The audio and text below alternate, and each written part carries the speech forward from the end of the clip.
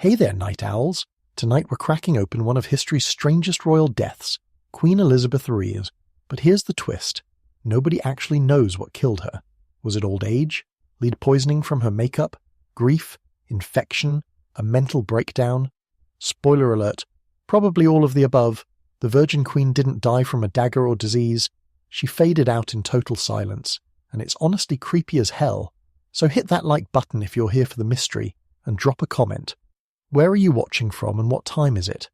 I love knowing who's out here losing sleep over Tudor drama with me.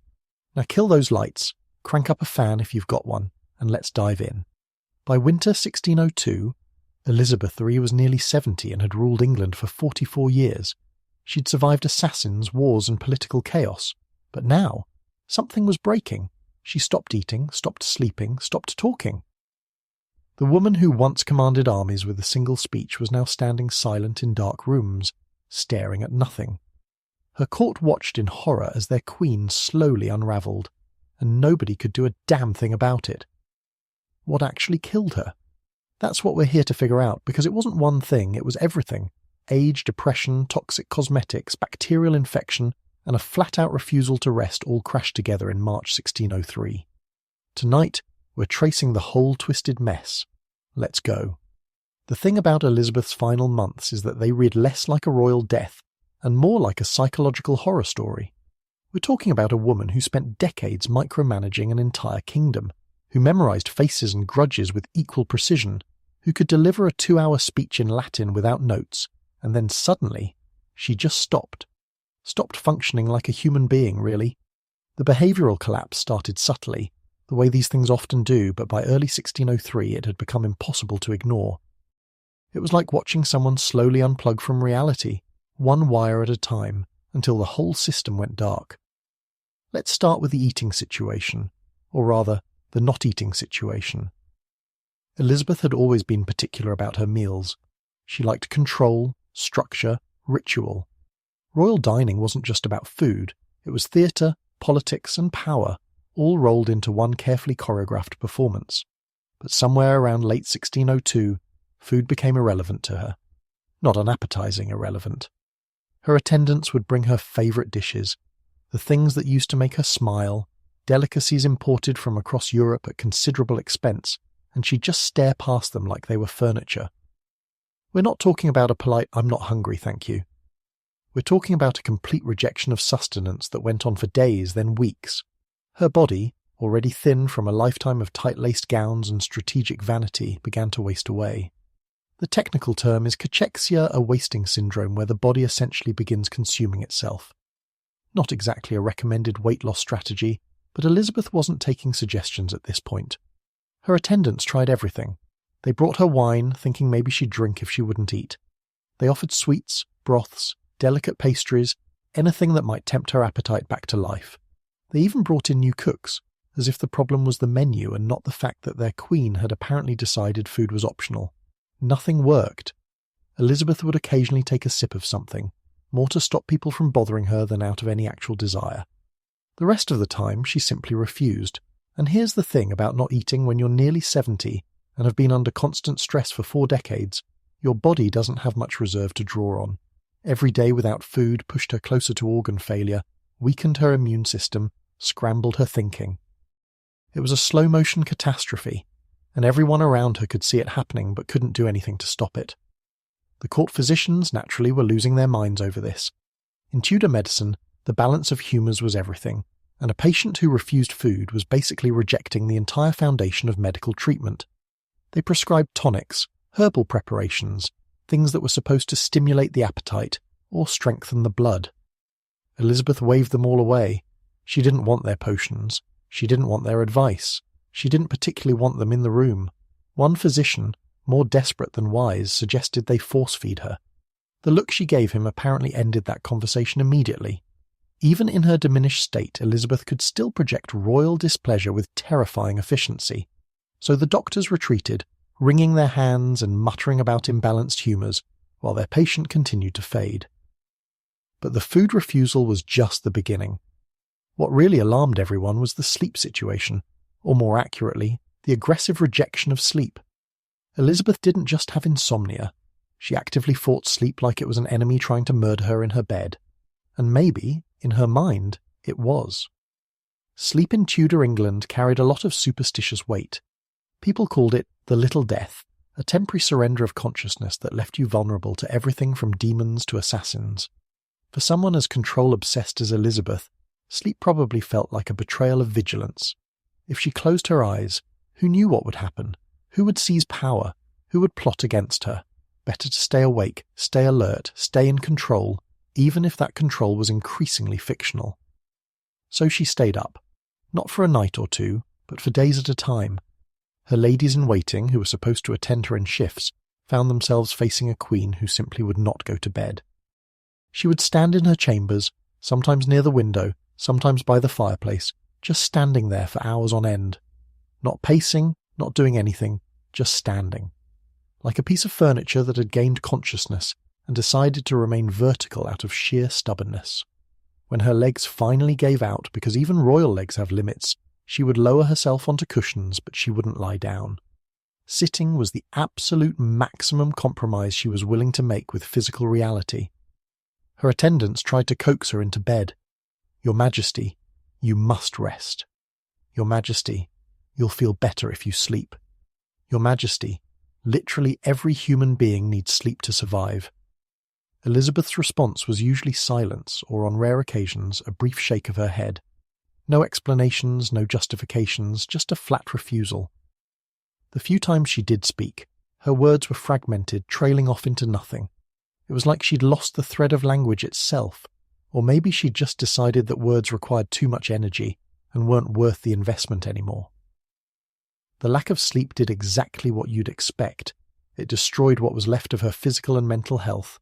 Sleep deprivation, even in a healthy young person, causes hallucinations, paranoia, impaired judgment, and eventual system failure. In a malnourished 70-year-old woman already dealing with grief and stress, it was gasoline on a fire. Elizabeth's behaviour became increasingly erratic, though erratic might be too strong a word. She didn't rage or weep or do anything dramatic. She just withdrew further into herself, becoming less and less responsive, less and less present. It was like watching someone slowly slip underwater, sinking inch by inch while everyone on shore shouted increasingly desperate instructions about swimming. The standing thing, though, that's what really haunted her attendants. Hours and hours of just standing there staring at nothing. Sometimes she'd fix her gaze on a spot on the wall and stay locked there for so long that people wondered if she'd somehow frozen in place. Other times, she'd stare into the fireplace, even when no fire was burning, as if watching something invisible consume itself in the empty hearth. Her ladies would exchange worried glances, whispering when they thought she couldn't hear. Was she praying? Was she remembering? Was she even conscious in any meaningful sense? Nobody knew, and Elizabeth wasn't offering explanations. When she did sit, it wasn't much better. She'd lower herself onto cushions with the stiffness of someone twice her age, and then she'd just sit there, rigid as a statue, for hours. Not reading, not sewing, not doing any of the activities that had once filled her days. Just sitting. Her hands might rest in her lap or grip the arms of her chair, but otherwise, nothing. No movement, no expression, no sign that anyone was home behind those eyes. It was like she'd become a wax figure of herself, technically present, but fundamentally absent. Her courtiers, trained in the art of reading royal moods and anticipating royal wishes, found themselves completely at a loss. How do you serve a queen who won't tell you what she wants, won't eat what you bring her, and won't acknowledge that you exist? The communication breakdown was perhaps the most disturbing aspect of the whole nightmare. Elizabeth had been famous for her sharp tongue, her quick wit, her ability to verbally eviscerate anyone who crossed her. She delivered speeches that moved armies, penned letters that toppled enemies, negotiated with foreign powers in multiple languages. Words had been her weapon of choice for 44 years, and now, silence. Almost total silence. She stopped holding audiences, she stopped dictating letters, she stopped issuing commands. The machinery of government, which had run on her voice and her signature for decades, suddenly had no one at the controls. When people asked her questions, important questions about state matters, about her health, about the succession, she responded with gestures if she responded at all. A nod, a shake of the head. sometimes just a blank stare that could mean anything from yes to leave me alone to I have no idea what you're talking about and I'm too tired to care. Her council members, desperate for guidance on urgent matters, found themselves trying to interpret the slightest movement of her hand or the briefest flicker of her eyes. It was like playing the world's highest stakes game of charades with someone who'd forgotten the rules. Robert Cecil, her Secretary of State, and probably the most powerful man in England at that moment, tried everything to get her to engage. He'd bring her documents that needed signing, matters that required her immediate attention, questions that only she could answer. Elizabeth would look at him, or sometimes through him, and offer nothing. No signature, no decision, no acknowledgement. Cecil, to his credit, kept his composure, though privately he must have been panicking. The government was basically running on autopilot while its pilot had checked out completely.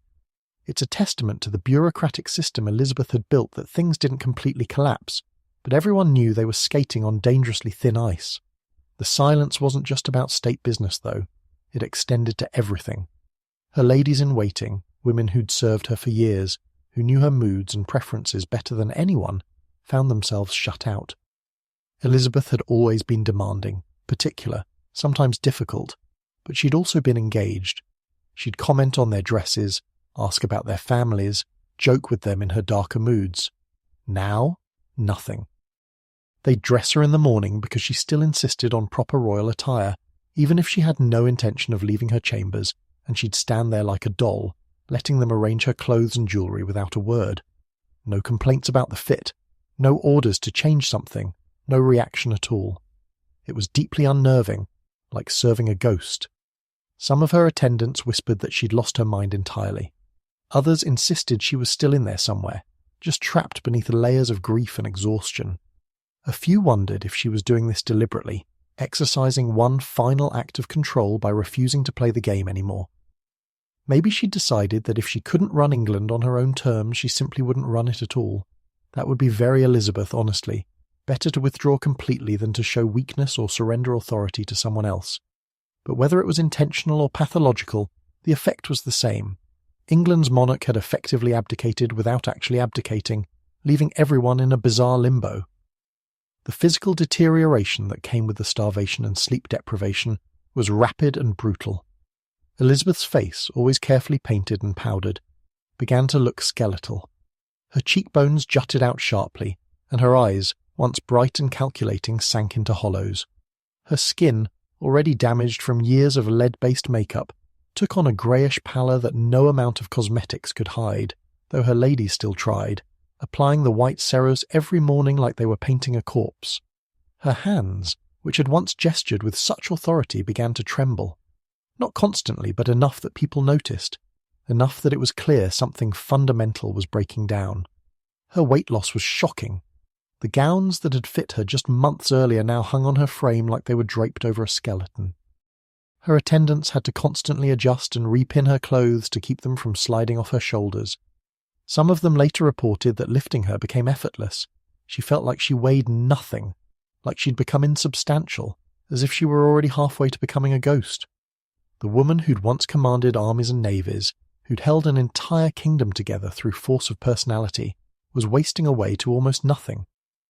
The cognitive effects of prolonged starvation and sleep deprivation are well documented, even if Tudor physicians didn't understand the mechanisms. The brain literally begins to malfunction.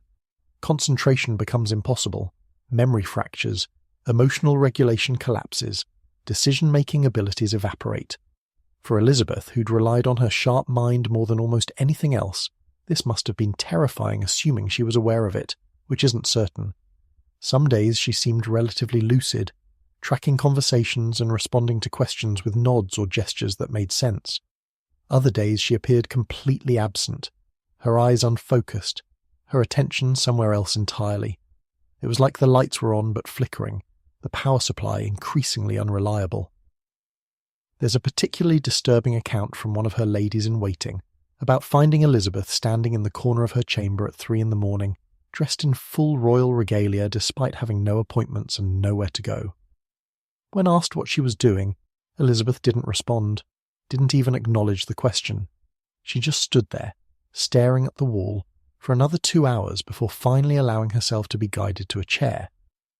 The lady who recorded this wrote that it was the most frightening thing she'd ever witnessed, not because Elizabeth was violent or dramatic, but because she seemed to have become something other than human, a figure going through the motions of existence without actually existing. The combination of malnutrition and exhaustion creates a state called delirium, a serious disturbance in mental abilities that results in confused thinking and reduced awareness. In elderly patients, especially those under stress, delirium can be catastrophic. It's not just confusion, it's a fundamental disconnection from reality. People in delirium can't process information, can't form coherent thoughts, can't distinguish between what's real and what isn't. They might see things that aren't there, believe things that make no sense, or simply retreat so far into their own minds that the outside world becomes irrelevant. This is almost certainly what was happening to Elizabeth in those final months. Her brain, starved of nutrients and desperately sleep-deprived, was essentially short-circuiting. But here's where it gets even more complicated. The political situation made everything worse. Elizabeth's refusal to name a successor wasn't just a personal quirk or an act of denial about her own mortality. It was a massive, ongoing source of stress for everyone involved, including Elizabeth herself. The succession question had haunted her entire reign. Parliament had begged her to marry, to produce an heir, to at least name someone who could take over when she died. She'd refused every time, partly because naming a successor would create an instant rival power centre, and partly because acknowledging that she would die meant acknowledging that she could die, which felt too much like an invitation to assassins and plotters. By 1603, though, the succession wasn't just a theoretical problem anymore. It was an immediate crisis. Elizabeth was clearly dying, whether she'd admit it or not, and she still hadn't named anyone. The entire court was holding its breath, waiting for some sign, some indication of who should rule England next. The obvious choice was James VI of Scotland, the son of Mary Queen of Scots, whom Elizabeth had executed decades earlier. James was Protestant, male, and had a legitimate claim through his great-great-grandmother Margaret Tudor. He'd also been quietly corresponding with Robert Cecil for years, preparing for this exact moment. But officially, Elizabeth had said nothing. Her silence on this crucial question created a power vacuum that terrified everyone. The pressure on her to make a decision was enormous. Ministers would approach her, carefully, diplomatically, and ask about the succession. "Your Majesty, for the peace of the realm, for the stability of the kingdom, we must know your wishes." Elizabeth's response was usually nothing, or sometimes a gesture that could mean anything. Once, reportedly, she indicated someone across the water, which people interpreted as James, but it was hardly a clear endorsement. The ambiguity was maddening for everyone involved, but especially for the people closest to the situation who understood that without a clear succession, England could easily slide into civil war the moment Elizabeth died. This pressure wasn't just political, it was personal and physiological. Every time someone asked her about the succession, they were essentially asking her to acknowledge her own death, to plan for a future she wouldn't be part of, to admit that her reign, her life's work, her very identity would end. For someone as controlling and as identified with her role as Elizabeth, this was probably unbearable. So she didn't answer. She couldn't answer, maybe, because answering would mean accepting the unacceptable. And that psychological stress, that constant pressure to do something she fundamentally couldn't or wouldn't do, fed directly into her physical decline. Stress, especially chronic stress, destroys the body. It weakens the immune system, disrupts sleep, suppresses appetite, accelerates aging, impairs healing. In a young, healthy person, stress is manageable. In an elderly, malnourished, sleep-deprived person dealing with grief and depression, it's lethal. Elizabeth's body was trying to survive on essentially nothing, no food, no sleep, no rest, while her mind was being crushed under the weight of impossible decisions and unbearable loss. Something had to break, and it did. Multiple things broke, actually, all at once, in a cascade of failures that fed into each other until the whole system collapsed. The courtiers and attendants who witnessed this slow-motion disaster were trapped in an impossible position. They couldn't force the Queen to eat, couldn't force her to sleep, couldn't force her to make decisions or communicate or do any of the things that might have saved her life. Elizabeth was still the Queen, still technically in charge, and going against her wishes, even silent wishes expressed through stubborn refusal, was unthinkable. So they watched, and they worried, and they tried small interventions that went nowhere, and they waited for the inevitable end. Some of them tried reasoning with her, gently pointing out that she needed food to live, needed sleep to function. These attempts were met with either silence or that terrible blank stare that suggested she was barely processing the words. Others tried emotional appeals, begging her to think of England, to think of her people, to consider her legacy. Nothing worked.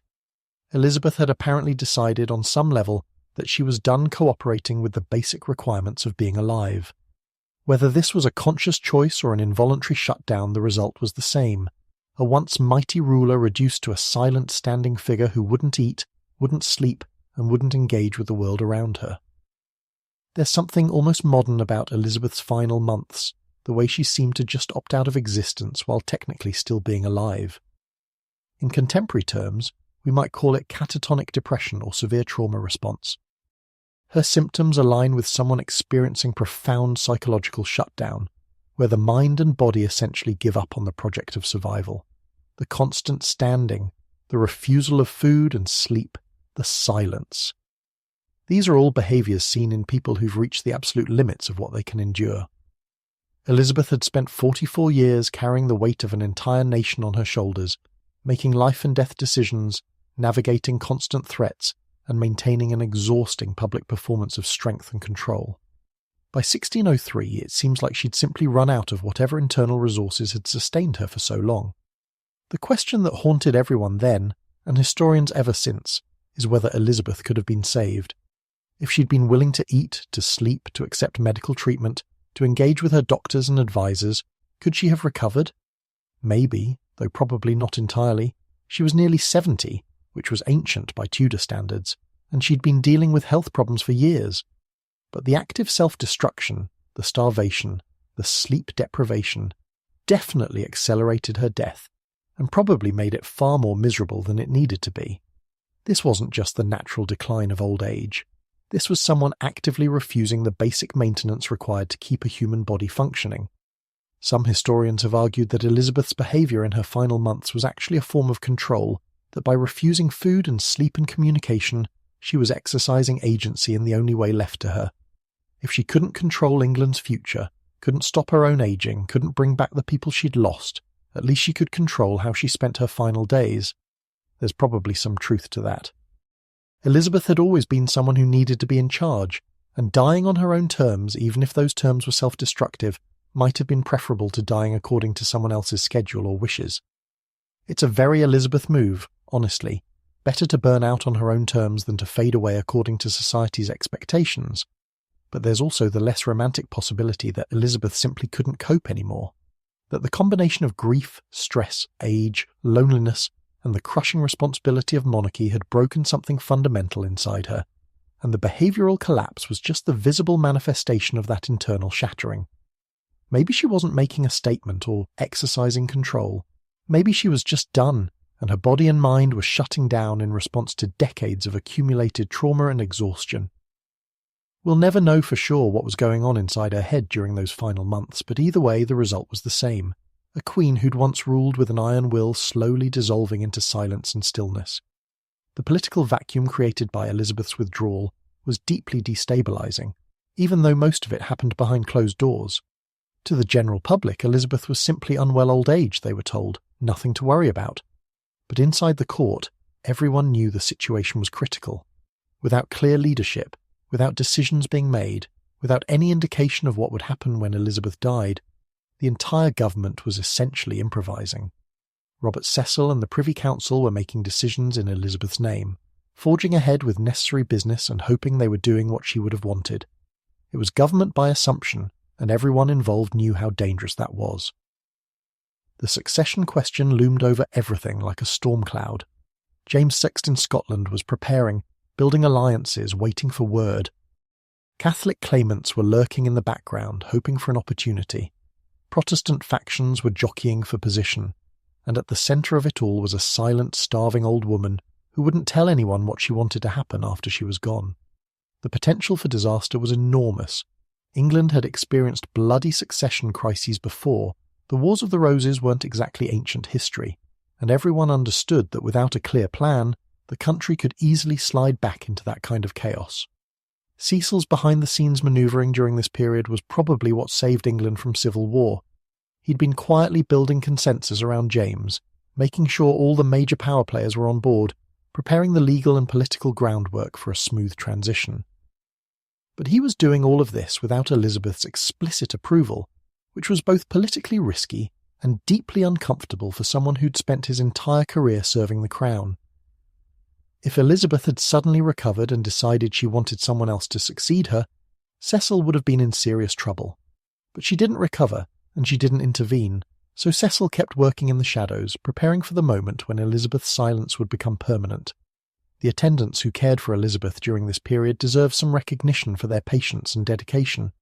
Taking care of someone who won't eat, won't sleep, won't communicate, and won't cooperate with basic care is exhausting under any circumstances. When that person is the Queen of England, and you can't exactly force them to do anything, it becomes nearly impossible. These women, mostly Elizabeth's long-serving ladies-in-waiting, had to watch someone they'd known for decades slowly waste away while being unable to do anything meaningful to help. They had to maintain the royal rituals and dignity, even as it became increasingly absurd to dress a skeletal, non-responsive woman in elaborate gowns and jewellery. They had to pretend, at least in public, that everything was under control, even though privately they knew they were watching a catastrophe unfold in slow motion. Some of them left accounts of this period, and they're heartbreaking. They describe the frustration of offering food and having it refused, the helplessness of watching Elizabeth stand for hours without moving, the fear that came with her long silences, the confusion of trying to interpret her needs when she wouldn't or couldn't express them. These weren't just servants doing a job, they were women who'd built relationships with Elizabeth over years or even decades, and they were watching her disappear before their eyes. One lady-in-waiting wrote about trying to brush Elizabeth's hair, which had become thin and brittle, and having the Queen simply sit there like a statue, not reacting to the touch or acknowledging the care being provided. It was like tending to a beautiful, elaborate doll that had once been a person. The medical establishment, such as it was completely useless in this situation. Tudor physicians had exactly zero understanding of mental health, psychological trauma, or the physiological effects of starvation and sleep deprivation.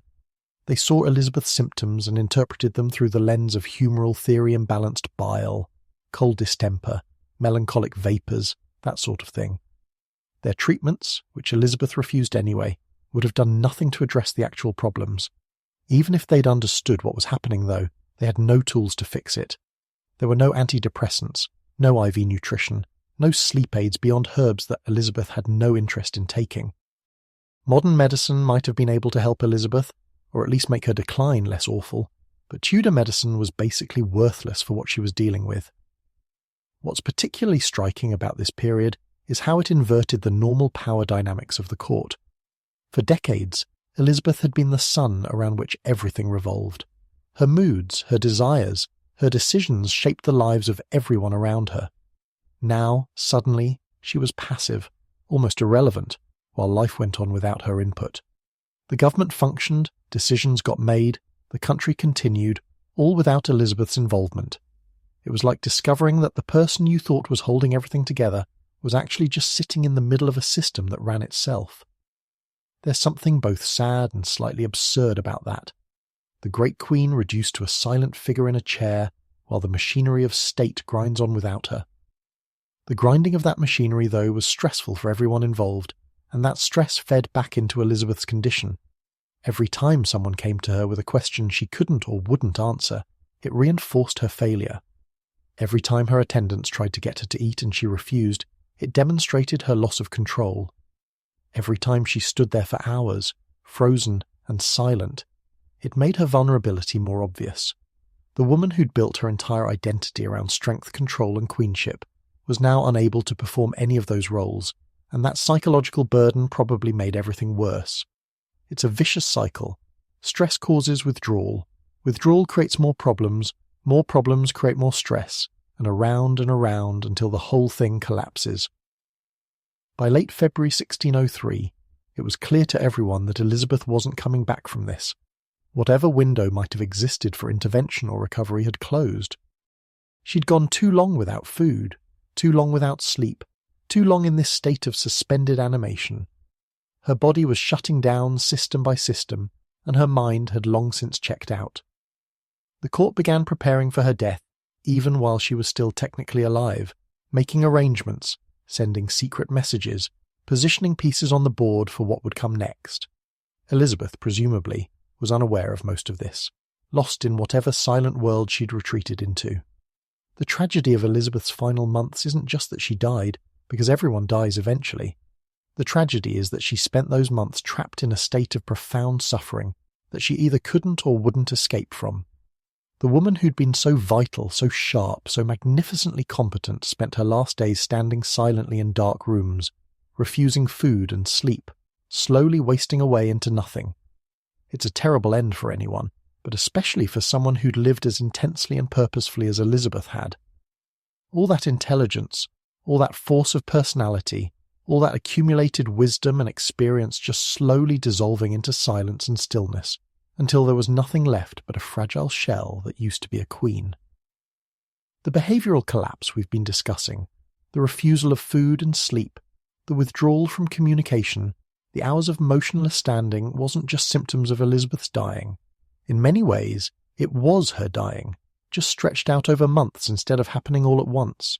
She was slowly erasing herself, withdrawing from existence one day at a time, until finally her body got the message and shut down completely. Whether that was intentional or involuntary, whether it was control or collapse, it was undeniably how Elizabeth chose, or was forced to spend her final months. Not in glory, not in dramatic final speeches, but in silence, stillness, and slow-motion disintegration. It's not the death you'd want for anyone, let alone for one of history's most remarkable rulers, but it's the death she got. And in March 1603, after months of this grinding decline, Elizabeth's body finally gave up entirely. But we'll get to that part of the story soon enough. Now, to really understand Elizabeth's collapse in those final months, we need to rewind a bit and talk about the event that probably broke her beyond repair, the execution of Robert Devereux, Earl of Essex, in February 1601. This wasn't just some random nobleman she'd sentenced to death. This was complicated, messy, and deeply personal in ways that would haunt Elizabeth until her own death 2 years later. Essex was essentially Elizabeth's last great favourite, her final attempt at having something resembling an intimate relationship, and watching him walk to the executioner's block did something to her psyche that she never recovered from. It's like the final crack in a dam that's been holding back decades of pressure. Once it breaks, everything comes flooding out. Let's set the scene here, because the Essex situation was a disaster from the beginning, though nobody wanted to admit it at the time. Robert Devereux was young, ambitious, charming, and about as stable as a house of cards in a windstorm. He was also the stepson of Robert Dudley, Elizabeth's great love, who died in 1588, which gave him an automatic in with the Queen. Elizabeth was in her 50s when Essex came to court, and he was in his early 20s. Not exactly a balanced power dynamic, but Tudor court politics were never particularly concerned with appropriate boundaries. She showered him with titles, money, military commands, political influence, basically everything a young ambitious nobleman could want. And Essex, because he was apparently determined to speedrun his way to disaster, threw it all away through a combination of ego, incompetence, and spectacularly poor judgment. The relationship between Elizabeth and Essex was complicated in ways that make modern therapy sessions look simple. Was it maternal? Romantic? Political? Yes, probably, to all three, depending on the day and who you asked. Elizabeth certainly seemed to have genuine affection for him. She tolerated behaviour from Essex that would have gotten anyone else thrown in the Tower years earlier. He'd argue with her in public, storm out of meetings, sulk when he didn't get his way, basically act like a spoiled teenager with delusions of grandeur, and Elizabeth would rage at him, then forgive him, then promote him again, caught in a cycle that anyone who's ever been in a toxic relationship would recognise immediately.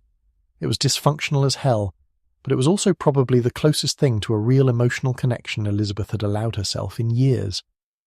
Essex's downfall came in stages, like watching a train wreck in slow motion where everyone can see what's coming but nobody can stop it. First, there was his disastrous military campaign in Ireland in 1599, where he was supposed to crush a rebellion and instead basically accomplished nothing while burning through enormous amounts of money and resources. Not exactly a career highlight. Then he compounded this failure by abandoning his post and rushing back to England without permission, barging into Elizabeth's private chambers early one morning before she'd done her hair and makeup, which, for Elizabeth, was basically the equivalent of breaking into someone's house. You just didn't see the Virgin Queen without her public face on. That alone should have been a career-ending move, but Elizabeth, after some initial fury, eventually forgave him. Again. The final break came in February 1601, when Essex, convinced that his enemies at court were poisoning Elizabeth's mind against him, they probably were, to be fair, but that's how Tudor politics worked, decided that the best solution was armed rebellion. Yes, really. His plan, if you can call it that, was to march into London with a band of armed followers, seize control of the court, remove his political rivals, and force Elizabeth to listen to him. It was the kind of plan that might have looked good after several drinks, but should never have made it past the wild idea we're definitely not actually doing stage. Unsurprisingly, it failed spectacularly. London citizens didn't rally to his cause, his support melted away, and he ended up barricaded in his house before surrendering. The whole rebellion lasted less than a day, not exactly Braveheart-level heroics. Now, Elizabeth had dealt with rebellions before. She'd executed plenty of traitors over the years without losing sleep over it. But Essex was different, and that difference made his trial and execution into something that would haunt her for the rest of her life. This wasn't some distant threat or political rival. This was someone she'd cared about, someone she'd elevated and protected and probably loved in whatever complicated way Elizabeth was capable of loving. And he'd betrayed her. He'd chosen his own ambition and ego over his loyalty to her, over everything she'd given him, over whatever relationship they'd had. That kind of betrayal cuts deep, especially when you're someone like Elizabeth who'd spent a lifetime learning that trusting people was dangerous. The trial was quick, the verdict inevitable. Essex was found guilty of treason, and the sentence was death. Elizabeth signed the death warrant, but by all accounts, she hesitated longer over this signature than almost any other in her reign. Some sources say she signed it and then immediately regretted it, desperately hoping someone would convince her to change her mind. Others suggest she kept delaying, torn between her duty as queen and her feelings for Essex, until her council basically forced her hand by pointing out that letting him live would make her look weak.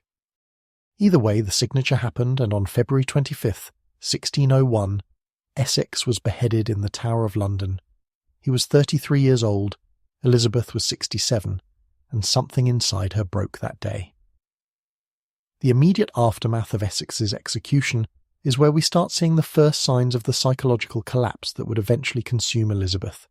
She didn't rage or weep publicly. Elizabeth was way too controlled for that kind of display, and anyway, showing that kind of emotion would have been politically disastrous. Queens don't get to have public breakdowns, unfortunately for them, but privately, according to the people closest to her, something fundamental changed. The spark that had kept Elizabeth engaged with life and ruling and all the performances required of monarchy just flickered and started to dim. It was like someone had reached inside her and turned down the volume on her personality. In modern terms, what Elizabeth experienced after Essex's death looks a lot like clinical depression, specifically what we'd now call major depressive disorder. The symptoms line up almost textbook perfect. Loss of interest in activities she used to enjoy, social withdrawal, feelings of guilt and worthlessness, disrupted sleep, changes in appetite, difficulty concentrating, and a general sense that life had lost its meaning. Tudor physicians called it melancholy, which was their catch-all term for basically any mental health issue that involved sadness or lethargy. They thought it was caused by an excess of black bile, one of the four humours, which tells you everything you need to know about the medical understanding of mental health in 1601. Their treatments, bloodletting, purging, herbal preparations would have done absolutely nothing to help Elizabeth's actual problem, which was grief and trauma, not humoral imbalance. One of the most telling symptoms was Elizabeth's sudden rejection of music. This is significant because Elizabeth had adored music her entire life. She played the virginals, sang, surrounded herself with musicians and composers, used music as both entertainment and political tool. Music had been one of her great pleasures, something she genuinely enjoyed rather than just endured as part of royal duty. After Essex's death, she stopped, just completely stopped. She dismissed the musicians, refused requests for performances, asked for silence. Her ladies-in-waiting were apparently shocked by this change because it was so unlike her. It would be like someone who'd been a passionate cook suddenly refusing to enter the kitchen, a fundamental rejection of something that had been part of their identity. The loss of interest in music is actually a classic symptom of depression, a phenomenon called anhedonia, where things that used to bring pleasure suddenly feel flat and meaningless. Your brain's reward system essentially stops working properly, so activities that used to release dopamine and make you happy just don't anymore. Everything feels grey and pointless. For Elizabeth, music probably reminded her of happier times, of the court life she'd built, of the people she'd lost. Easier to just shut it out entirely than to sit through performances that would only highlight how empty everything felt now. So she chose silence, which is both a symptom of depression and, in a weird way, its own form of self-medication. If nothing brings joy anymore, why pretend? Even more striking was her withdrawal from religious services. Elizabeth was the head of the Church of England. Religion wasn't just personal belief for her, it was literally part of her job description. She was supposed to be the spiritual leader of her nation, the defender of the Protestant faith, the person who made church attendance not just recommended but mandatory. And she'd taken that role seriously throughout her reign, attending services regularly, participating in religious rituals, using her piety as part of her public image. After Essex's death, she stopped going to chapel, just stopped showing up. For someone whose entire identity was wrapped up in being the God-appointed queen, this withdrawal from religious life was massive.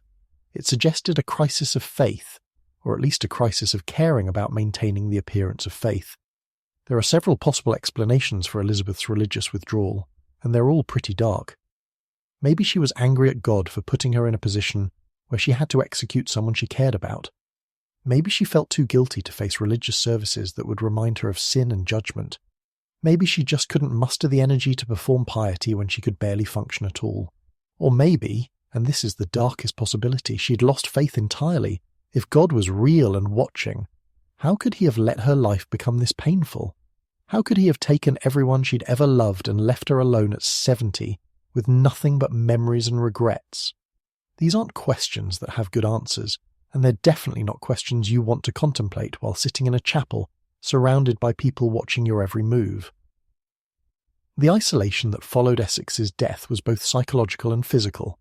Psychologically, Elizabeth withdrew into herself in ways that alarmed everyone around her. She stopped engaging in the witty banter that had been her trademark. She stopped showing interest in the daily dramas of court life. She stopped caring about the things that had once consumed her attention: fashion, gossip, political manoeuvring. All of it just faded into irrelevance. It was like she'd decided that since the one relationship she'd actually invested in had ended in betrayal and execution, there was no point in maintaining any other connections either. Why risk caring about anyone else when it would inevitably end in disappointment or death? Physically, she started limiting who could see her and when. Her chambers, which had once been the centre of court life, became increasingly off-limits. She'd spend days barely seeing anyone except her most essential attendants. The elaborate routines of court, the audiences, the ceremonies, the performances of queenship started happening less frequently, or getting cancelled altogether. Elizabeth had spent 40-plus years maintaining an exhausting public persona, and now she just couldn't be bothered anymore. Or maybe she didn't have the energy. Depression is physically exhausting, draining you of the ability to do even basic tasks, let alone maintain the kind of performance that being queen required. Every interaction, every appearance, every decision would have felt like climbing a mountain when your legs don't work. The guilt Elizabeth felt over Essex's execution was particularly corrosive. Guilt is one of those emotions that can eat you alive if you let it, and Elizabeth apparently let it. She'd signed the death warrant. She'd made the final decision. Yes, Essex had committed treason, and yes, she'd had legitimate legal and political reasons for executing him, but that rational understanding didn't make the emotional reality any easier. She'd killed someone she cared about, someone who'd once made her laugh, someone whose youth and energy had briefly made her feel less alone. The fact that he'd betrayed her first didn't erase her affection for him, and it definitely didn't erase her guilt over his death. There are reports that Elizabeth carried some kind of token or memento of Essex with her after his death, though the details vary depending on which source you trust. Some say it was a ring he'd given her, others say it was a miniature portrait, still others claim it was a lock of his hair. The specific object doesn't really matter. What matters is the image of a powerful queen carrying around a reminder of someone she'd executed, like she was punishing herself with a physical manifestation of her guilt. That's not the behaviour of someone who's processing grief in a healthy way. That's someone who's stuck in a loop of self-recrimination, unable to move forward because they can't forgive themselves. The guilt was compounded by Elizabeth's age and the broader context of loss in her life. By 1601, almost everyone she'd been close to was dead. Her childhood governess, her faithful adviser William Cecil, Robert Cecil's father, her probable love Robert Dudley, various friends and confidants all gone. Essex had been one of the last connections to her emotional life, messy and complicated as that connection was. Executing him felt like cutting off her last tie to anything resembling normal human relationships. After Essex, there was just Elizabeth and the crown, and the increasingly heavy burden of continuing to rule when she had lost everything that had made ruling worthwhile. No wonder she sank into depression. What else was there to do? Now let's talk about the sleep situation, because this is where Elizabeth's psychological trauma started causing serious physiological damage. We've already covered her refusal to sleep in her final months, but the roots of that insomnia go back to the Essex execution and the depression that followed.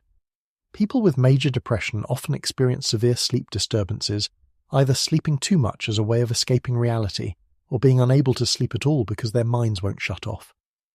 Elizabeth fell into the second category, and it got progressively worse over the 2 years between Essex's death and her own. Initially, the insomnia probably looked relatively normal, at least by the standards of someone dealing with grief and guilt. She'd lie awake at night thinking about Essex, about the decision she'd made, about whether things could have gone differently. Classic rumination, which is both a symptom and a cause of depression. Your brain gets stuck in loops of negative thinking, going over the same painful topics again and again without reaching any resolution. It's mentally exhausting, but also paradoxically prevents sleep because your mind is too active, even though that activity isn't productive. So you lie there in the dark, tired but unable to rest. Thoughts spinning in circles until dawn comes and you're still awake and now you have to face another day on zero sleep. But for Elizabeth, the insomnia eventually evolved into something more extreme and more bizarre, an active, almost phobic refusal to sleep that went beyond normal insomnia into the realm of psychological dysfunction. This is where the superstition comes in, and it's honestly one of the creepiest aspects of her final decline. Elizabeth became convinced, or at least behaved as though she believed, that if she fell asleep she would die, that sleep and death were somehow the same thing, and that staying awake was the only way to keep death at bay. This belief, whether conscious or unconscious, turned sleep from a necessary biological function into an existential threat. Now, the idea that sleep is dangerous isn't unique to Elizabeth or even to Tudor England. Many cultures have myths and superstitions about sleep being a vulnerable state where evil spirits can attack you or steal your soul. The phrase "little death for sleep" goes back centuries and reflects a genuine anxiety about the loss of consciousness that sleep requires. When you sleep, you're helpless, unaware, vulnerable. Anything could happen, and you wouldn't know until you woke up. If you woke up. For someone with Elizabeth's control issues and her history of actual assassination attempts, sleep probably already felt risky. Add in depression, grief, guilt, and approaching 70, and that anxiety could easily escalate into full-blown paranoia. But there's another layer to this that makes it even more psychologically complex. Sleep requires surrender. Surrender of control. Surrender of awareness. Surrender of the persona you maintain while awake. For Elizabeth, whose entire identity was built on control and the maintenance of her queenly image, that surrender might have felt like a betrayal of everything she was. If she stopped being Queen Elizabeth even for a few hours, who was she? Just an old woman with regrets? Better to stay awake, stay vigilant, stay in character, even if it was killing her. The insomnia became a way of refusing to acknowledge her own humanity and mortality, a last desperate attempt to remain the eternal virgin queen who never aged, never weakened, never needed anything as pedestrian as rest. The physiological effects of chronic sleep deprivation are brutal and well documented, even if Tudor physicians had no idea what they were dealing with. When you don't sleep, your body can't repair itself. Your immune system crashes, making you vulnerable to every infection floating around. Your cognitive function deteriorates. Memory, judgment, emotional regulation, all of it starts falling apart. Your body starts releasing stress hormones constantly because it thinks you're in a permanent state of emergency, which damages your cardiovascular system and accelerates aging. You become shaky, weak, prone to hallucinations and paranoia. Basically, every system in your body starts breaking down because sleep isn't optional for human survival. It's as necessary as food and water. For Elizabeth, who was already dealing with depression, malnutrition, and the normal health problems of a 70-year-old, in an era with no antibiotics or modern medicine, the sleep deprivation was catastrophic. It created what doctors now call a cascade effect, where one health problem triggers others, which trigger more problems until your body just can't cope anymore. The lack of sleep suppressed her immune system, making her vulnerable to respiratory infections. It disrupted her appetite even further, accelerating the starvation that was already happening. It scrambled her thinking, making it even harder for her to make decisions or communicate coherently. And it fed back into the depression, creating a vicious cycle where depression caused insomnia worsened depression, worse depression caused worse insomnia, and around until Elizabeth was barely functioning at all. The autonomic dysregulation that came with the chronic sleep deprivation showed up in various ways, most notably in the persistent cough that plagued Elizabeth's final months. Your autonomic nervous system controls all the automatic functions of your body heart rate, breathing, digestion, all the stuff that happens without you thinking about it. When you're chronically sleep-deprived and stressed, that system starts malfunctioning. You might develop tremors, digestive issues, temperature regulation problems, or in Elizabeth's case, a cough that wouldn't go away. The cough was probably partly due to actual respiratory infection. Her crashed immune system made her vulnerable to every bug circulating through the drafty, crowded palace. But it was also exacerbated by the stress and sleep deprivation disrupting her breathing patterns. Witnesses described Elizabeth's cough as persistent and exhausting, the kind that leaves you sore and breathless. In an elderly person who's not eating or sleeping, a cough like that is dangerous because it burns energy you don't have and prevents the rest you desperately need. It's also scary, both for the person experiencing it and for everyone around them, because it sounds like death approaching. Every coughing fit probably reinforced Elizabeth's fear of sleep. If she felt like she could barely breathe while awake, how much worse would it be if she lost consciousness? Better to stay upright, stay alert, even if the effort of staying awake was literally killing her. The confusion and disorientation that came with the prolonged sleep deprivation made everything worse. Elizabeth started having trouble tracking conversations, remembering what she'd been told, distinguishing between past and present. This wasn't dementia or Alzheimer's. She was too young for that to be the primary cause, and the onset was too rapid. This was acute cognitive impairment caused by her brain being forced to operate on essentially zero rest for weeks or months at a time. Your brain needs sleep to consolidate memories, process emotions, and clear out metabolic waste products. Without sleep, it starts accumulating damage that shows up as confusion, paranoia, hallucinations, and eventually complete cognitive breakdown. There are accounts of Elizabeth having conversations with people who weren't there during her final months, or staring at empty corners of rooms as if seeing something invisible. These were probably hallucinations, a common symptom of extreme sleep deprivation. Your brain, desperate for the dream state it's being denied, starts inserting dreamlike elements into your waking life. You see things, hear things, believe things that aren't real. For someone already dealing with guilt and grief, these hallucinations were probably terrifying. Maybe she was seeing Essex's ghost, or her dead friends and advisors, or phantom accusers condemning her for her failures. We'll never know what she saw during those long, sleepless nights, but it couldn't have been pleasant. The weakness that accompanied the sleep deprivation was both muscular and systemic. Without sleep, your body can't repair muscle tissue or maintain proper energy levels. Elizabeth's legs, which had once carried her through hours of standing at court functions and walking through palace gardens, started failing her. She'd stand for as long as she could, then her legs would simply give out and she'd collapse. Her attendants would find her crumpled on the floor, too weak to get up on her own, sometimes too exhausted to even call for help. This was humiliating for someone who'd spent her entire life projecting strength and control, and the humiliation probably fed back into the depression and the refusal to care for herself properly. The interaction between depression and insomnia is particularly nasty because they amplify each other in ways that make both conditions worse. Depression disrupts your sleep architecture, making it hard to fall asleep, hard to stay asleep, and hard to achieve the deep restorative sleep your body needs. Poor sleep, in turn, worsens depression by disrupting the neurotransmitters that regulate mood and by leaving you without the energy or cognitive resources to cope with stress. For Elizabeth, who was dealing with profound grief, guilt, and existential despair, the addition of severe chronic insomnia turned a serious mental health crisis into a terminal one. The loss of appetite that came with the depression was made exponentially worse by the sleep deprivation. When you don't sleep, your body's hunger and fullness signals get scrambled.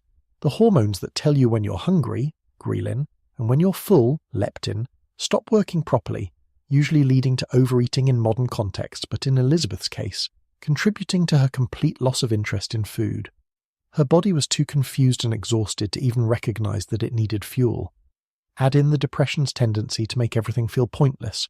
Why bother eating when nothing matters and everything hurts? And you've got a recipe for the kind of self-starvation that Elizabeth engaged in during her final months. What makes Elizabeth's psychological state particularly tragic is that it was probably treatable, or at least manageable with modern interventions. Antidepressants, sleep medication, therapy, nutritional support, maybe some anxiety meds to break the cycle of fear around sleeping.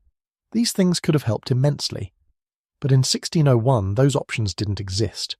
The best Tudor medicine could offer was bleeding her to balance her humours, which would have made everything worse, or herbal preparations that might have had mild sedative effects, but nothing strong enough to overcome the kind of severe psychiatric disturbance Elizabeth was experiencing. She was trapped in a mental health crisis with no way out except death, and that's essentially what happened. The 2 years between Essex's execution and Elizabeth's own death were basically an extended process of psychological and physical deterioration. She declined in stages, each one worse than the last, each one taking away more of what had made her Elizabeth. The music stopped first, then the church attendance, then the appetite, then the sleep, then the communication, until finally there was nothing left but a silent standing figure that used to be a queen.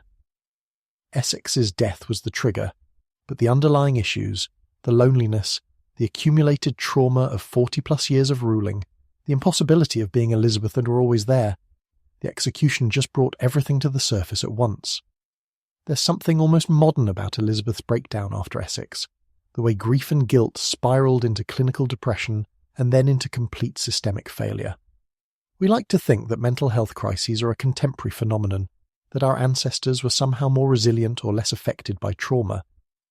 But Elizabeth's story reminds us that human brains haven't changed much in 400 years. Loss hurts just as much, guilt weighs just as heavy, depression disables just as completely. The only difference is that now we have better language for what's happening and better tools to address it. In 1601, all Elizabeth had was darkness, silence, and the slow approach of death. The deterioration of Elizabeth's immune system, accelerated by depression and insomnia, made her vulnerable to the infections that would ultimately kill her. When you're under chronic psychological stress, your body's ability to fight off pathogens drops dramatically. The stress hormones that flood your system suppress immune function, making it easier for bacteria and viruses to establish themselves. For an elderly person who's not eating or sleeping, this immunosuppression is even more severe. Elizabeth's body was essentially defenceless against whatever infections were circulating through the palace, and in Tudor England there were always infections circulating. Pneumonia, influenza, various bacterial infections, all of them were common, and all of them were potentially fatal to someone in Elizabeth's condition. The respiratory symptoms that appeared in Elizabeth's final weeks, the cough, the laboured breathing, the chest pain, were probably the result of pneumonia or some similar lung infection. Her crashed immune system couldn't fight it off, her malnourished body couldn't support the energy needed for healing, and her sleep deprivation prevented her from resting enough to recover. The infection just settled into her lungs and slowly overwhelmed her, while she stood in her chambers refusing food and sleep, hastening her own death through sheer force of will or psychological inability to do otherwise. It's a grim way to die, but it was probably inevitable once the cascade of failures started. too many systems breaking down at once, none of them able to recover because all of them depended on the others functioning properly. The question that haunted Elizabeth's contemporaries and has haunted historians ever since is whether she wanted to die. Did she deliberately choose self-destruction through starvation and sleep deprivation, or was she trapped in a psychological state that made normal survival behaviors impossible? The answer is probably both, or neither, or it depends on the day. Mental illness doesn't usually present as clear decisions. It's more like being carried along by currents you can't fight, making choices that feel inevitable even when they're obviously self-destructive. Elizabeth probably didn't wake up one day and decide, I'm going to starve myself to death. But she also made daily choices to refuse food, refuse sleep, refuse help, choices that added up to suicide even if she never called it that. There's a concept in psychology called passive suicidal ideation, where someone doesn't actively want to kill themselves but also doesn't particularly want to keep living, and so they stop doing the things necessary for survival. They don't take their medications, they don't eat properly, they engage in risky behaviors, not because they have a specific plan to die, but because they've lost the will to actively maintain their existence. That might be the best framework for understanding Elizabeth's behavior in those final months. She didn't order her own execution or take poison or do anything overtly suicidal. She just stopped cooperating with being alive, and that was enough. The grief over Essex probably never went away for Elizabeth. It just got folded into all the other griefs she'd accumulated over her lifetime, until she was carrying this enormous weight of loss that made continuing to exist feel unbearable. Grief is exhausting under the best circumstances, but complicated grief, the kind that comes from losing someone through your own actions, someone you cared about despite their betrayals, is particularly destructive. It doesn't have a clear resolution. You can't just move on when you're the person who signed the execution order. The guilt and the loss become inseparable, forming this toxic knot that you can't untangle no matter how much time passes. In Tudor England, there was no concept of therapy or counselling or grief support groups. If you were sad, you prayed, or you distracted yourself with work, or you just endured until the sadness passed. For most people, that was probably adequate, or at least as good as it got. But for someone experiencing the kind of profound psychiatric crisis that Elizabeth went through after Essex, prayer and distraction weren't enough. She needed interventions that wouldn't be invented for centuries, help that her era couldn't provide, understanding of mental health that didn't exist yet. So she suffered alone, trapped in her own mind, while everyone around her watched helplessly and wondered what was wrong with their queen. The transformation of Elizabeth from the vital, sharp, commanding ruler of the 1580s and 1590s to the silent, wasting figure of 1603 is almost like watching two different people. That's what severe depression does. It takes the person you were and replaces them with a hollow shell, going through the motions of existence without any of the spark that used to define them. Friends and family of people with severe depression often describe it as losing the person they knew, even though that person is technically still alive. Elizabeth's courtiers probably felt the same way. Their queen was still physically present, but the Elizabeth who dazzled Europe with her intellect and ruled with an iron will was already gone, replaced by someone who barely acknowledged their existence. Looking at Elizabeth's final 2 years through the lens of modern psychiatry, the progression is almost textbook. Traumatic event triggers acute depressive episode, depression causes behavioral changes and physiological symptoms. Symptoms create cascade of health problems worsen mental state becomes so severe that survival becomes impossible. It's a trajectory we see in modern patients too, though usually we can intervene before it becomes fatal. For Elizabeth, living 4 centuries before effective psychiatric treatment existed, the trajectory led inevitably to death. The question isn't really why she died. The question is how she managed to survive as long as she did after Essex's execution, and the answer is probably just sheer stubborn will, which eventually ran out. The Essex execution was the event that broke Elizabeth, but it was also the final straw in a lifetime of impossible choices and accumulated trauma. Signing that death warrant forced her to confront the reality that she'd sacrificed everything — love, friendship, human connection — for the crown, and in the end, even that sacrifice wasn't enough to prevent betrayal and loss. What was the point of being queen if it just meant being alone and making terrible choices and losing everyone you cared about? That's the kind of existential question that can destroy a person, and it seems like it destroyed Elizabeth, or at least destroyed her will to keep fighting. By the time winter 1603 rolled around, she'd been fighting for 2 years against depression and grief and guilt, and she just didn't have any fight left.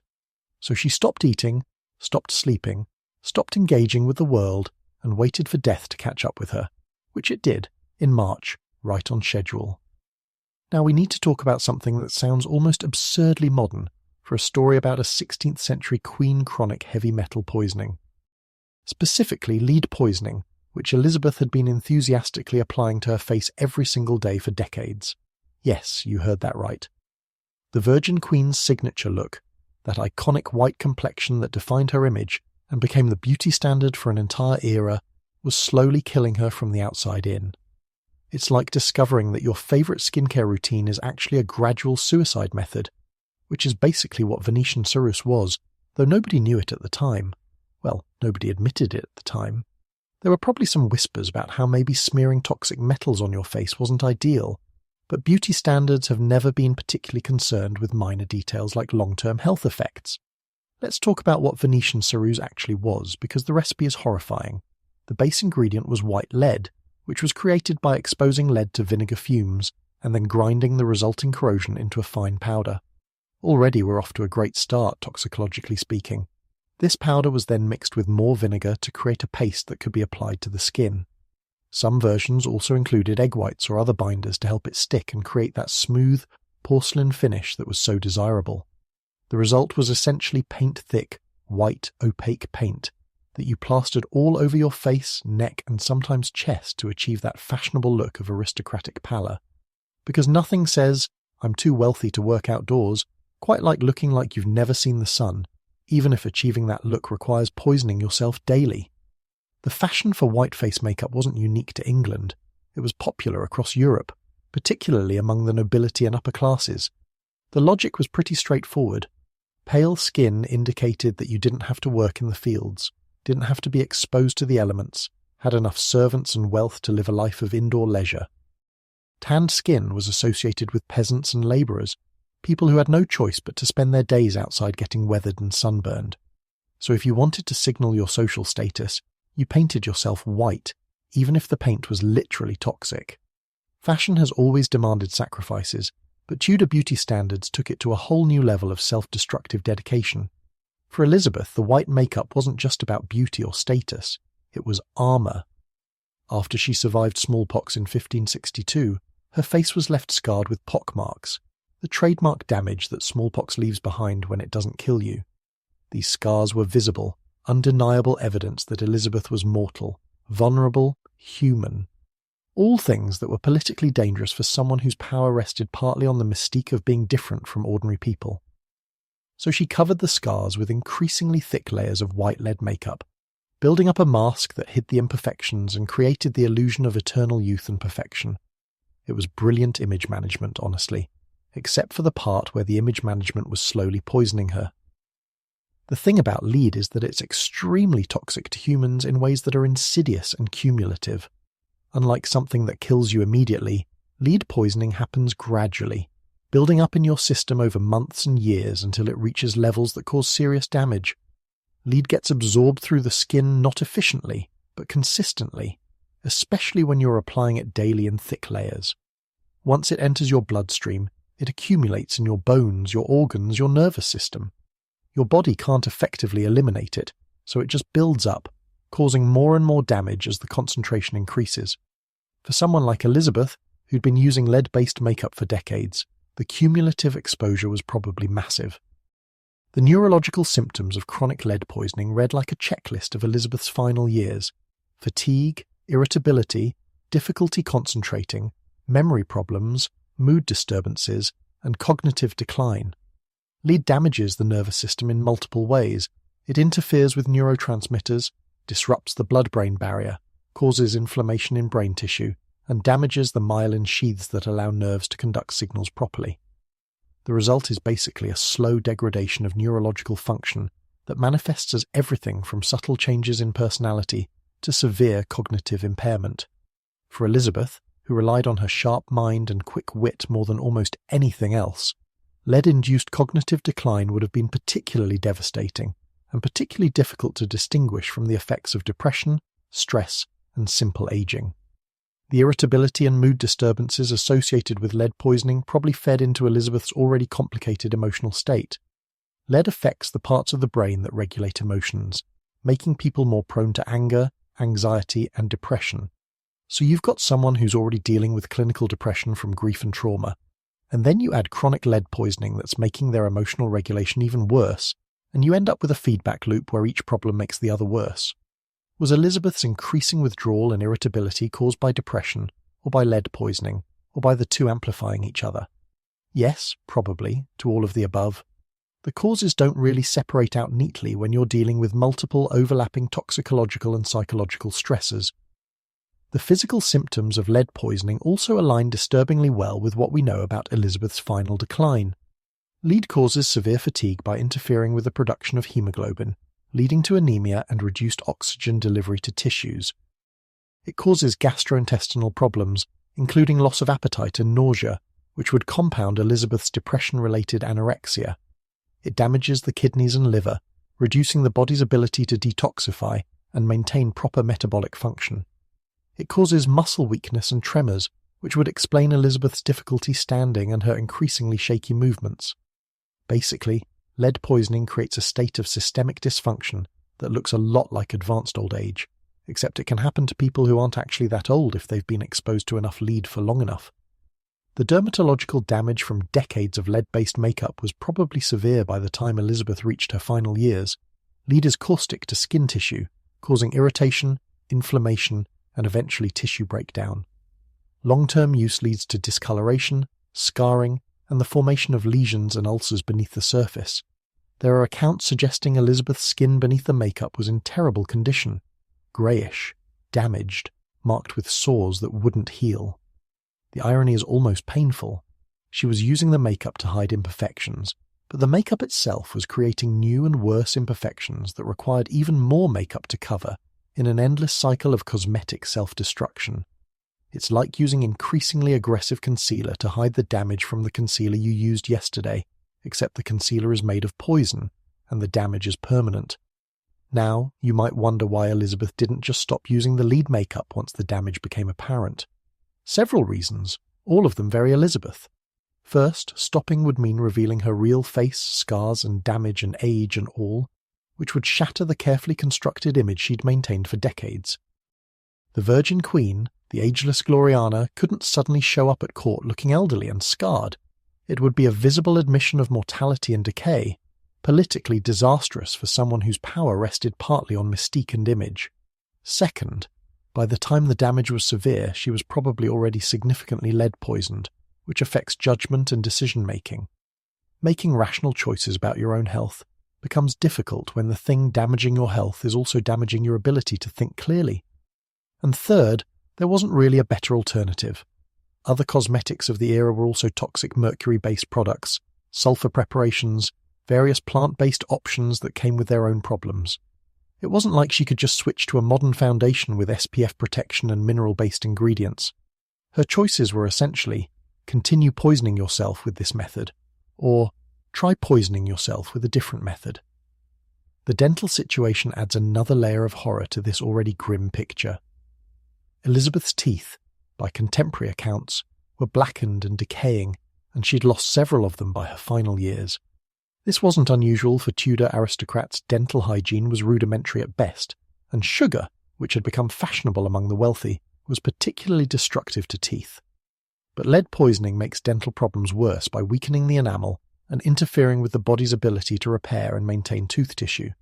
Lead also accumulates in teeth, contributing to discoloration and decay, so Elizabeth probably had genuinely terrible dental health as a result of both period-typical sugar consumption and period-atypical lead exposure.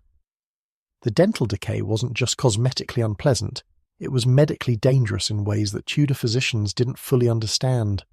Tooth decay and gum disease create perfect entry points for bacteria to enter the bloodstream. Your mouth is full of bacteria normally, but when you have open sores from rotting teeth or infected gums, those bacteria can invade deeper tissues and enter the circulatory system, causing systemic infections. In an era before antibiotics, before understanding of bacterial infection, before even basic concepts of sterilization, dental problems were a common source of serious and often fatal infections. People died from tooth abscesses regularly, not because the tooth itself killed them, but because the infection spread to their blood, their heart, their brain, causing sepsis or endocarditis or brain abscesses that were untreatable and usually fatal. For Elizabeth, whose immune system was already compromised by malnutrition, sleep deprivation, stress, and probably chronic lead poisoning, a dental infection could easily have been the tipping point that pushed her from extremely unwell to actively dying. An abscessed tooth or infected gums would cause pain, fever, and general systemic illness, but in someone who was already not eating or speaking much, these symptoms might go unnoticed or unreported until the infection had spread too far to control. It's the kind of silent killer that you don't see coming until it's too late, and in Tudor England, by the time you realised a dental infection had turned into blood poisoning, you were basically already dead. They just didn't have the tools to fight systemic bacterial infections, so once bacteria entered your bloodstream and started multiplying, your fate was pretty much sealed. The appearance of Elizabeth's final months, the wigs, the heavy makeup, the elaborate costumes was probably concealing a body that was falling apart in multiple ways simultaneously. The wigs were necessary because her hair, damaged by decades of harsh treatments and possibly thinning from lead toxicity or stress, was no longer presentable. The makeup covered not just the original smallpox scars but also the new damage from the makeup itself, plus the greyish pallor of someone who wasn't sleeping or eating. The elaborate gowns hid the extreme weight loss and muscle wasting. It was all carefully constructed theatre designed to maintain the image of the eternal Virgin Queen, even as the actual woman beneath the costume was disintegrating. Very Elizabeth, when you think about it, maintaining the performance even when the performance was killing her, because stopping the performance would mean admitting weakness, and admitting weakness was unthinkable. The question of whether Elizabeth knew she was being poisoned by her cosmetics is interesting, and probably unanswerable. Lead's toxicity wasn't completely unknown in the Renaissance. People had noticed that lead miners and people who worked with lead regularly got sick in characteristic ways, but the connection between cosmetic use and poisoning wasn't widely acknowledged, partly because acknowledging it would threaten a hugely profitable industry, and partly because the symptoms developed so gradually that it's hard to draw a clear causal line. Did Elizabeth suspect? Maybe, in some vague way, but she probably rationalised it as a necessary cost of maintaining her image. Did she care? Probably not enough to stop, because stopping would cost her something. She valued more than her health, her power and mystique as the ageless queen. Now let's shift gears and talk about the infections that probably delivered the final blow to Elizabeth's already compromised system. By late winter 1603, Elizabeth was showing clear signs of respiratory illness, a persistent cough, difficulty breathing, chest pain, possibly fever, though reports on that are inconsistent. In modern terms, she almost certainly had pneumonia, a lung infection that's dangerous for anyone but particularly lethal for elderly, malnourished, immunocompromised patients, and Elizabeth was all of those things. She was nearly 70, hadn't eaten properly in weeks or months, had been sleep-deprived to the point of delirium, was probably chronically lead-poisoned, and had been standing in cold, drafty rooms for hours at a time. Her body had absolutely no reserves left to fight off a respiratory infection, so when one established itself in her lungs, it just set up shop and started destroying tissue. Pneumonia in the pre-antibiotic era was a major killer, one of the leading causes of death across all age groups. It was called the old man's friend, because it was often the final illness that carried off elderly people who were already failing from other causes, a grim but relatively quick end compared to the slow decline of other diseases. For someone in Elizabeth's condition, pneumonia would have been almost inevitable. She was spending hours standing motionless in Richmond Palace, which was about as well heated as a stone box in February, which is to say not at all. No central heating, obviously, they had fireplaces, but fireplaces heat approximately 3 feet of space in front of them, while leaving the rest of the room freezing. She was breathing air that was cold, damp, probably contaminated with smoke from the fires, and whatever else was floating around a crowded palace where hygiene was optional, and windows were kept closed to preserve warmth. The respiratory system is particularly vulnerable to the combination of cold exposure and malnutrition. When you're not getting enough nutrients, your body can't produce enough mucus to trap bacteria and particles in your airways, and your immune cells can't function properly to fight off invaders. When you're exposed to cold, damp air, your airways become irritated and inflamed, creating an ideal environment for bacteria to establish themselves.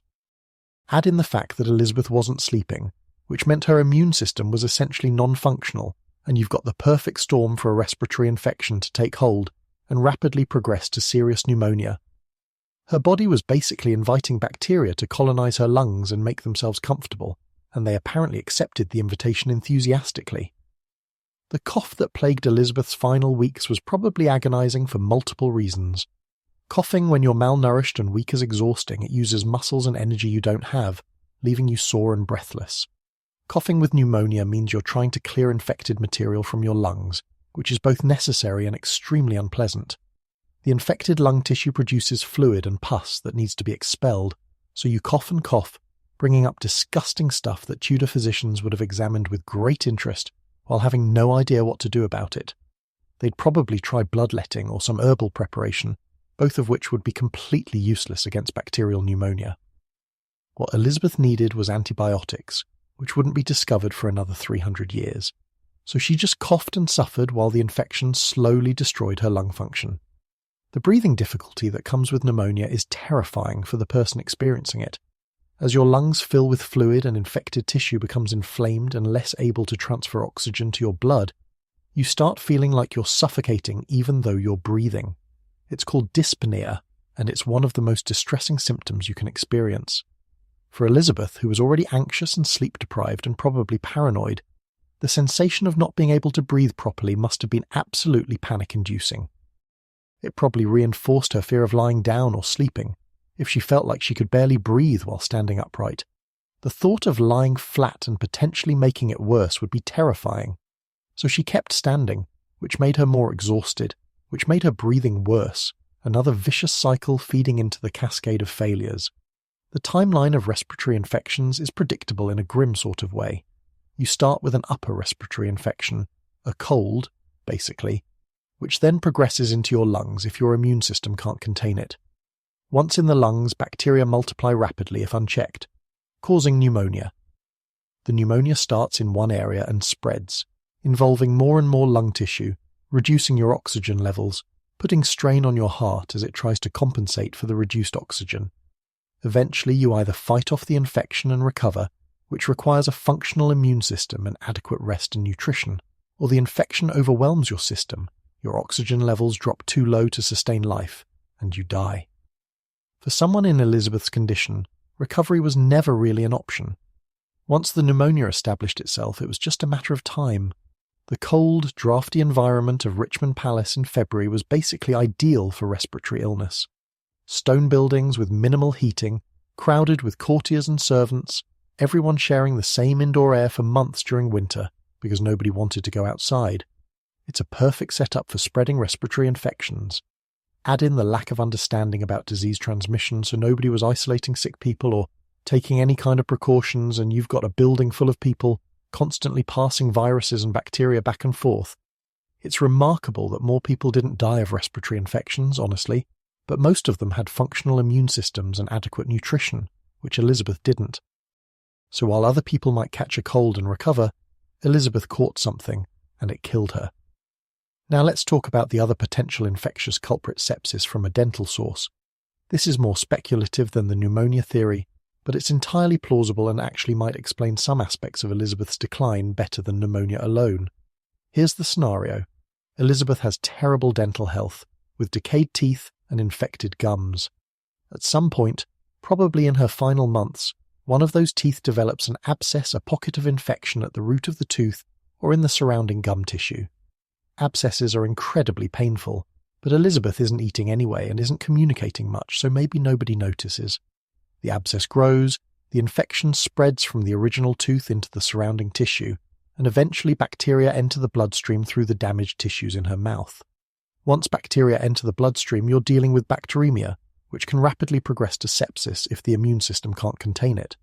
Sepsis is essentially your immune system going into overdrive in response to a systemic infection, triggering a cascade of inflammatory responses that end up damaging your own tissues and organs.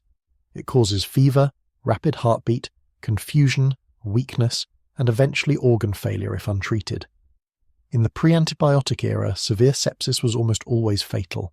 There was simply no way to clear bacteria from the bloodstream without antibiotics, so once sepsis set in, you were on a countdown to organ failure and death.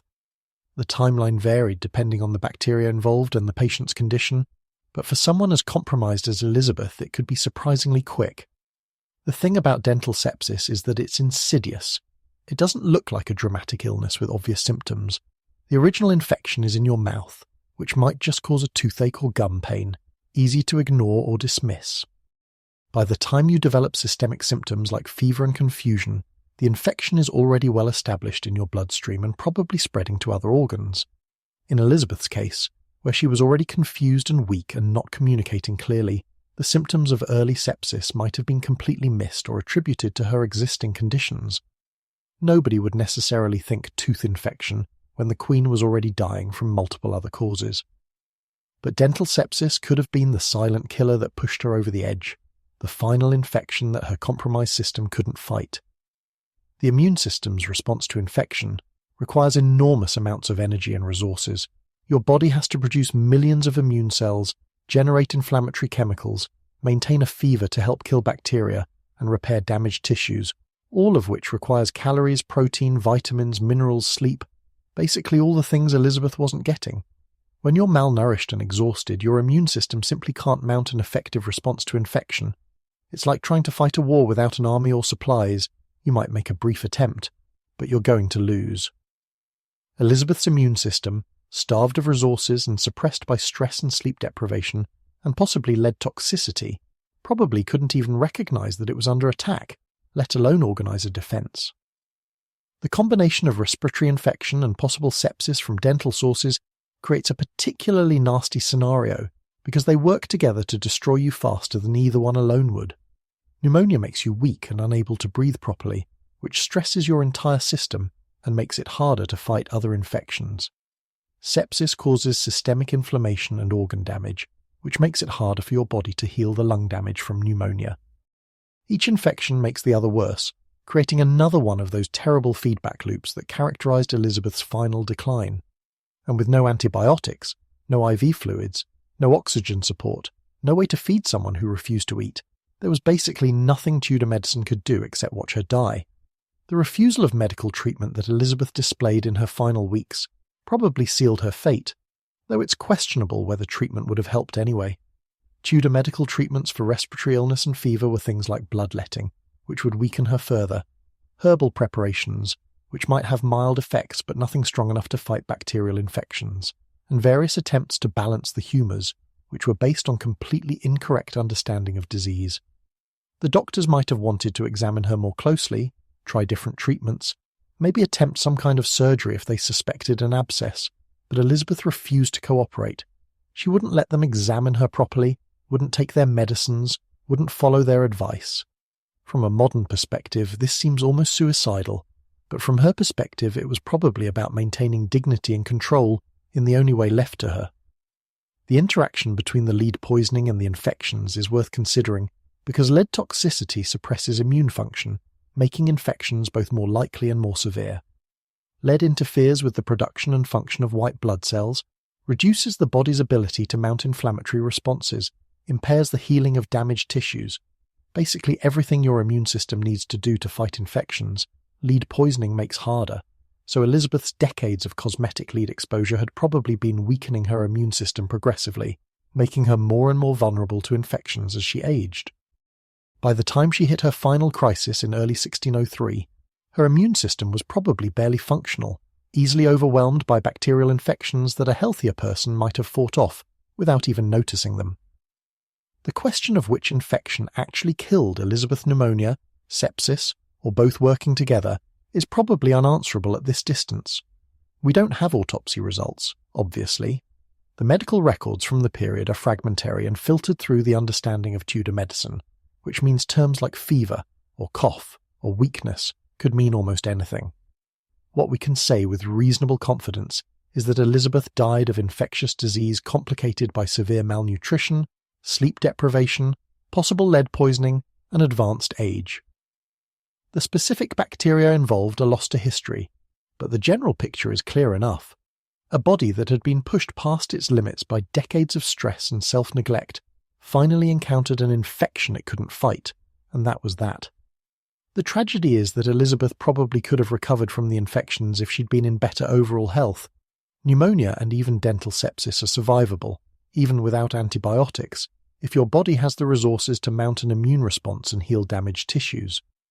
People in Tudor England recovered from these conditions regularly, not at the rates we see with modern medicine, obviously, but survival was possible.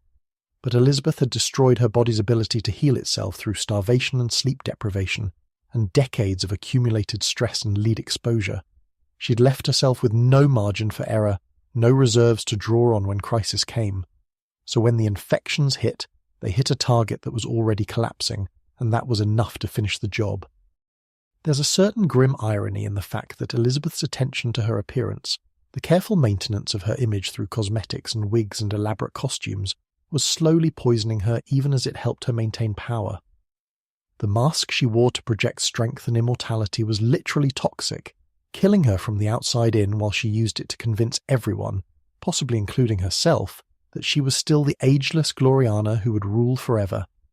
It's very Tudor in a way, the performance of power becoming indistinguishable from its reality, until the performance itself becomes fatal. Elizabeth couldn't stop performing even when the performance was killing her, because stopping would mean admitting that the performance was just that, a performance, and not the truth of who she was.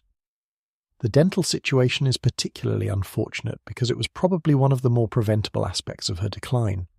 If Elizabeth had been willing to address her dental problems earlier, have infected teeth removed, get treatment for gum disease, whatever Tudor dentistry could manage, she might have avoided the systemic infections that possibly contributed to her death. But dental treatment in that era was barbaric, painful, and done without anesthesia beyond maybe a strong drink, so nobody sought it out unless absolutely necessary. And Elizabeth, who was already dealing with enough pain and indignity, probably saw dental treatment as one more horrible thing she could legitimately refuse. So the infections festered, the bacteria multiplied, and eventually they found their way into her bloodstream and started the final countdown. The combination of chronic toxicity from lead and acute infections from bacteria is almost like her body was being attacked from both inside and outside simultaneously. The lead was a slow poison, accumulating over decades, weakening her systems gradually but inexorably. The infections were acute crises, rapid invasions that her weakened body couldn't repel. Together they created a situation where Elizabeth's body was essentially under siege, fighting a war on multiple fronts with inadequate defences and no reinforcements.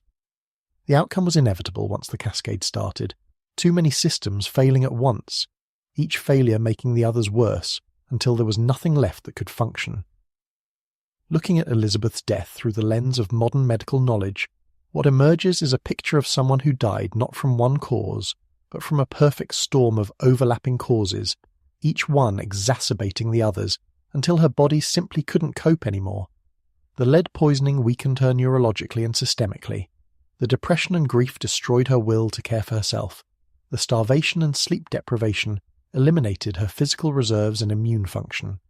The infections were the final blow that pushed her already collapsing system past the point of recovery. You can't really separate these causes out and say, this one was the real killer, because they all work together, each one necessary but none of them sufficient alone to cause her death. The medical establishment of Tudor England was completely unequipped to help someone in Elizabeth's condition, because they didn't understand any of the actual mechanisms killing her. They didn't know about lead toxicity, bacterial infections, the immune system, the importance of nutrition and sleep, the physiological effects of chronic stress. All of this was centuries away from being discovered, so they watched their queen die while trying treatments that ranged from useless to actively harmful, and they had no idea why nothing worked. From their perspective, Elizabeth's death probably seemed mysterious and tragic. From our perspective, with modern medical knowledge, it seems almost inevitable, the logical endpoint of decades of self-destructive behavior and exposure to multiple toxic stressors, complicated by infections that she had no ability to fight. The image of Elizabeth in her final days standing silently in cold rooms covered in toxic makeup, refusing food and sleep, coughing from lungs full of infection, possibly dealing with sepsis from dental abscesses, is about as far from the popular image of Gloriana as you can get. The magnificent queen who defeated the Spanish Armada and ushered in a golden age of English culture died alone, sick, possibly delirious, her body breaking down in multiple ways simultaneously, while doctors who couldn't help her stood around taking notes. It's not the glorious end anyone would have wanted for her, but it's the end she got, the result of choices and circumstances and pure bad luck combining in the worst possible way at the worst possible time. And in March 1603, after months of this slow-motion disaster, Elizabeth's body finally gave up entirely. The infections, the starvation, the exhaustion, the lead poisoning, something tipped the balance from barely alive to dead, and just like that, the Elizabethan age was over. So we've established that Elizabeth was dealing with depression, lead poisoning, and infections, a trifecta of medical disasters that would be challenging even with modern healthcare. But here's where things get really grim. These conditions created a feedback loop, a downward spiral where each problem made the others worse until her body and mind completely collapsed. It's what modern medicine calls a cascade failure, where multiple organ systems start breaking down simultaneously, and each failure accelerates the others. In Elizabeth's case, we're watching someone starve, dehydrate, and slide into delirium while infections rage through her body and toxic metals scramble her brain chemistry. There's no coming back from that combination, not in 1603, and honestly maybe not even today if someone was determined enough to refuse treatment. Let's start with the starvation, because that's the foundation of everything else that went wrong. Elizabeth wasn't just eating less, she'd stopped eating almost entirely. We're talking about weeks, possibly months, of consuming essentially nothing. Maybe the occasional sip of wine or broth if her attendants were particularly insistent, but nothing approaching adequate caloric intake. The human body can survive surprisingly long periods without food if you have fat reserves to burn, but Elizabeth was already thin and elderly. She didn't have reserves, so her body, desperate for energy, started cannibalizing itself, breaking down muscle tissue to extract the proteins and amino acids it needed to keep essential systems running. This process is called sarcopenia when it happens gradually with age, but what Elizabeth was experiencing was acute starvation, induced muscle wasting. Her body was literally eating itself to survive. The loss of muscle mass wasn't just about getting weaker, though that was certainly part of it. Muscle tissue serves important metabolic functions beyond just moving your body around. Your muscles are where your body stores amino acids, which are essential for immune function, wound healing, and maintaining organ systems. When you start burning through muscle because you're not eating, you're depleting the resources your body needs to fight infections and repair damage. For Elizabeth, who was simultaneously dealing with pneumonia and possibly sepsis, the loss of muscle mass meant her immune system had even less to work with. It's like trying to fight a war while your supply lines are being systematically destroyed. Eventually you just run out of ammunition and have to surrender. The cardiovascular effects of starvation are particularly nasty. Your heart is a muscle, and when your body starts breaking down muscle tissue for energy, it doesn't politely skip the heart. Cardiac muscle gets degraded along with everything else, making your heart progressively weaker and less able to pump blood effectively. Elizabeth probably developed what we'd now recognize as heart failure. Her heart simply couldn't maintain adequate circulation anymore, leading to fluid accumulation in her lungs, which made her breathing problems even worse, which increased the strain on her heart. Another vicious cycle. The cough that plagued her final weeks was probably partly from pneumonia, but also partly from fluid backing up into her lungs because her heart couldn't pump efficiently anymore. Now add dehydration to this already catastrophic situation. Elizabeth wasn't just not eating, she was barely drinking either. Dehydration happens faster than starvation and causes problems more quickly. Your blood volume drops, making it harder for your heart to pump blood to your organs. Your kidneys can't filter waste products effectively. Your brain doesn't get enough oxygen and nutrients, leading to confusion and disorientation. Your electrolyte balance gets completely scrambled, which affects everything from muscle function to heart rhythm to neural signaling. For someone who was already starving and sick and sleep-deprived, dehydration was like throwing gasoline on a fire. It accelerated every other problem and created new ones that made survival increasingly impossible. The electrolyte imbalances that come with dehydration and starvation are particularly important because they affect brain function directly. Electrolytes sodium, potassium, calcium, magnesium are essential for neurons to fire properly. When these levels get out of balance, your brain starts malfunctioning in ways that range from subtle confusion to full-blown delirium. For Elizabeth, who was already cognitively impaired by sleep deprivation and possibly lead poisoning, the addition of electrolyte imbalances probably pushed her over the edge into severe delirium. She was probably hallucinating, disoriented, unable to recognize people or understand where she was, trapped in a nightmare state that felt real to her but made no sense to anyone watching. Delirium is one of those medical conditions that's deeply unpleasant for everyone involved. For the patient, it's terrifying. You're confused. You see things that aren't there. You can't trust your own perceptions. You don't understand what's happening to you. For the caregivers, it's frustrating and heartbreaking because the person you're trying to help doesn't recognize you, won't cooperate with care, might become agitated or combative. In Elizabeth's case, where she was already non-communicative and resistant to help, the delirium probably made her even more withdrawn and unreachable. Her attendants were trying to care for someone who was essentially trapped in a different reality, unable to understand or respond to their efforts. The causes of delirium are multiple, and overlapping infections, especially respiratory and systemic infections, are major triggers. Sleep deprivation causes delirium all by itself after enough time. Dehydration and electrolyte imbalances scramble brain function. Malnutrition deprives the brain of the nutrients it needs to operate. Pain and stress activate inflammatory pathways that affect cognitive function. In Elizabeth's case, she had all of these factors operating simultaneously, creating what's basically a perfect storm for severe, intractable delirium. Her brain was under assault from multiple directions at once, and it had no resources left to maintain normal function. The result was a cognitive collapse that made her final weeks even more isolated and terrifying than they already were. Here's where the feedback loop becomes really obvious. Delirium makes you less likely to eat or drink because you're too confused to understand the need or respond to prompts. Not eating or drinking worsens the delirium by increasing dehydration and malnutrition. Worse delirium means worse self-care, which means worse physical health, which means worse delirium. It's a closed loop with no natural exit point. You need external intervention to break the cycle. Someone to hydrate you intravenously or feed you through a tube, or at minimum force fluids and nutrition into you somehow.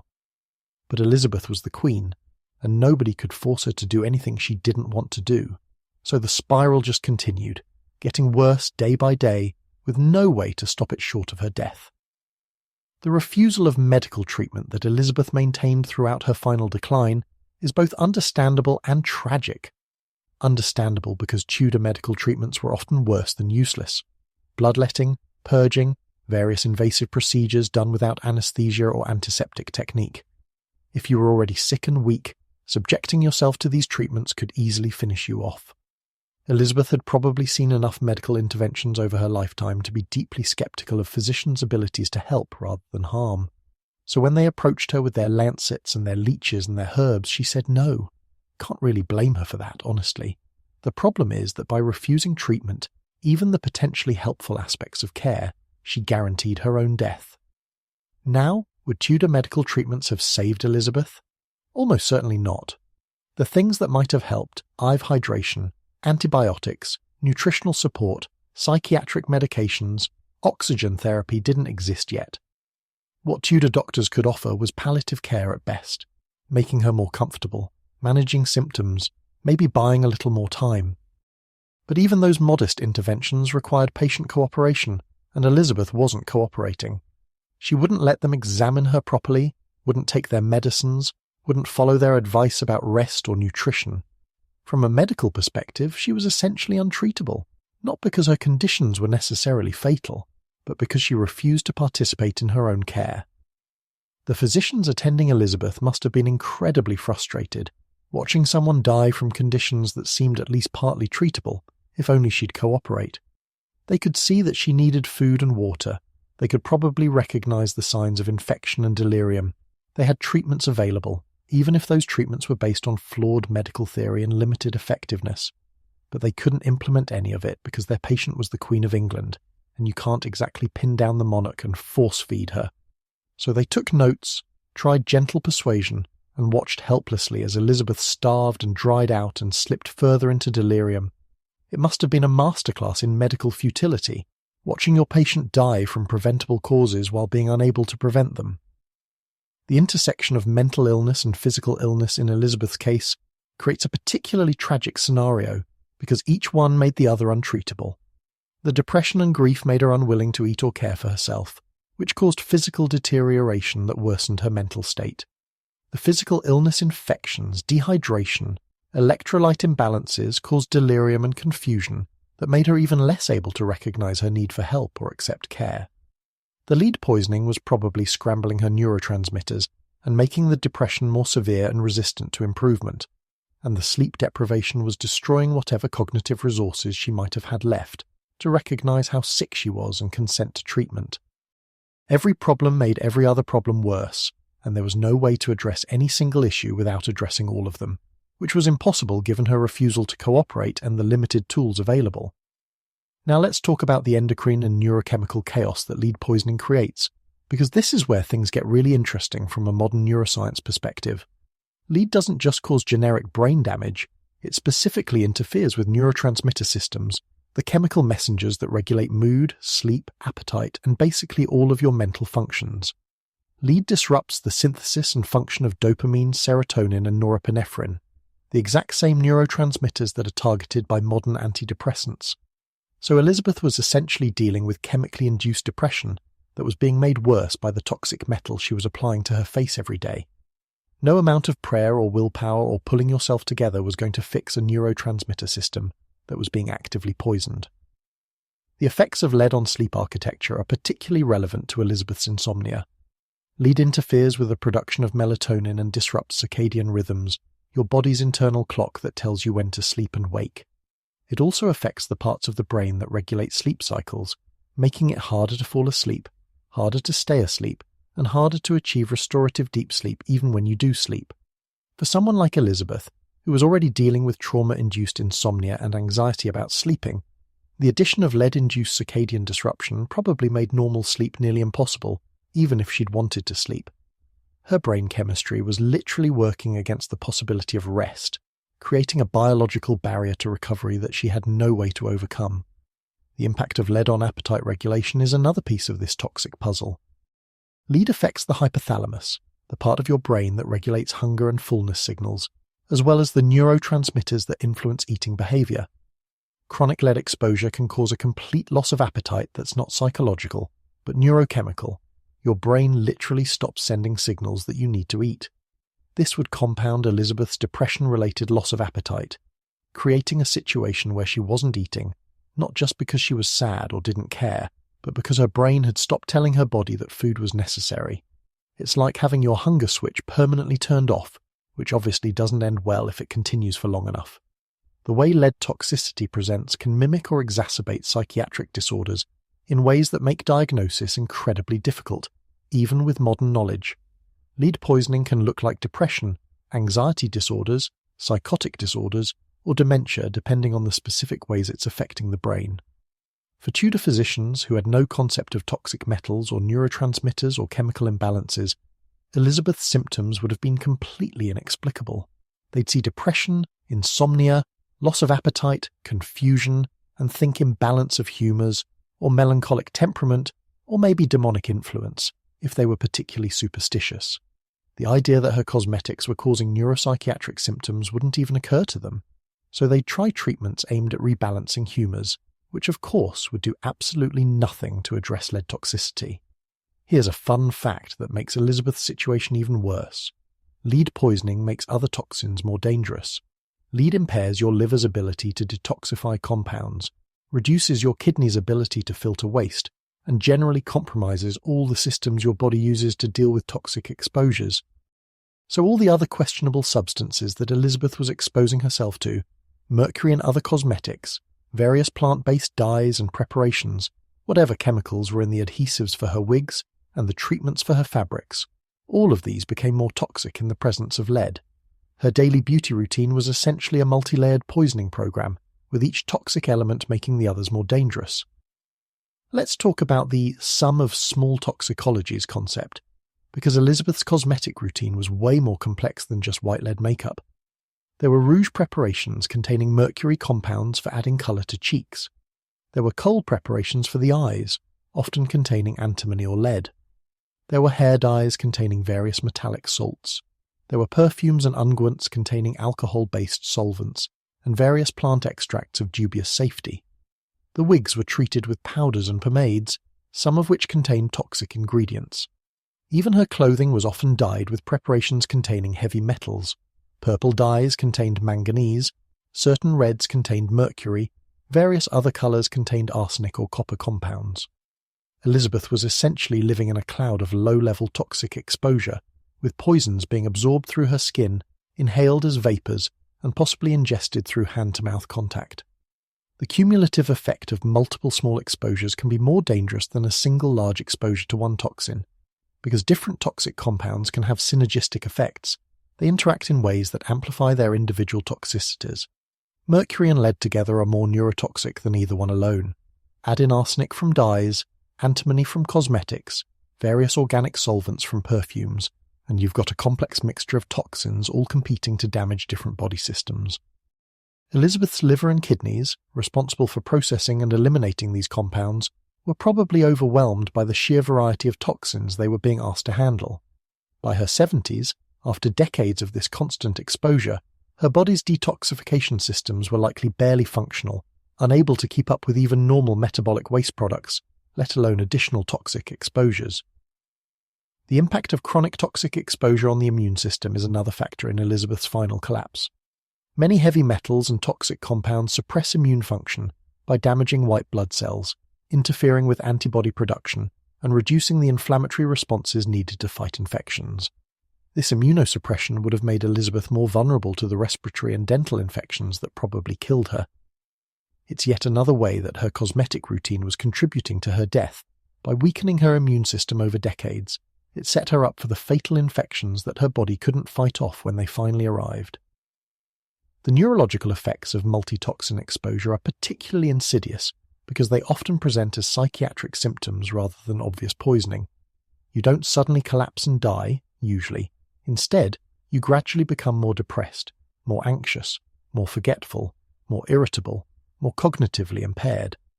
These changes happen so slowly that they might be attributed to personality, stress, or aging rather than toxic exposure. For Elizabeth, whose mood and cognitive changes had lots of other plausible explanations, grief, stress, actual aging, the contribution of chronic poisoning would have been completely invisible. Nobody would think to blame her increasingly severe depression on her makeup routine, because the connection isn't obvious without modern toxicological knowledge. The treatment resistance that Elizabeth's depression showed probably wasn't just psychological, it was partly chemical. When your depression is being caused or maintained by ongoing toxic exposure that's disrupting your neurotransmitter systems, no amount of talk therapy or lifestyle changes or even modern antidepressants will fully resolve it as long as the exposure continues. You have to eliminate the toxin and then wait for your brain chemistry to recover, which can take months or years depending on the severity of the poisoning. Elizabeth never stopped using the lead makeup, never eliminated the toxic exposures, so her depression was essentially being chemically reinforced every single day. She was trapped in a situation where the thing making her sick was also the thing maintaining her public image, and she couldn't give up the image because being seen as weak or aging would have been politically disastrous. The cognitive impairment that Elizabeth displayed in her final months, the confusion, the memory problems, the inability to communicate coherently, was probably a combination of delirium from acute illness and chronic cognitive damage from lead exposure. Lead causes actual structural changes in the brain, damaging neurons and interfering with the formation of new neural connections.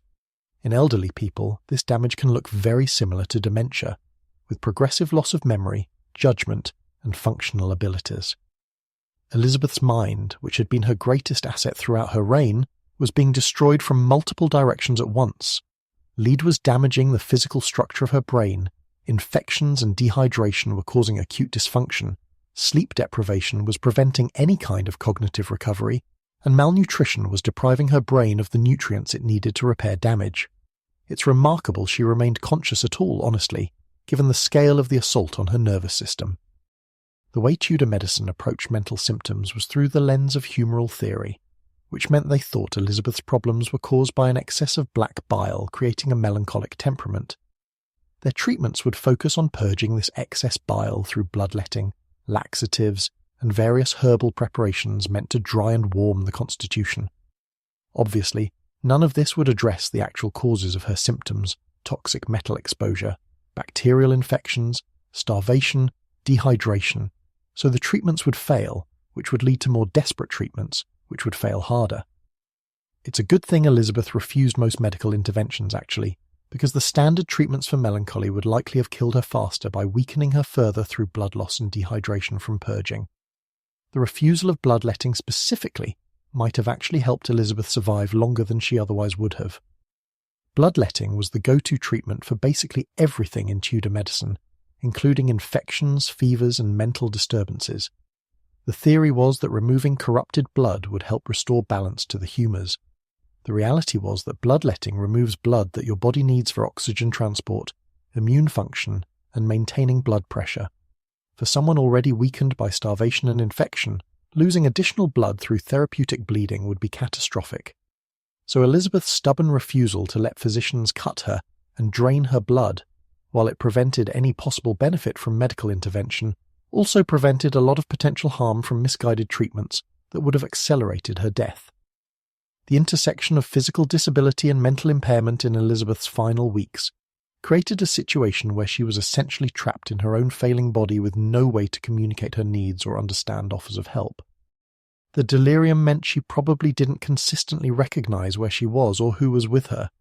The weakness from starvation meant she couldn't move or care for herself.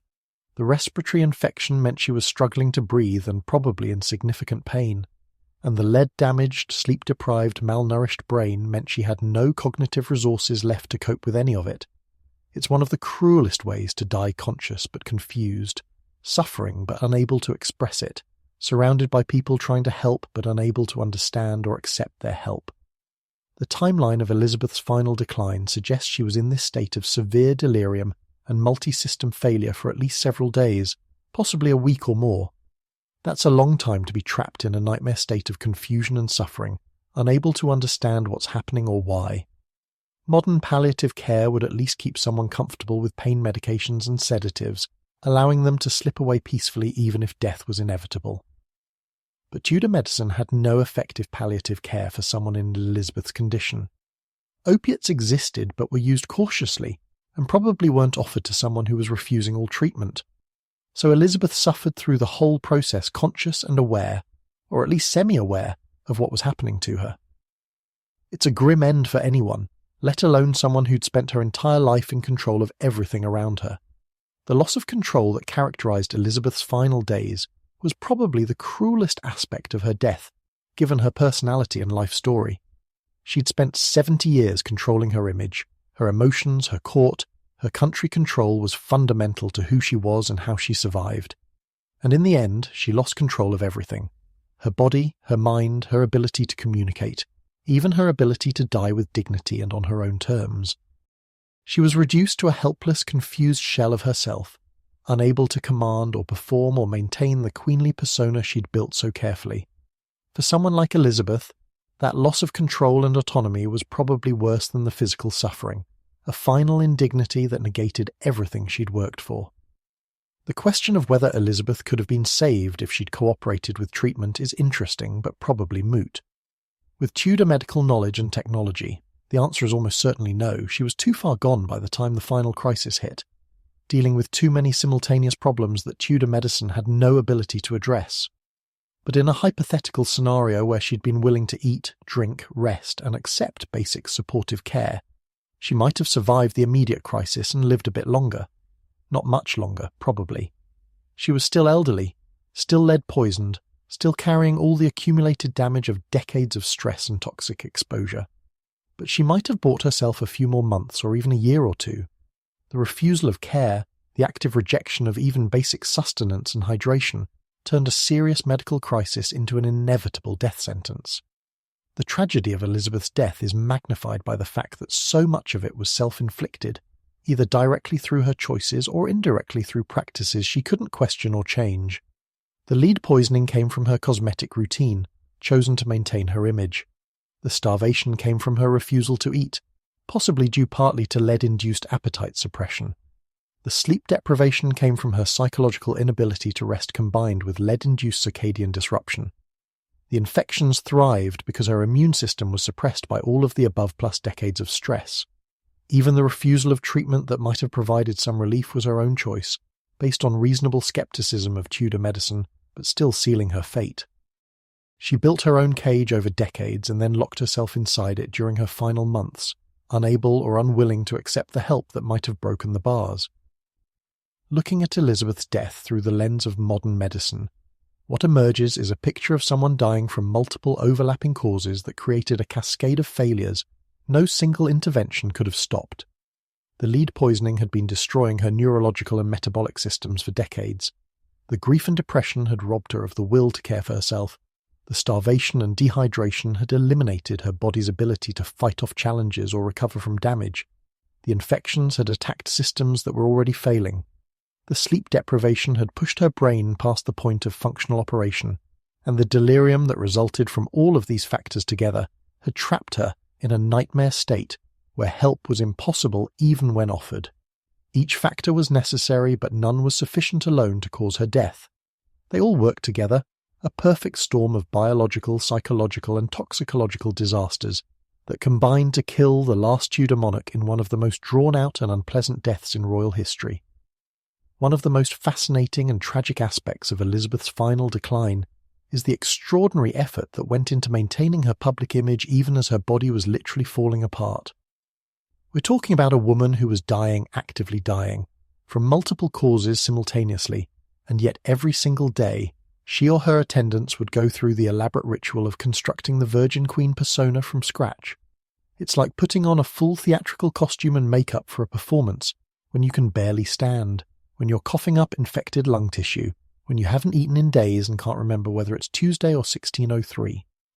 The dedication to the performance is almost admirable in its absurd commitment to brand maintenance, except for the part where the performance was literally killing her and preventing anyone from recognizing how dire her condition actually was. Let's talk about what went into creating Elizabeth's public appearance, because it was an extensive process that probably took hours every day and required the cooperation of multiple attendants. First, there was the hair situation, or rather, the lack of hair situation. Elizabeth had lost most of her hair over the years, partly from the harsh treatments she'd subjected it to, dyeing, bleaching, various chemical applications that were essentially hair murder, partly from aging, and possibly partly from lead toxicity and stress-related hair loss. By her final years, what remained was thin, white, and completely inadequate for creating the elaborate hairstyles expected of a queen. So she wore elaborate red wigs that recalled the famous auburn hair of her youth, carefully styled and maintained to suggest vitality and youth that no longer existed beneath them. The wigs themselves were impressive pieces of engineering, made from human hair, probably purchased from poor women who sold their hair for money. Nothing says luxury quite like wearing someone else's poverty on your head. Styled into elaborate arrangements with curls and braids and whatever architectural features were fashionable at the time. They were hot, heavy, uncomfortable, and secured with pins and adhesives that probably weren't doing Elizabeth's scalp any favours. But they were essential to the image, so on they went every morning, transforming a bald or near-bald elderly woman into the eternally youthful Gloriana. It's the Tudor equivalent of Instagram filters, except instead of clicking a button, you're physically constructing a false reality and then presenting it as truth to everyone around you. Then came the makeup, which we've already discussed in terms of its toxicity, but let's talk about it as a practical matter of image construction. The application of Venetian cirrus wasn't a quick process. You're not just slapping on some foundation and calling it done. The white lead paste had to be applied in careful layers, built up to create that porcelain-smooth finish that hid all the imperfections beneath. And by Elizabeth's final years, there were a lot of imperfections to hide. The original smallpox scars, yes, but also new damage from decades of cosmetic use, lesions and discoloration from lead exposure, the greyish pallor of someone who wasn't eating or sleeping, probably visible signs of dehydration and illness. All of this had to be plastered over with toxic white paint until the real face disappeared completely beneath the mask. The application process probably started with some kind of base layer, possibly including oils or primers to help the ceruse adhere and create a smooth surface. Then the white lead paste would be applied, likely with brushes or sponges, building up the coverage until the skin beneath was completely invisible. Once the base was set, additional cosmetics would be added: rouge for the cheeks, often containing mercury, kohl for the eyes, lead or antimony, possibly lip colour. Each layer added more toxic exposure while also adding more distance between Elizabeth's real face and her public face. By the time the process was complete, you weren't looking at a person anymore. You were looking at a carefully constructed artifact designed to convey youth, health, and power that the person beneath the mask no longer possessed. The clothing was another layer of the construction, and equally elaborate. Tudor fashion for women, especially royal women, involved multiple layers of undergarments, corsets, stomachers, petticoats, and finally the outer gown, all carefully arranged to create a specific silhouette. For Elizabeth, who was wasting away from starvation, these elaborate clothes served a dual purpose. They created the expected royal appearance, but they also hid the extent of her physical deterioration. A woman who weighed perhaps 90 pounds soaking wet could be dressed in enough layers of padded fabric and structured garments that she'd still look appropriately regal and substantial. The clothes were basically prosthetics, creating the illusion of a body that no longer existed beneath them. The construction of this daily public persona required cooperation from Elizabeth's ladies-in-waiting, who were essentially acting as makeup artists, costumers, and stagehands for a one-woman show that had been running for 40-plus years. These women knew exactly what Elizabeth's real condition was. They saw her without the wig, without the makeup, without the elaborate clothes. They saw the lesions, the hair loss, the extreme thinness, the physical deterioration that was being hidden from the court and the public, and they maintained the secret, participating in the daily ritual of transformation from dying old woman to eternal virgin queen, because that's what Elizabeth wanted and what their positions required. It must have been surreal, spending hours every morning constructing this elaborate fiction, knowing that anyone who saw the truth would be horrified. But here's where the image maintenance became actively dangerous. Elizabeth's insistence on maintaining her public persona, even in her final months, prevented her advisors and physicians from fully grasping how sick she actually was. When someone sees you fully made up, wigged and dressed in elaborate gowns, they're not thinking, this person is actively dying and needs immediate intensive medical intervention. They're thinking, the Queen seems a bit under the weather, hopefully she'll feel better soon.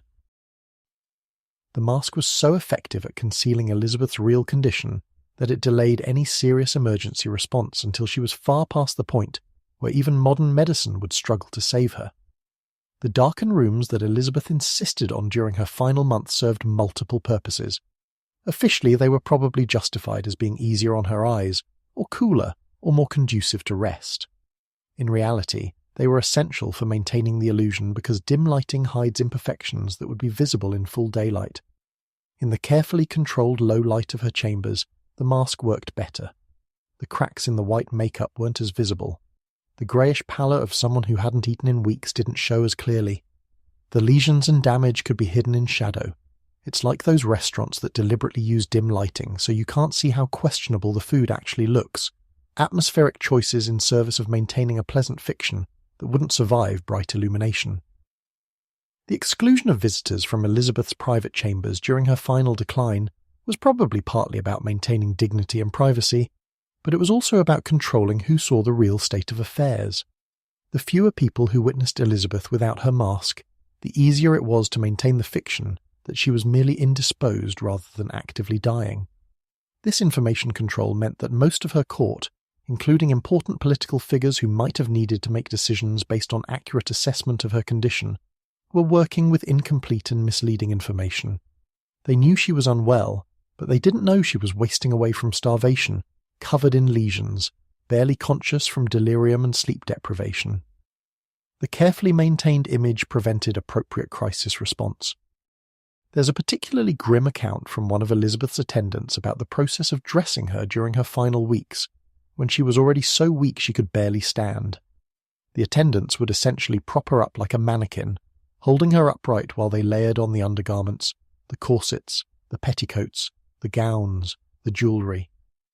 Elizabeth would stand there, silent and passive, allowing herself to be dressed like a doll because maintaining the appearance was still important even when she could barely participate in the process.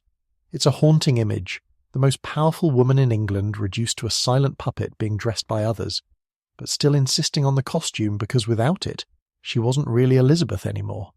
The performance had become inseparable from the person.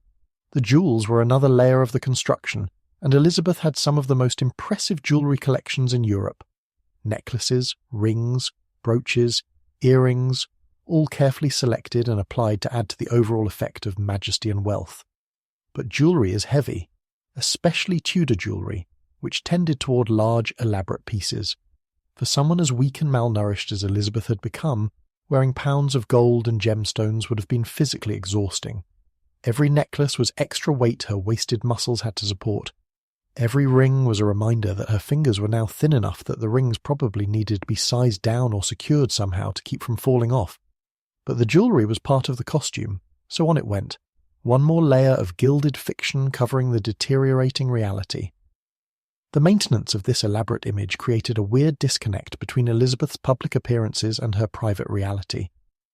When she did appear at court or hold audiences during her decline, people saw a carefully constructed version that bore little resemblance to the actual dying woman beneath the costume. They saw the Virgin Queen, still resplendent in her regalia, still wearing the mask of eternal youth. They didn't see the lesions, the weight loss, the hair loss, the signs of organ failure and systemic poisoning. The costume was too good, the performance too well rehearsed. So most people probably thought she was just having one of her occasional health problems. Nothing serious, certainly nothing life-threatening. The mask was killing her, but it was doing such a good job that nobody realised she was dying. There's something almost pathological about the commitment to maintaining this image, even at the cost of health and eventually life. Elizabeth couldn't stop performing because the performance had become her identity. Without the mask, she wasn't Queen Elizabeth II anymore, she was just an old woman dying alone. Better to maintain the fiction until the very end, even if maintaining it required poisoning yourself daily with toxic cosmetics, hiding in dark rooms, excluding potential help, and preventing your advisors from understanding the severity of your condition. The image had become more important than the person, the brand more essential than the life that created it. Very modern in a way, we see this same dynamic in celebrity culture, where people destroy themselves to maintain an image that's become more real to them and their audience than their actual selves. The irony is that Elizabeth's physical appearance had always been one of her most potent political tools. She'd used her looks strategically throughout her reign, understanding that a queen's appearance sent messages about power, legitimacy, vitality, and desirability. When she was younger, her beauty and the famous red hair were assets that she leveraged in diplomatic negotiations and political theatre. As she aged, she adapted, using increasingly elaborate cosmetics and costumes to maintain the image of eternal youth that supported her mystique as the Virgin Queen who never aged, never weakened, never succumbed to mortality like ordinary humans. The problem is that this strategy only works as long as you can sustain the illusion, and by 1603, sustaining the illusion was literally unsustainable. But she couldn't admit that, couldn't let the mask slip, so she just kept going until her body gave out completely. The psychological investment in the image was probably as strong as the political necessity. Elizabeth had been performing queenship for 44 years by the time of her final illness. She'd spent her entire adult life behind the mask, cultivating and maintaining this carefully constructed public persona. The real Elizabeth, whoever that was beneath the costumes and cosmetics and political theatre, had probably gotten lost somewhere along the way. When you've been playing a role for that long, the line between performance and reality blurs until you're not sure which is which anymore. Stopping the performance would mean confronting the reality that maybe there was no real Elizabeth left to find, that she'd been subsumed entirely by the role she'd been playing, easier to just keep performing until death made it impossible. The attendants who participated in this daily ritual of transformation were in a difficult position ethically and practically. On one hand, they were following their queen's wishes and maintaining the protocols that had been established over decades. On the other hand, they were participating in a deception that was preventing appropriate medical response to a serious health crisis. They were essentially enablers, helping Elizabeth maintain a fiction that was harmful to her health and misleading to the people who needed accurate information to govern effectively. But what choice did they have? You can't exactly refuse the Queen of England when she asks you to help her get dressed and apply her makeup. Saying, "Your Majesty, I really think we should skip the toxic face paint today and maybe let people see that you're dying," wasn't a realistic option in Tudor court culture. The whole situation reveals something fundamental about the nature of monarchy and power in this era, that image and reality were completely intertwined, that maintaining the appearance of power was almost as important as having actual power. Elizabeth couldn't afford to look weak or sick or old, because doing so would undermine her authority at a time when her lack of an heir already created uncertainty about succession. So she chose to maintain the mask even though it was killing her, even though it prevented appropriate care, even though it meant dying alone and in pain behind layers of toxic cosmetics and elaborate costumes. The performance had to continue because stopping it would be political and personal suicide. Physical suicide was apparently preferable to the alternative of being seen as weak or mortal. The medical implications of this image maintenance were severe. Physicians couldn't properly assess Elizabeth's condition if they couldn't examine her without her makeup and costumes. They couldn't check her skin for signs of infection or damage. They couldn't accurately assess her weight loss if she was always wearing multiple layers of padded clothing. They couldn't evaluate the colour of her skin and mucous membranes for signs of anemia or poor circulation if those areas were covered in white lead paint. The mask didn't just hide her condition from her court and public, it actively interfered with medical diagnosis and treatment. It's like trying to treat someone while they're wearing full body armour. You know something's wrong underneath, but you can't see it or access it to do anything about it. The continuation of toxic cosmetic practices, even when Elizabeth's body was clearly struggling with them, shows the power of habit, vanity, and political necessity over common sense and self-preservation. By her final months, applying the white lead makeup every day was probably causing immediate visible damage, irritation, inflammation, worsening of existing lesions. Her attendants could probably see the fresh damage each time they removed yesterday's application and applied today's layer. But the ritual continued because stopping would mean admitting that the damage was too severe to cover, that the mask no longer worked, that Elizabeth's real face was no longer presentable.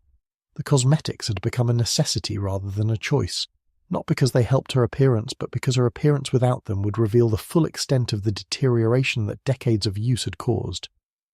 There's a particular cruelty in the fact that the very practices Elizabeth used to maintain her image of eternal youth were accelerating her aging and death. The lead makeup was poisoning her and damaging her skin, requiring more makeup to cover the damage which caused more damage, an endless cycle of cosmetic self-destruction. The tight corsets and restrictive clothing that created the expected royal silhouette were probably making it harder to breathe, especially problematic for someone with pneumonia. The heavy wigs and jewellery exhausted her limited energy reserves. The hours spent standing for the dressing ritual and public appearances drained strength she couldn't afford to lose. Everything about the image maintenance was working against her survival, but survival wasn't the priority, maintaining the image was. Elizabeth chose slow death by performance over life, with visible imperfection.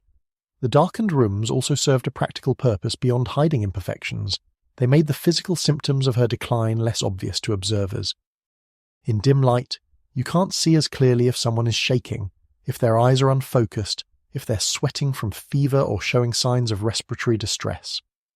The controlled lighting was another layer of image management, creating an environment where Elizabeth's deteriorating condition was less visible.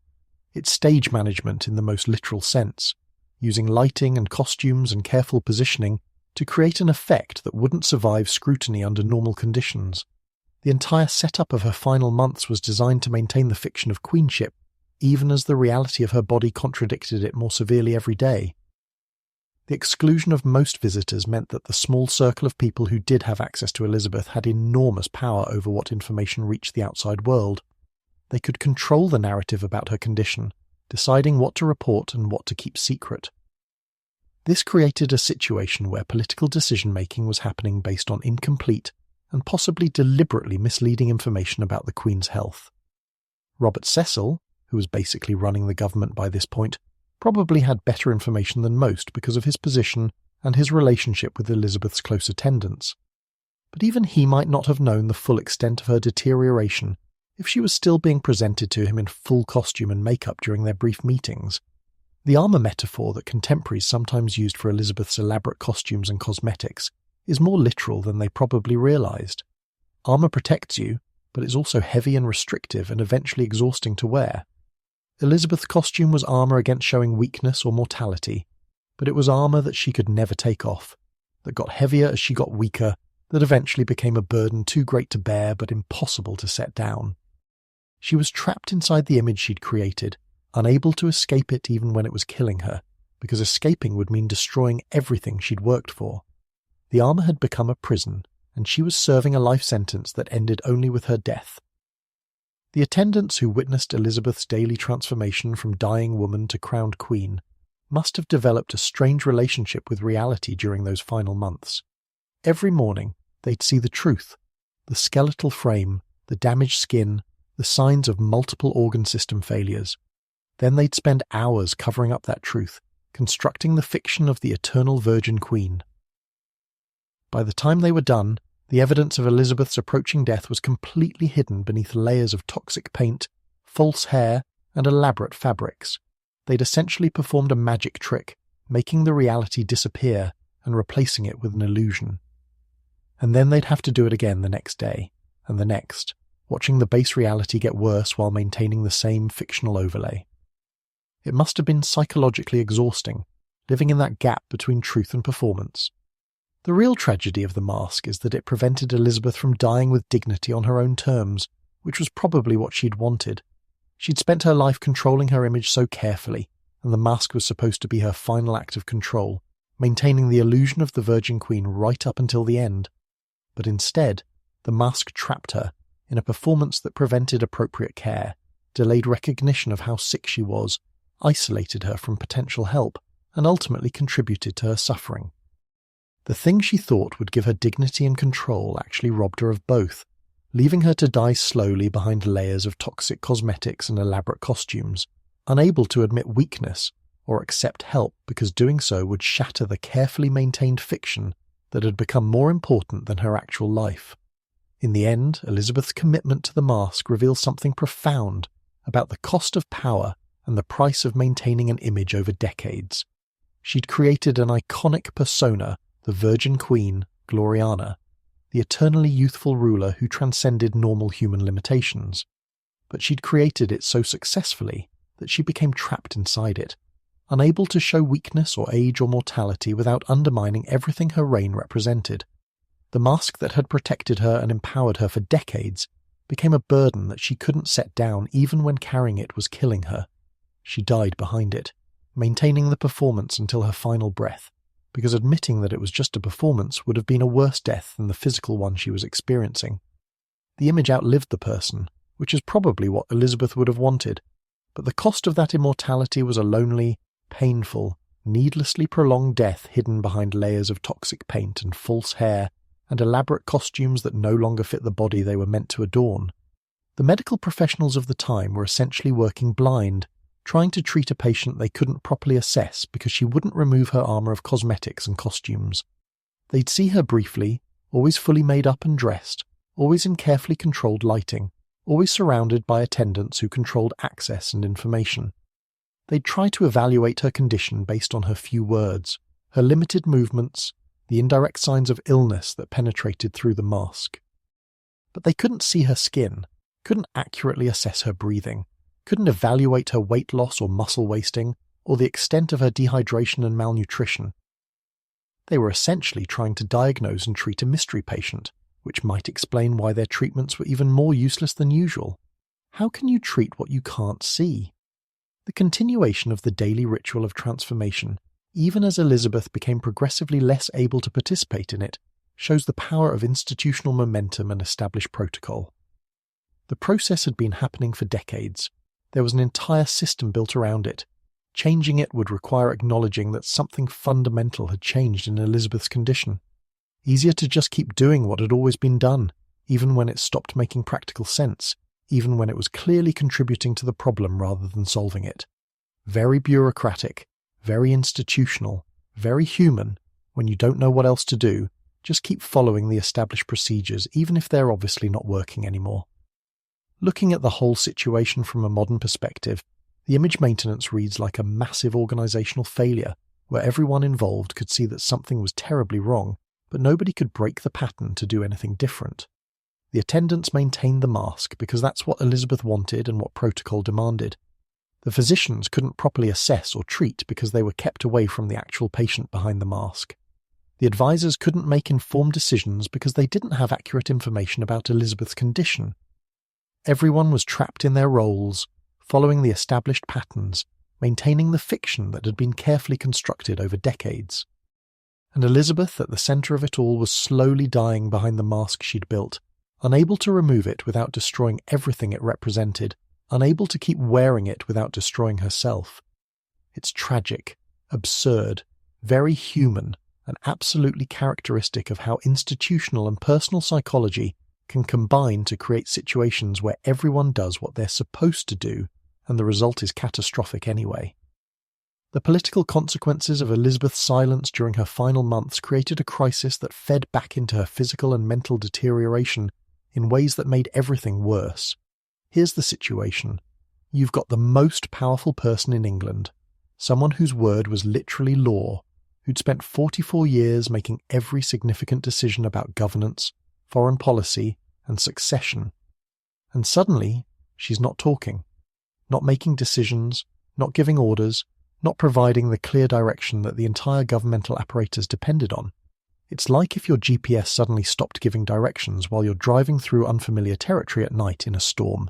Technically, you can keep moving forward, but you have no idea if you're going the right way, and the uncertainty is absolutely terrifying for everyone involved.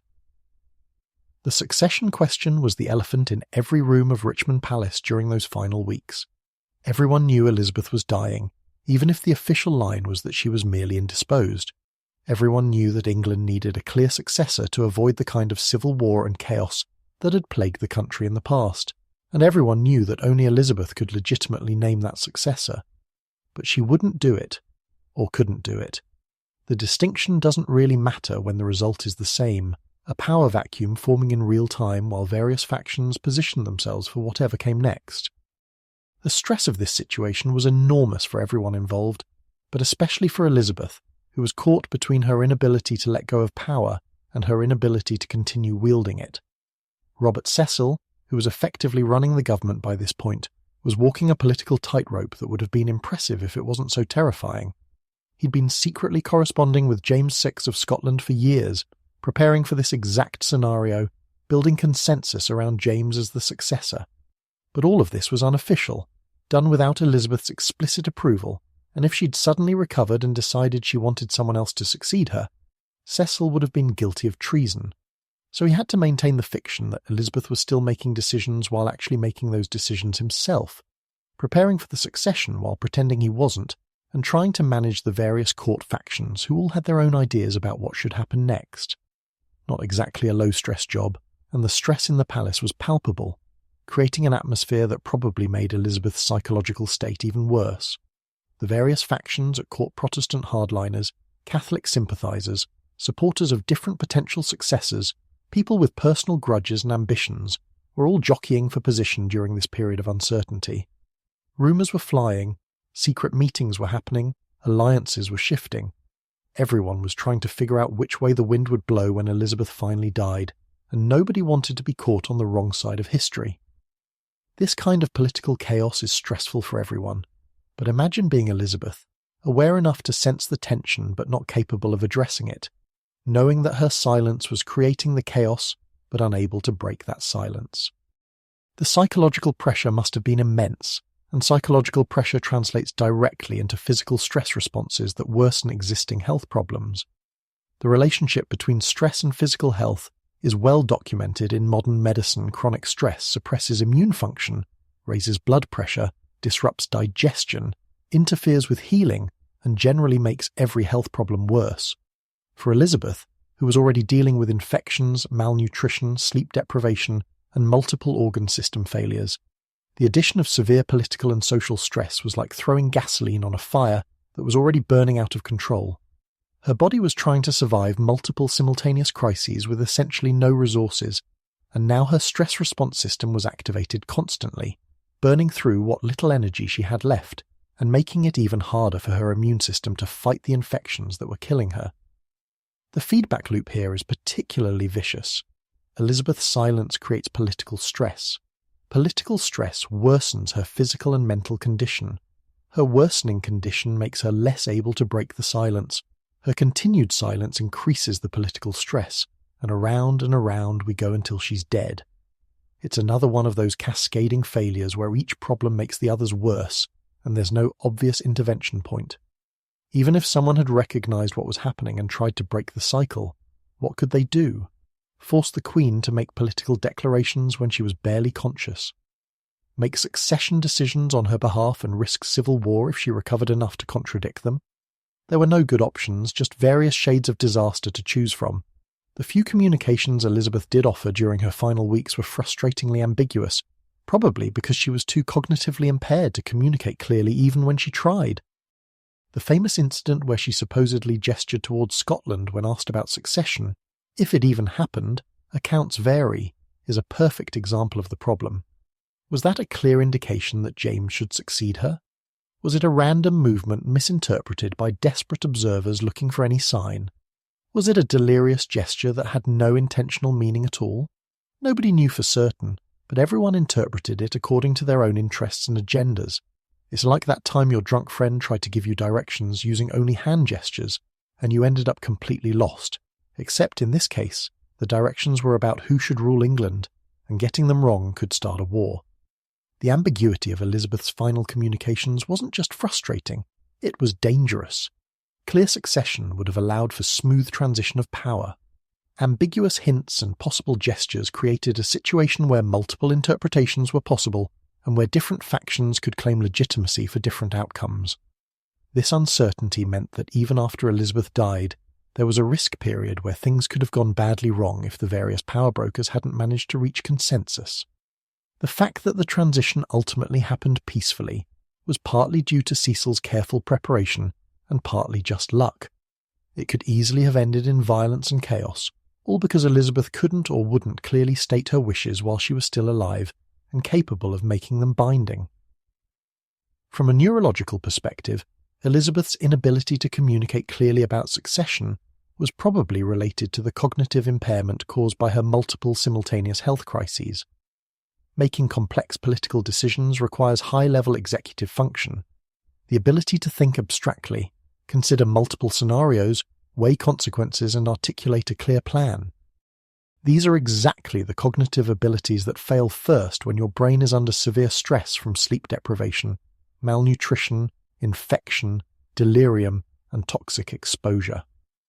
Elizabeth might have wanted to name a successor clearly, might have understood on some level that it was important, but been literally unable to form and express coherent thoughts on the subject.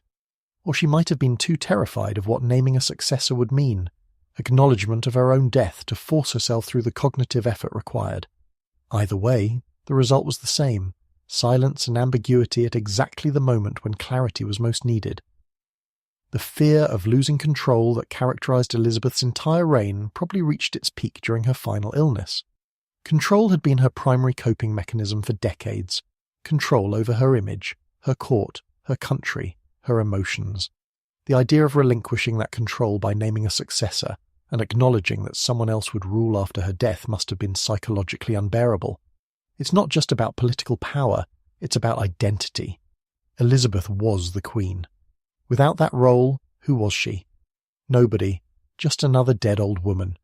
Better to hold on to control as long as possible, even if holding on meant refusing to make necessary decisions, even if it meant dying without settling the succession question that could determine whether England descended into chaos after her death.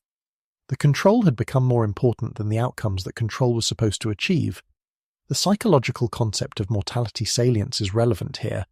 The idea that being reminded of your own death creates anxiety that people cope with by clinging to their cultural worldviews and self-esteem sources more tightly. For Elizabeth, her self-esteem and identity were completely wrapped up in being the Queen. Naming a successor was the ultimate mortality salience trigger, an explicit acknowledgement that she would die, and someone else would take her place. The anxiety this created probably made her cling even more tightly to the role and the control it represented, which meant refusing to engage with succession planning, which increased the political stress around her, which worsened her health, which brought death closer, which increased her mortality salience, another feedback loop with no good exit points. Now let's talk about the final hours, because the actual process of Elizabeth's death was as grim and uncomfortable as everything leading up to it. By late March 1603, probably around the 23rd or 24th, Elizabeth had reached the end stage of multiple organ failure. Her body had essentially given up on maintaining basic life functions. The infections had overwhelmed her non-existent immune system. The starvation had consumed all available energy reserves. The dehydration had reduced her blood volume to the point where her heart could barely maintain circulation. The sleep deprivation and toxic exposure had scrambled her brain function beyond recovery. She was dying, and everyone who saw her knew it, though officially nobody was saying it yet because you couldn't declare the Queen dead until she actually stopped breathing. The physical signs of impending death are pretty universal and would have been obvious to anyone who'd seen people die before, which in Tudor England was basically everyone. Elizabeth's breathing became shallow and irregular, what's called Cheney-Stokes breathing, where you have periods of rapid breathing alternating with periods where breathing nearly stops. This happens when your brain's respiratory center is failing, unable to maintain the steady rhythm of normal breathing. It's distinctive enough that medical professionals today recognize it immediately as a sign that death is approaching, probably within hours or days. Her skin took on the characteristic ashen or greyish colour that comes from poor circulation and organ failure. Not enough oxygen reaching the tissues, waste products building up in the blood, basically your entire cardiovascular system giving up on the project of keeping you alive. Her level of consciousness probably decreased progressively during those final hours. The delirium that had characterised her previous weeks would have deepened into something closer to a coma, where she was technically alive but not really conscious in any meaningful sense. Maybe she had brief moments of awareness, but mostly she was probably gone already, her brain too damaged and oxygen deprived to maintain consciousness. This is actually merciful in a way. At least she wasn't fully aware during the final stages of organ failure, which is not a comfortable process. But it also meant that any last words or final declarations people might have hoped for were impossible. Elizabeth died as she'd spent her final months, silent, unreachable, locked inside her own failing body with no way to communicate whatever she might have been experiencing. The attendants who were present during Elizabeth's final hours must have been in a strange psychological space. On one hand, they were watching someone they'd served for years, possibly decades, slowly die in front of them. That's emotionally difficult, regardless of who the person is. On the other hand, they were watching the end of an era, the death of the last Tudor monarch, the closing of a chapter in English history. And they were also aware that her death would trigger a massive political transition that could go smoothly or could descend into chaos. So they were simultaneously grieving, witnessing history, and probably anxious about what would happen next. Plus they had practical concerns. Someone needed to record the time of death, inform the council, begin the protocols for what happens when a monarch dies. No time for a proper emotional response when you're busy managing a historical crisis. The decision to refuse religious last rites was very Elizabeth maintaining control over her death, the way she'd maintained control over her life and her image. In Tudor England, dying without receiving the sacraments was spiritually dangerous, potentially condemning you to purgatory or worse. But Elizabeth apparently didn't want clergy fussing over her in her final moments, didn't want to perform the expected rituals of Christian death. Maybe she was too far gone to participate anyway. Maybe she'd lost faith during her final ordeal and saw no point in the ceremonies. Maybe she just wanted to die on her own terms without the performance of piety she'd maintained throughout her life. Or maybe the decision wasn't really hers at all. Maybe her attendants just didn't call for clergy because they knew Elizabeth wouldn't want it, or because they were too busy with other crisis management to think about spiritual matters. Either way, the Virgin Queen died without the religious rituals that were supposed to ease the transition from life to death. Another way in which her death was lonely and separated from normal human community.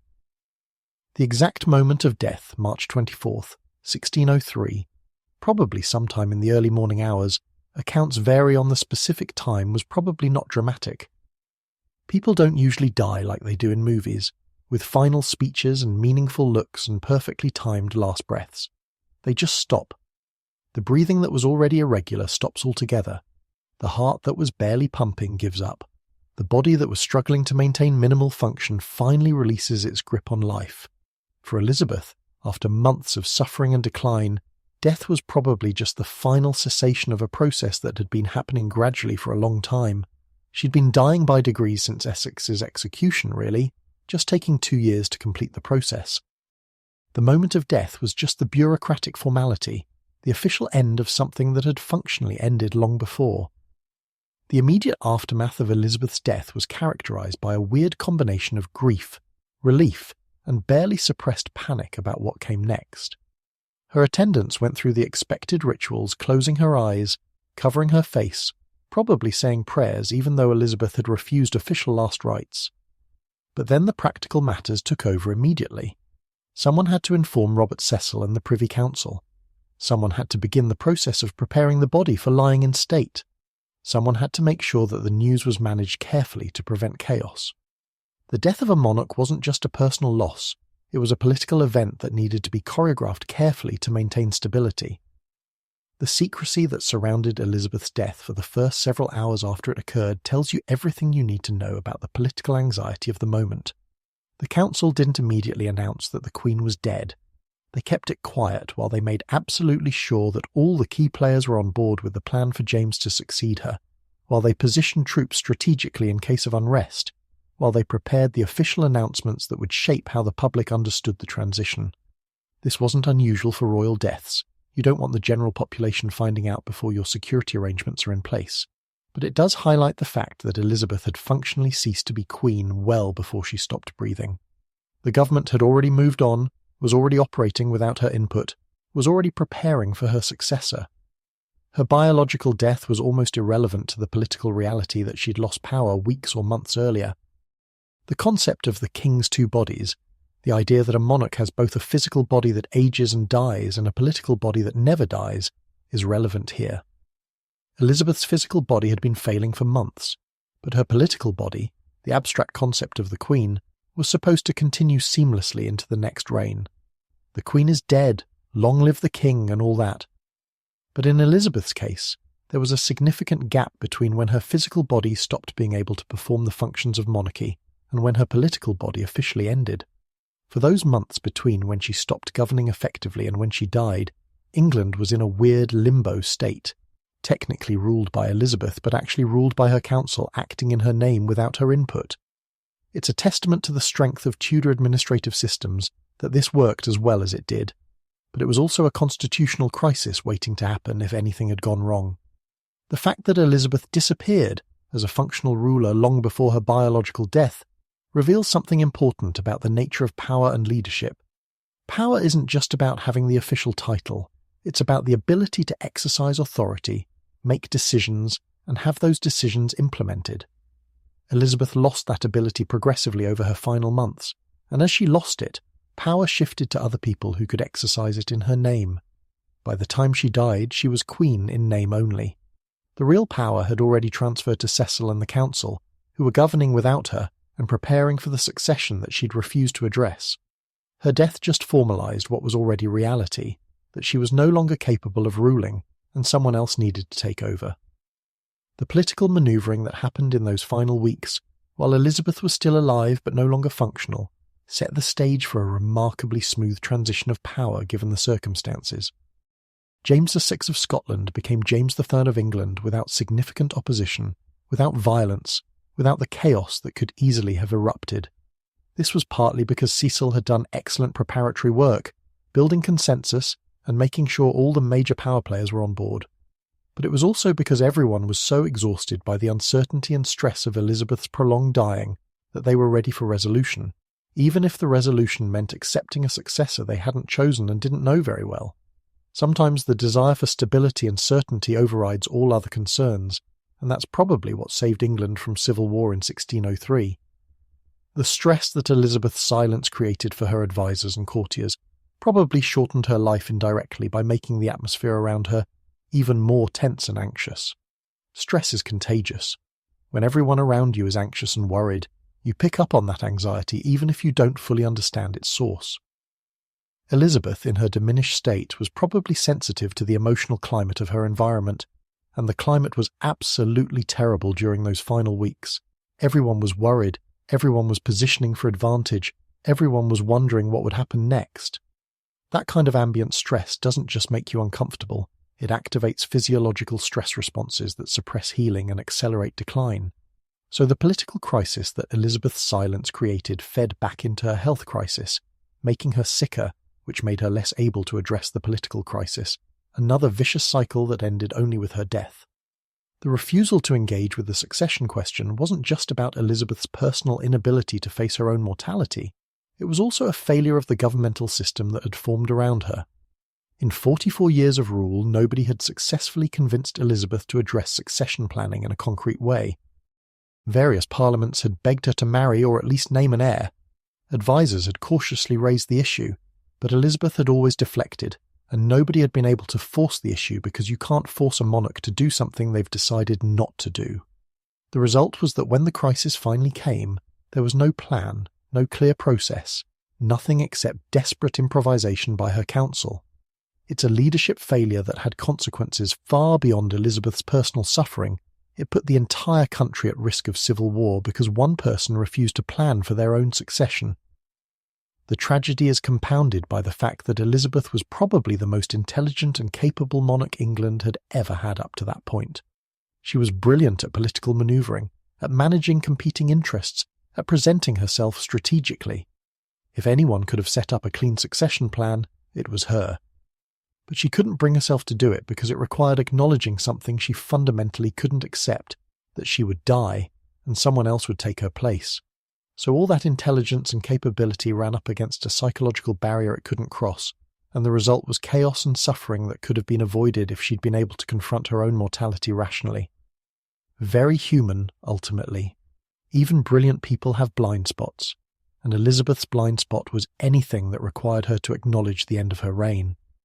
The physical process of dying from multiple organ failure, which is what Elizabeth was experiencing, is not comfortable even when you're not fully conscious of it.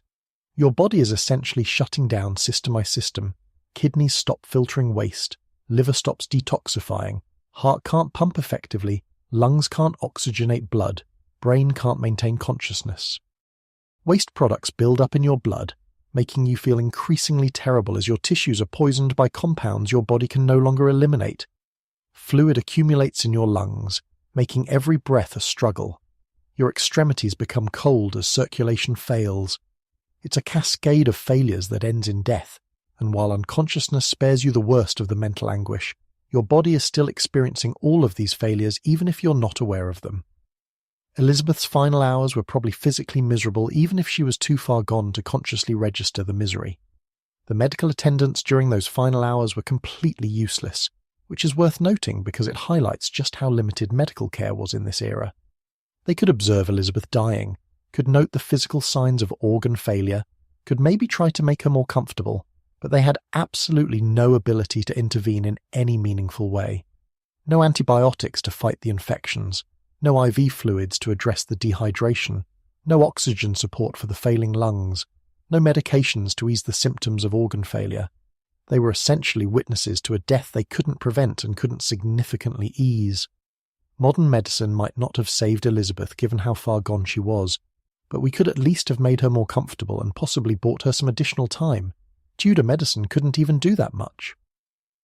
The documentation of Elizabeth's death, what little exists beyond basic facts, reveals the chaos and confusion of those final hours. Different accounts give different times of death, different descriptions of her final moments, different interpretations of what happened. This is partly because accurate timekeeping was difficult in an era before standardized clocks, partly because people in stressful situations remember things differently, and partly because various people had political reasons to shape the narrative in particular ways. The result is that we don't actually know with certainty exactly how Elizabeth died, what her final words were, if any, whether she was conscious at the end, how long the final process took. We just know that sometime in the early morning of March 24th, 1603, her attendants realised she'd stopped breathing, and after 4 decades of rule, the Elizabethan age was over. The immediate transition from Elizabeth's death to James's reign happened with remarkable speed, suggesting that the preparations had been very thorough indeed. Within hours of Elizabeth's death being confirmed, messengers were riding to Scotland to inform James officially. Proclamations were being prepared, announcing his succession. The machinery of government was pivoting smoothly from one monarch to the next, despite the fact that the previous monarch had never officially designated her successor. It's almost impressive in its efficiency, except that the efficiency was born out of desperate necessity, because nobody wanted to find out what would happen if the transition didn't go smoothly. Fear can be a powerful motivator for organisation and cooperation, and everyone involved was deeply afraid of the alternative to a smooth succession. The funeral arrangements for Elizabeth would end up being elaborate and expensive, a massive state occasion befitting her status and the length of her reign. But that came later. In the immediate aftermath of her death, the priority was political stability, not ceremonial respect. Elizabeth's body was important primarily as a symbol that needed to be managed, carefully displayed appropriately, mourned publicly, eventually buried with proper ritual. But the actual person, the woman who'd spent her final months suffering behind masks of makeup and costume, alone and in pain, and unable to communicate that person, was already forgotten in the rush to manage the political implications of her death. Very on brand for monarchy, really. The person is irrelevant. Only the position matters. Elizabeth probably would have understood and even approved, even as it highlights the fundamental loneliness of her position and her death. Looking back at the whole trajectory from Essex's execution to Elizabeth's death, what's striking is how preventable much of the suffering was. If Elizabeth had been able to process her grief in healthy ways, if she'd accepted help with her depression, if she'd stopped using toxic cosmetics, if she'd allowed herself to eat and sleep and be cared for properly, if she'd addressed succession planning before the crisis hit, any of these interventions might have changed the outcome. She didn't have to die the way she did, suffering for months from preventable and treatable conditions. But all of those interventions would have required her to give up control, to show vulnerability, to acknowledge mortality and limitation. And that was the one thing Elizabeth couldn't do, not because she was cold or heartless, but because her entire identity and survival strategy had been built around control and invulnerability for so long that changing would have meant destroying who she was. So she maintained the mask and the control right up until they killed her, which was probably the only ending that made sense for someone who'd lived the way Elizabeth had lived. Tragic, preventable, and entirely in character. After Elizabeth's death, the immediate task fell to her ladies-in-waiting and other attendants to prepare the body for lying in state, a process that involved washing, dressing, and otherwise making the corpse presentable for the public mourning rituals that would follow. This wasn't exactly a pleasant job under any circumstances, but in Elizabeth's case, it must have been particularly grim because it was the first time in months that anyone had seen her body without all the layers of costume and cosmetics. The mask was finally coming off, permanently, and what it revealed was a testament to just how thoroughly Elizabeth had destroyed herself in the months leading up to her death. The accounts we have from the women who performed this final service are fragmentary and filtered through multiple layers of historical record-keeping, but they paint a consistent picture of a body that had been ravaged by multiple simultaneous pathological processes. We're not talking about the normal deterioration of a 70-year-old who died of natural causes after a full life. We're talking about someone who looked like they'd been through a prolonged siege, which in a sense they had a siege conducted by infections, starvation, toxic exposure, and psychological torment all working together to destroy whatever physical integrity remained. The Virgin Queen's final unveiling revealed anything but the eternal youth she'd worked so hard to project. The first and most obvious finding was the extreme emaciation. Elizabeth had been thin to begin with, but what her attendants saw when they removed the padded clothing was essentially a skeleton with skin stretched over it. Months of refusing food had consumed every bit of fat and then started on the muscle, leaving behind a body that weighed probably less than 90 pounds, possibly significantly less. For context, a healthy woman of Elizabeth's height, she was around 5'4", should weigh somewhere between 110 and 140 pounds. Elizabeth at death was probably 30 to 50 pounds below a healthy weight, which is the kind of severe cachexia you see in end-stage cancer patients or victims of prolonged starvation. Her ribs would have been clearly visible, her hip bones jutting out sharply, her limbs stick-thin. Not exactly the regal image she'd spent her life cultivating. The muscle wasting was particularly severe in the extremities. Her arms and legs, which had once carried her through hours of court ceremonies and public appearances, had been reduced to skin-covered bone with almost no muscle tissue remaining. This degree of sarcopenia doesn't happen overnight. It's the result of prolonged protein-calorie malnutrition, where the body has consumed all its fat reserves and then started breaking down muscle tissue for energy. The process is irreversible past a certain point, even with refeeding, because the body loses the ability to rebuild muscle tissue once the damage is severe enough. Elizabeth had crossed that threshold weeks before her death, meaning that even if someone had force-fed her, recovery was probably impossible by that point. The skin condition was reportedly shocking to the attendants who'd been maintaining Elizabeth's appearance throughout her final months, but apparently hadn't fully understood what was happening beneath the makeup. Her face and neck, which had been covered in thick layers of white lead paint every day for decades, showed extensive damage that was finally visible without the cosmetic camouflage. There were areas of discoloration greyish patches, possibly from lead deposition or from poor circulation and tissue death. There were lesions and ulcerations, open wounds that had been developing under the makeup without proper care or healing. The skin itself was apparently thin and fragile, tearing easily when touched, a sign of both advanced age and chronic toxic exposure that damages collagen and reduces skin integrity. The presence of bruising on the body is particularly interesting from a medical perspective. Bruises in someone who'd been bedridden or barely mobile for weeks aren't unusual. They're called pressure ulcers or decubitus ulcers, caused by prolonged pressure on the same body areas, cutting off blood flow and causing tissue damage. But the accounts suggest Elizabeth had bruising beyond what you'd expect from just immobility. This could indicate several things: low platelet counts from malnutrition, making her prone to spontaneous bruising, fragile blood vessels from vitamin C deficiency, scurvy, which was probably happening given her lack of food intake, or possibly the effects of chronic lead poisoning, which interferes with blood clotting and causes easy bruising, or most likely all of the above working together to create a body that bruised at the slightest touch and couldn't heal the damage afterward. The hair loss that was revealed when the wigs came off permanently was extensive. Elizabeth had been wearing elaborate red wigs for years to cover the thinning and greying of her natural hair, but apparently even those who knew she wore wigs hadn't realised how severe the hair loss had become. Some accounts suggest she was nearly bald, with only sparse wisps of white hair remaining. This kind of severe alopecia in a woman who'd once been famous for her beautiful auburn hair is sad from a vanity perspective, but it's also diagnostically significant. Hair loss of this severity can be caused by multiple factors. Chronic stress causes telogen effluvium, where hair follicles go into a resting phase and hair falls out. Malnutrition causes the body to shut down non-essential functions like hair growth. Lead toxicity directly damages hair follicles. Various infections and systemic illnesses cause hair loss as a side effect. Elizabeth was dealing with all of these factors simultaneously, so of course her hair had given up and fallen out.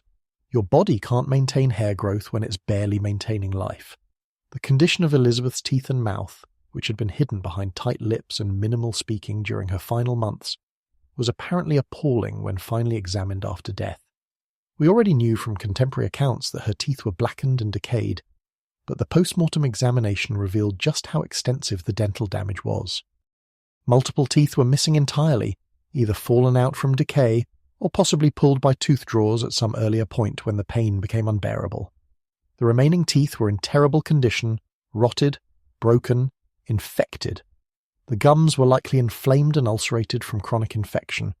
It's the kind of dental condition that modern dentistry would categorize as complete oral rehabilitation required, possibly just extract everything and start over with dentures. Except that dentures weren't really a thing in 1603, so Elizabeth just had to live with a mouthful of decay and infection. The dental situation is particularly relevant to our discussion of Elizabeth's death, because it provides strong evidence for one of our theories about what killed her dental abscess leading to sepsis. If the post-mortem examination revealed extensive dental infection, and if Elizabeth had been running a fever and showing signs of systemic illness in her final weeks, the connection is pretty clear. A dental abscess can create a direct pathway for bacteria to enter the bloodstream, especially when oral hygiene is poor and the immune system is compromised. Once bacteria are in the blood, they can travel anywhere to the heart, causing endocarditis, to the brain, causing abscess or meningitis, to the kidneys, liver, and other organs, causing systemic sepsis. Any of these outcomes would be fatal in the pre-antibiotic era, and the symptoms would match what we know about Elizabeth's final decline. Now here's where things get frustrating from a historical and medical perspective. There was no autopsy, no systematic examination of Elizabeth's internal organs, no documentation of what her lungs looked like. Pneumonia? No examination of her heart, endocarditis from dental infection, no inspection of her liver and kidneys, chronic lead poisoning damage, no assessment of her brain, structural damage from toxicity and malnutrition. We have some external observations from the women who prepared her body, filtered through layers of historical documentation, but we have absolutely no hard data about the internal pathology that actually killed her. It's like trying to diagnose a patient based solely on external appearance Without being allowed to run any tests or look inside, you can make educated guesses, but you can't know for certain. Why wasn't an autopsy performed? Several reasons, all very Tudor England. First, autopsies were extremely rare in this period, reserved for cases of suspected foul play or unusual circumstances that required investigation. Elizabeth's death, while certainly tragic and politically significant, wasn't suspicious from a criminal perspective. She was elderly, had been visibly declining for months, and died in a way that seemed consistent with natural causes for someone her age and her condition. There was no reason to suspect poison or murder, so no reason to investigate further. Second, autopsy required desecrating the body of someone who was not only royalty, but specifically someone whose body had symbolic importance. The Virgin Queen's physical body was supposed to remain inviolate, and cutting it open for examination would violate both religious and political sensibilities of the time. Third, and perhaps most importantly, nobody wanted to know exactly what killed Elizabeth because multiple parties benefited from ambiguity. If an autopsy revealed extensive lead poisoning from cosmetics, it would implicate the beauty standards and practices that were common among the aristocracy, not a conversation anyone wanted to have. If it revealed dental sepsis, it would raise uncomfortable questions about why nobody had addressed Elizabeth's dental health earlier. If it revealed evidence of severe malnutrition and self-neglect, it would suggest that her attendants and physicians had failed in their duties to care for her. Better to just accept old age as the cause of death and move on with the succession and funeral arrangements. Ambiguity served everyone's interests except those of historical accuracy and medical understanding. The lack of autopsy means that everything we can say about what killed Elizabeth is necessarily speculative, based on external symptoms and historical accounts, rather than direct pathological evidence. We can build plausible theories: pneumonia, sepsis, lead poisoning, multi-organ failure from starvation, and we can point to evidence supporting each theory, but we can't prove any of them definitively. It's like trying to solve a murder mystery where the main piece of evidence, the body, has been removed from the crime scene before the investigation even started. You can work with what's left, but you'll never be completely certain about what happened. Modern forensic pathology would have a field day with Elizabeth's case if we could somehow examine her remains now. Unfortunately, her body was embalmed, poorly by Tudor standards, which means pumping the body full of various preservatives and aromatics to slow decomposition, placed in a lead-lined coffin, ironic given the lead poisoning theory, and buried in Westminster Abbey where it remains today. Exhumation for scientific study is basically impossible. The British monarchy isn't particularly enthusiastic about digging up famous dead queens to settle historical medical debates, and honestly the remains probably wouldn't tell us much anyway after 400 years of decomposition even with embalming. So we're stuck with the fragmentary accounts from 1603 and our knowledge of how various disease processes work, trying to piece together what probably happened. What we can say with reasonable confidence is that Elizabeth didn't die from a single cause. The post-mortem findings: extreme emaciation, skin lesions, bruising, hair loss, dental decay, are consistent with multiple simultaneous pathological processes, all contributing to her death. This is what medical professionals call a multifactorial cause of death, where several conditions interact to cause organ failure and death, rather than one single disease or injury being responsible. In Elizabeth's case, the factors probably included chronic lead poisoning causing neurological damage and systemic toxicity, severe malnutrition causing organ failure and immune suppression, respiratory infection, pneumonia, causing lung damage and reduced oxygen delivery, possible sepsis from dental or other infections causing systemic inflammation and organ damage, dehydration causing electrolyte imbalances and cardiovascular stress, and chronic sleep deprivation causing additional neurological and immune dysfunction. Each of these factors alone probably wouldn't have killed her, at least not as quickly. Lead poisoning is usually a slow process measured in years or decades. Malnutrition takes months to become fatal. Pneumonia can be survived even without antibiotics if your immune system is functional. Sepsis, okay, that's pretty reliably fatal without treatment, but even sepsis often takes days or weeks to kill you. But when you combine all of these factors, with each one making the others worse, you create a cascade of failures where death becomes inevitable and happens much faster than it would from any single cause. Elizabeth's body was being attacked from multiple directions simultaneously, and it simply couldn't defend itself on all fronts at once.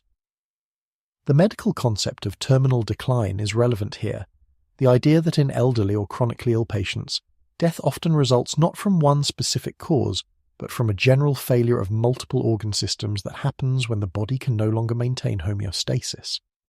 Elizabeth at 70, after months of self-neglect and dealing with multiple chronic conditions, had reached a state where her body's ability to maintain basic life functions was exhausted.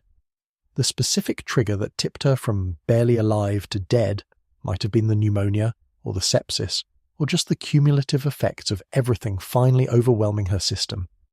But the underlying cause was that her body had nothing left to fight with, no reserves, no capacity for recovery. She was running on empty, and eventually the tank just went dry. The appearance of Elizabeth's body after death, stripped of its cosmetic and costume armour, must have been shocking to anyone who saw it and understood the contrast between the public image she'd maintained and the physical reality. Here was someone who'd presented herself as the eternal Virgin Queen, ageless and powerful, and beneath the mask was a wasted, damaged body that looked like it had been through prolonged torture. The cognitive dissonance must have been severe. How do you reconcile the image you'd been shown for months or years with the reality that's now lying in front of you? Some of her attendants probably already knew how bad things were from helping her dress daily, but others who'd only seen her in full regalia must have been genuinely shocked by what the removal of the costume revealed. From a modern medical perspective, one of the most interesting aspects of Elizabeth's post-mortem presentation is what it tells us about the effects of chronic stress on the human body. We've talked about how stress suppresses immune function, disrupts sleep, affects appetite, and generally makes everything worse. But the physical evidence of chronic stress is also visible in the body after death. In the muscle wasting that comes from chronic cortisol elevation, in the poor wound healing and tissue damage that results from suppressed immune function, in the cardiovascular damage from prolonged hypertension. Elizabeth's body bore the marks of someone who'd been under severe stress for a prolonged period, which makes sense given that she'd spent 44 years carrying the responsibility of ruling England alone, dealing with constant threats to her life and throne, and especially given the extreme stress of her final months. The bruising pattern on Elizabeth's body might tell us something about how she spent her final days beyond just the obvious effects of malnutrition and fragile blood vessels. If the bruising was concentrated in specific areas, elbows, hips, back, it would suggest prolonged pressure from lying in bed during her final collapse. If it was more generalized, it might indicate either extremely fragile vessels that bled at the slightest touch, or possibly petechiae from sepsis, which causes small hemorrhages throughout the body. The pattern and distribution of bruises can be diagnostically significant, but unfortunately the accounts we have aren't detailed enough to determine exactly what the bruising looked like or where it was located. We just know it was extensive enough to be noteworthy to the people preparing her body. The skin lesions that were revealed after the makeup was removed tell their own story about the price of Elizabeth's cosmetic practices. Lead-based makeup doesn't just sit on the surface of your skin, it's absorbed through the skin barrier, and it also causes direct damage to the tissue it's in contact with. Chronic exposure leads to irritation, inflammation, and eventually the breakdown of skin tissue, creating ulcers and lesions that can't heal properly because the source of the damage keeps being reapplied every day. For Elizabeth, who'd been using these products daily for decades, the cumulative damage was probably severe by her final years. The makeup that was supposed to hide imperfections was creating new and worse imperfections, which required more makeup to cover, which caused more damage, yet another vicious cycle that characterized her final decline. The fragility of Elizabeth's skin, which reportedly tore easily when touched during the post-mortem preparation, is consistent with several conditions that we know she had. Severe vitamin C deficiency causes scurvy, which among other symptoms includes fragile skin that tears and bruises easily because vitamin C is essential for collagen production, and collagen is what gives skin its strength. Lead poisoning damages collagen as well, contributing to skin fragility. Advanced age naturally reduces skin elasticity and strength. Chronic malnutrition means the body doesn't have the building blocks needed to maintain tissue integrity. Put all of these factors together, and you get skin that's about as durable as wet tissue paper, tearing at the slightest stress. Her attendants probably had to be extremely gentle during the washing and dressing process to avoid causing additional damage to skin that was already failing. The question of whether Elizabeth's attendants recognized the signs of specific diseases in her post-mortem presentation is interesting because it highlights the gap between what could be observed and what could be understood in Tudor medicine. They could see that she was extremely thin, that her skin was damaged, that she'd lost her hair, that she had extensive bruising. But did they understand that these findings indicated specific pathological processes? Probably not in the way that modern medical professionals would. They might attribute the thinness to her loss of appetite and refusal to eat, which is correct as far as it goes, but they wouldn't understand the metabolic processes of starvation and cachexia. They might see the skin damage as a natural consequence of age and illness, not recognizing it as evidence of toxic exposure. Without a framework for understanding disease processes, observations remain just observations rather than data points that can be assembled into a diagnosis. The embalming process that followed the initial preparation probably destroyed any remaining evidence that might have been useful for determining cause of death. Tudor embalming involved removing the internal organs, or at least the easily accessible ones like the intestines, filling the body cavity with various preservatives and aromatic substances, and otherwise trying to slow decomposition enough that the body could lie in state for several weeks before burial. This process wasn't systematic or documented in the way that modern embalming is. It was more art than science, and the goal was preservation for display rather than long-term conservation or forensic purposes. So any evidence about the condition of Elizabeth's internal organs that might have survived was likely lost during the embalming process as her body was processed for public viewing. The lead-lined coffin that Elizabeth was placed in after embalming is darkly ironic, given our discussion of lead poisoning as a contributing factor to her death. Lead coffins were standard for royalty because lead is excellent at preventing decomposition and keeping things sealed up tight. No one wanted royal remains decomposing unpleasantly in Westminster Abbey. But it means that Elizabeth's body, which had been exposed to toxic levels of lead through her cosmetics for decades, was finally sealed into a lead container for eternity.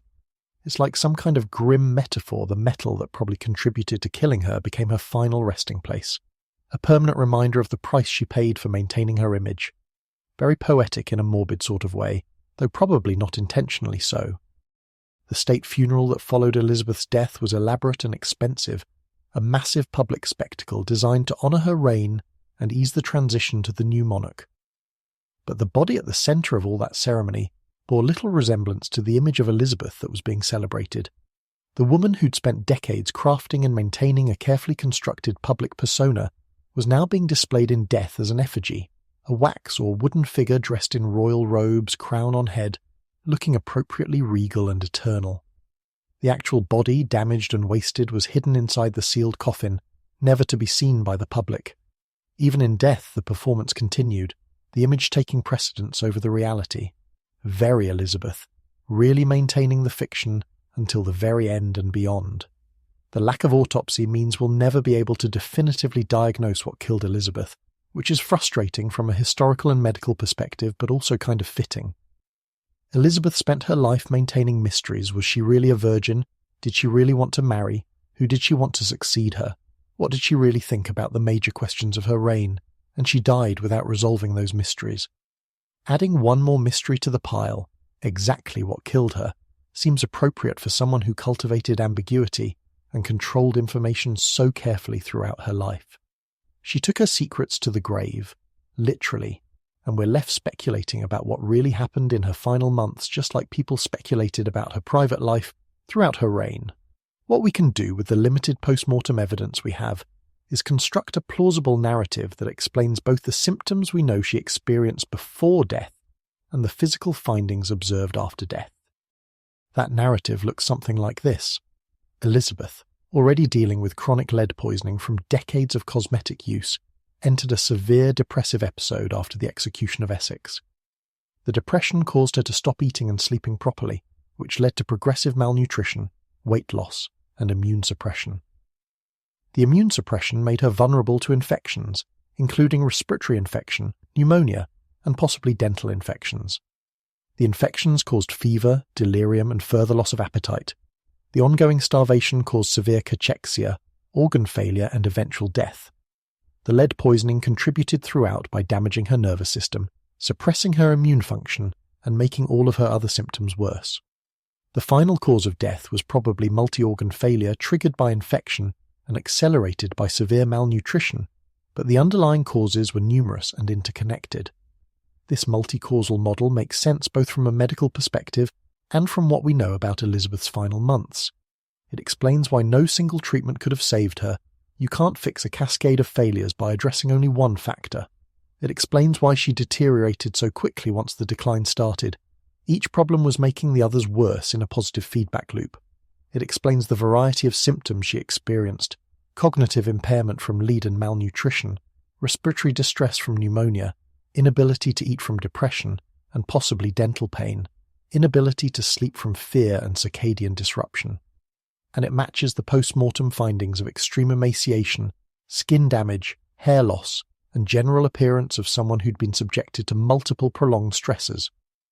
Once Elizabeth's death was confirmed and the immediate political machinery had been set in motion, there remained the practical matter of what to do with her body. This wasn't something you could just leave to chance. Royal corpses required specific handling, both for sanitary reasons and because the body of a monarch had symbolic importance that extended well beyond its biological function. So the task fell to Elizabeth's most trusted ladies-in-waiting to prepare her body for the lying in state that would precede her funeral. This involved washing the corpse, dressing it in appropriate garments, and generally making it presentable for the public mourning rituals to come.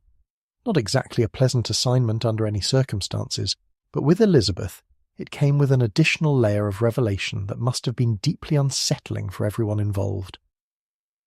The preparation of royal bodies in Tudor England followed established protocols that had been refined over generations. You couldn't just wrap the corpse in a sheet and call it done. There were specific rituals, specific garments, specific procedures that had to be followed to show proper respect and maintain the dignity of the deceased monarch. The body would be washed thoroughly with water and various aromatic substances to cleanse it and mask any unpleasant odours. It would be dressed in elaborate ceremonial garments, often including symbols of royal authority like crowns or sceptres, and it would be arranged in a specific pose, usually lying flat with hands crossed over the chest that conveyed appropriate royal dignity. The entire process required several hours and multiple attendants, and it provided the first opportunity since Elizabeth's death for anyone to see her body without all the layers of costume and cosmetics that had hidden its true condition for months. What those attendants discovered when they removed Elizabeth's final set of clothes and began the washing process was a body that had been absolutely devastated by months of self-neglect and multiple disease processes. The most immediately obvious finding was the severe emaciation. Elizabeth had lost so much weight that her skeleton was clearly visible beneath skin that had become thin and translucent.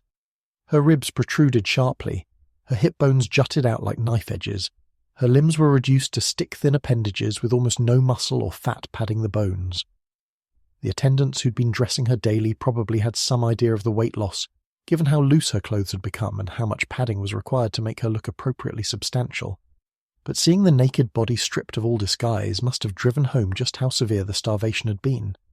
The degree of muscle wasting was particularly striking in someone who'd been as physically active as Elizabeth had been earlier in her life. She'd been known for her energetic dancing, her long walks, her ability to stand through hours of court ceremonies without visible fatigue. All of that strength and vitality had been consumed during her final months as her body cannibalized muscle tissue to extract the proteins and amino acids it needed to maintain basic metabolic functions. What remained was essentially a skeleton with minimal soft tissue coverage, the kind of extreme cachexia that modern medical professionals associate with end-stage wasting diseases. You don't get that thin from just being elderly or being sick for a few weeks. You get that thin from prolonged severe caloric deprivation that's lasted long enough for your body to exhaust every other energy reserve before starting on the structural components that keep you upright and functional. The skin condition revealed during the washing was equally disturbing and provided clear evidence of the toxic exposure Elizabeth had subjected herself to for decades. Her face and neck, which had been covered daily in thick layers of white lead makeup, showed extensive damage that the cosmetics had been concealing. There were areas of discoloration where the skin had taken on a greyish or yellowish tinge, possibly from lead deposition in the tissues or from poor circulation and tissue death. There were open lesions and ulcers, particularly around areas where the makeup application had been heaviest, evidence of the caustic effects of lead compounds on skin tissue. The skin itself was fragile and damaged, with a texture that some accounts describe as papery or parchment-like, tearing easily when manipulated during the washing process. The presence of extensive bruising across Elizabeth's body provided additional diagnostic clues about her final illness, though the attendants performing the washing probably didn't interpret them as such. Bruises in a bedridden or immobile patient aren't unusual. They're called pressure injuries or decubitus marks, caused by prolonged pressure on the same body areas, cutting off blood circulation and causing tissue damage and bleeding. But the accounts suggest Elizabeth had bruising beyond what you'd expect from just lying in bed for a few days. The bruises were reportedly widespread and in various stages of healing, suggesting they'd been accumulating over time rather than appearing all at once during her final collapse. This pattern is consistent with several conditions: thrombocytopenia from malnutrition, where low platelet counts make it easy to bruise from minimal trauma; vascular fragility from vitamin C deficiency, creating scurvy-like symptoms; or the effects of chronic lead poisoning on blood clotting mechanisms. The hair loss that became apparent when Elizabeth's wigs were removed for the final time was more extensive than even her closest attendants had probably realized. She'd been wearing elaborate wigs for years to cover the natural thinning and graying that comes with age, but what was revealed during the post-mortem washing was near-complete baldness, with only scattered wisps of white hair remaining on a scalp that showed signs of damage and scarring. This degree of alopecia doesn't happen overnight. It's the cumulative result of multiple factors, including chronic stress, causing hair follicles to enter dormant phases, severe malnutrition depriving the body of resources needed for hair growth, toxic exposure damaging follicles directly, and various systemic illnesses causing hair to fall out as a side effect. For Elizabeth, who'd once been celebrated for her beautiful auburn hair and had used that hair as part of her iconic image, being revealed as nearly bald in death was perhaps the ultimate stripping away of the carefully constructed persona. The dental damage that was finally visible when Elizabeth's mouth could be examined without her resistance was severe enough that it probably shocked even the attendants who'd been aware she had tooth problems. Multiple teeth were simply missing, either lost to decay and infection, or possibly extracted at earlier points when the pain became unbearable. The remaining teeth were in terrible condition, blackened, broken, rotted down to stumps in some cases. The gums were inflamed and ulcerated, showing clear signs of chronic infection. The smell from her mouth during the washing must have been awful, though the attendants probably wouldn't have commented on it directly out of respect for the deceased. This kind of severe dental pathology doesn't just happen from poor hygiene.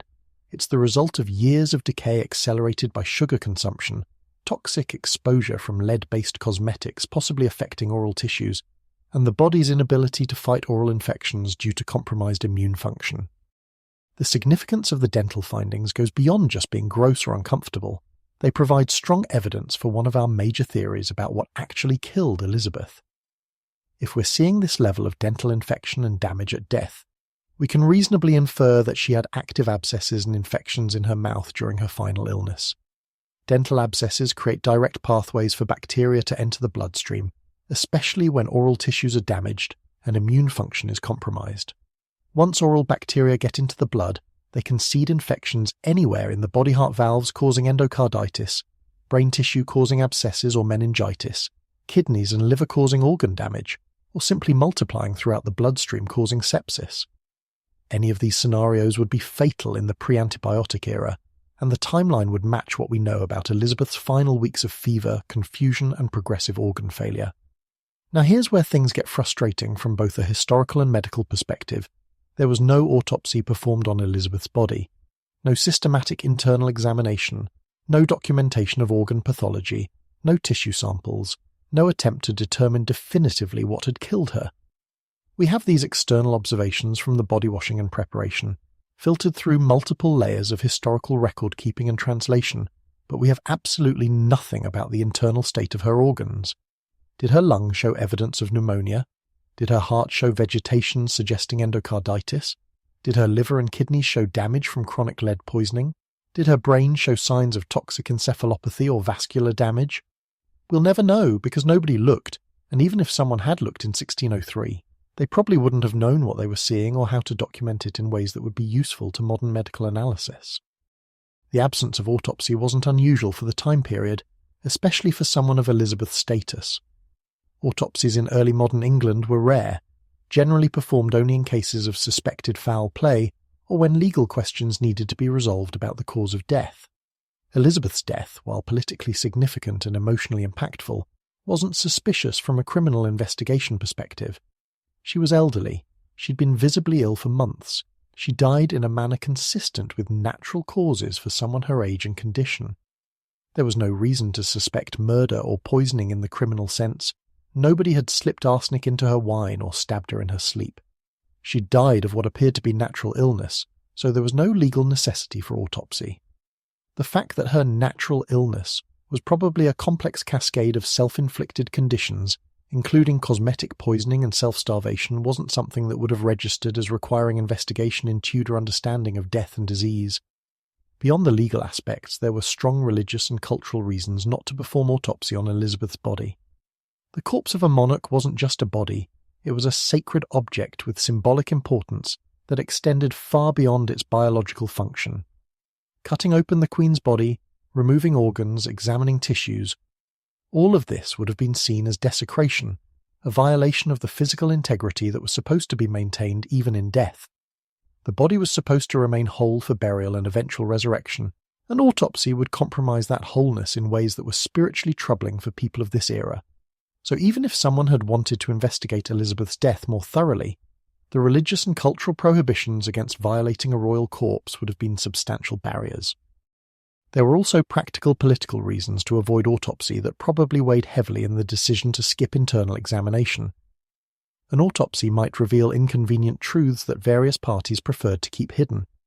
If extensive lead poisoning was documented, it would raise uncomfortable questions about the beauty practices that were common among aristocratic women and potentially implicate the entire cosmetics industry. If severe malnutrition was documented as a primary cause of death, it would suggest that Elizabeth's attendants and physicians had failed in their duty to care for her properly. If evidence of dental sepsis was found, people would wonder why her dental health had been so neglected and why nobody had intervened earlier. Better to accept old age and natural causes as the explanation and move on with the succession and funeral arrangements without getting bogged down in potentially embarrassing medical details. The embalming process that followed the initial washing and examination probably destroyed whatever evidence might have remained about Elizabeth's internal pathology. Tudor embalming wasn't the systematic, scientifically documented procedure that modern embalming is. It was more craft than science, passed down through generations of practitioners who learned by apprenticeship rather than formal medical training.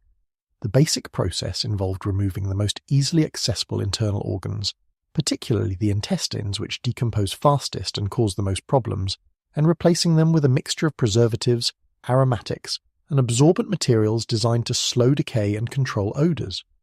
The exact methods varied depending on the embalmer's training and the resources available, but the goal was always preservation for display rather than long-term conservation or forensic documentation.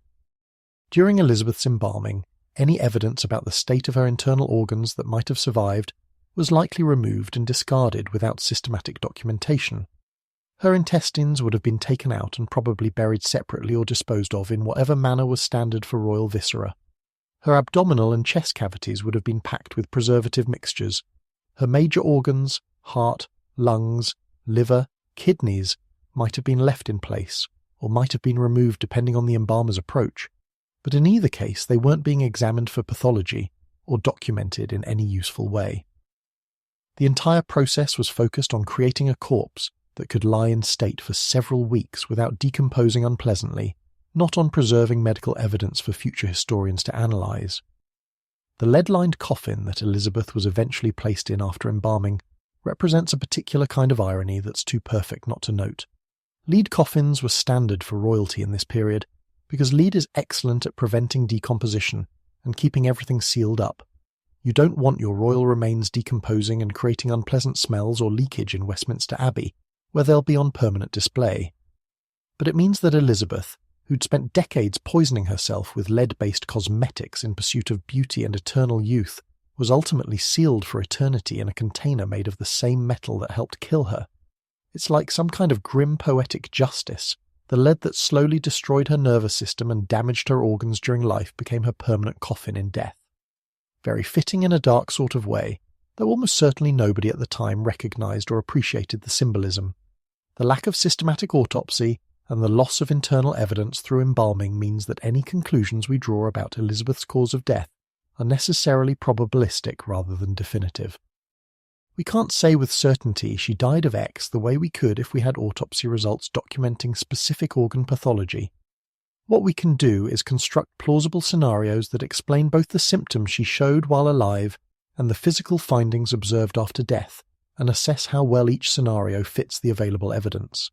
The scenario that fits best, based on everything we know, is a multi-causal model where several conditions combine to cause death rather than any single disease being solely responsible. That multi-causal model looks something like this. Chronic lead poisoning from decades of cosmetic use created baseline neurological damage, immune suppression, and organ dysfunction. Severe depression following Essex's execution caused behavioral changes including refusal of food and sleep, leading to progressive malnutrition and its cascading effects.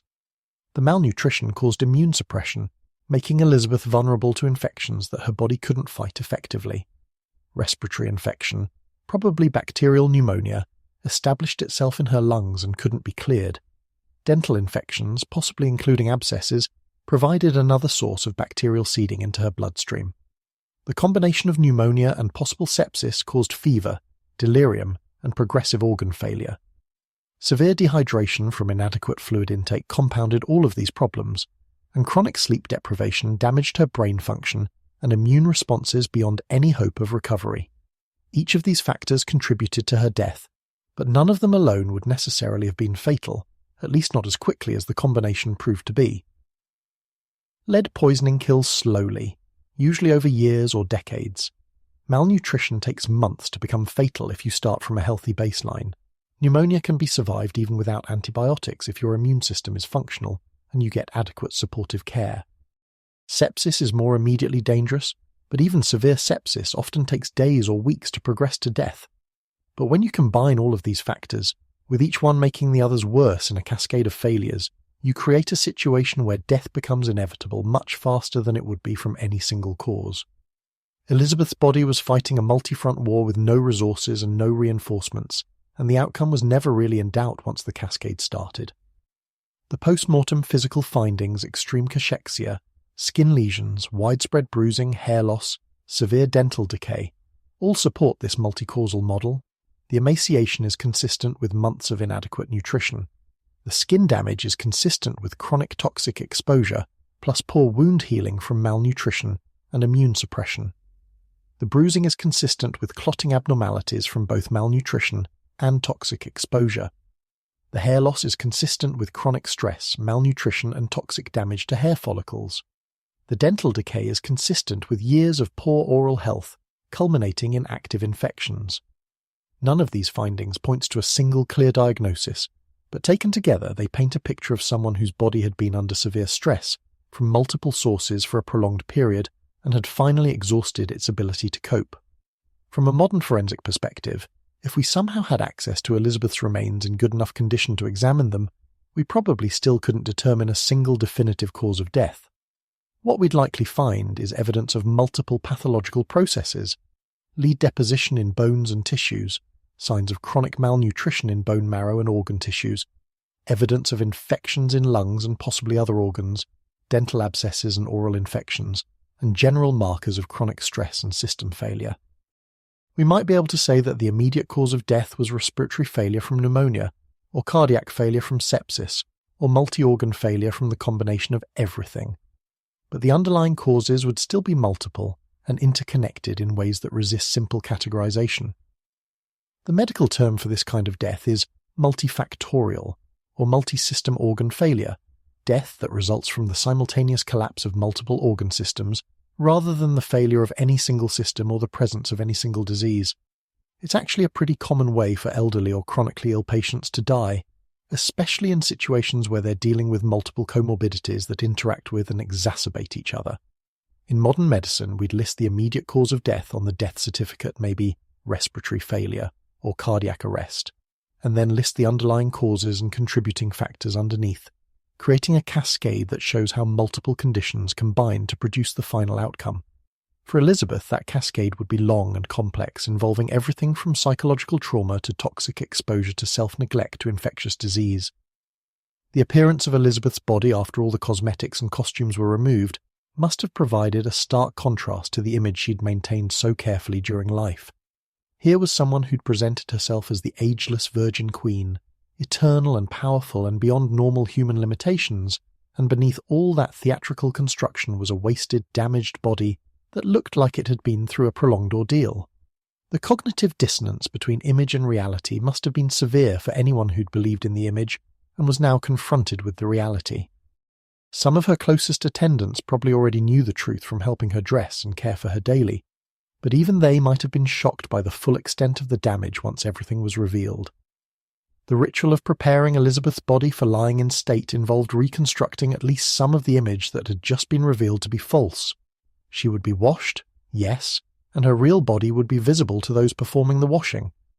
But then she'd be dressed in elaborate ceremonial garments that hid the emaciation. Her damaged face would be covered or minimized. Her missing hair would be covered by a wig or crown.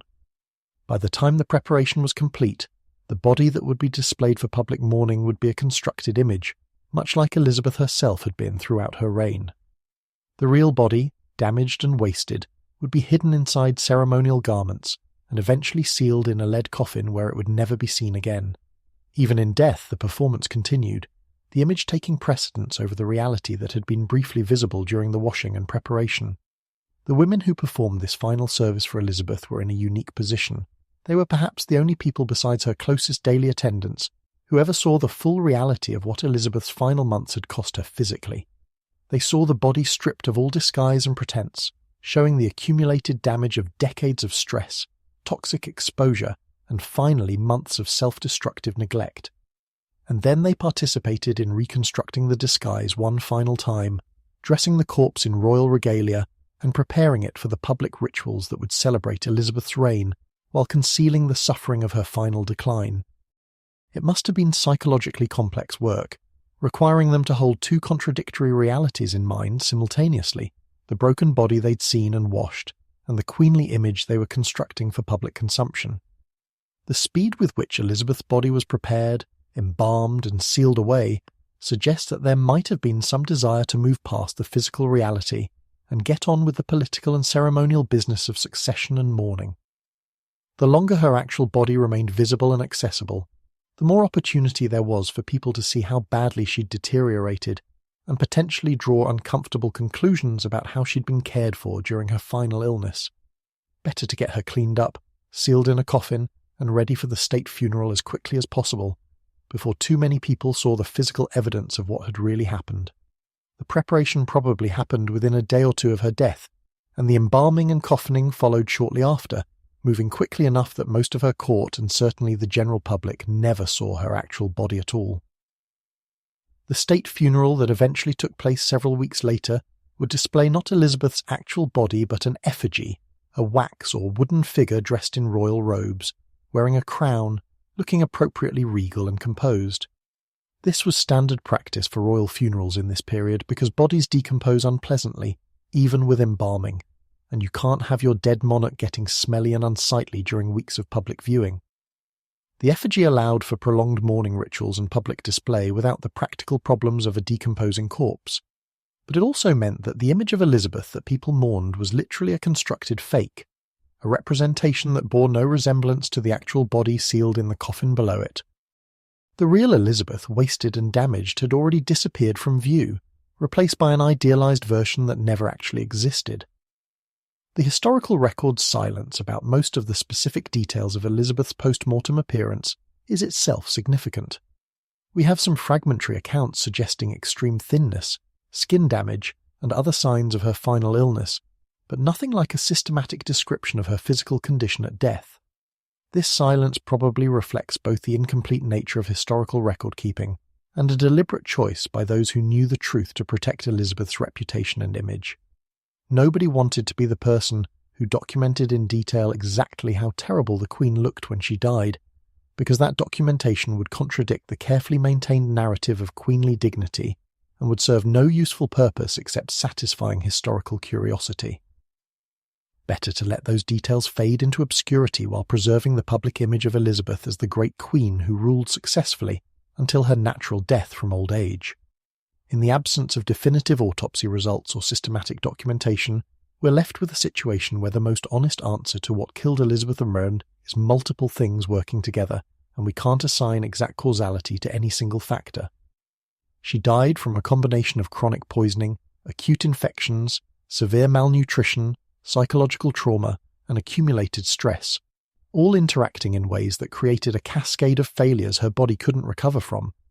The specific trigger that pushed her from alive to dead, whether it was respiratory failure from pneumonia, septic shock from dental infection, cardiac failure from the combination of everything, or simple exhaustion of her body's ability to maintain basic life functions, is probably unknowable at this distance.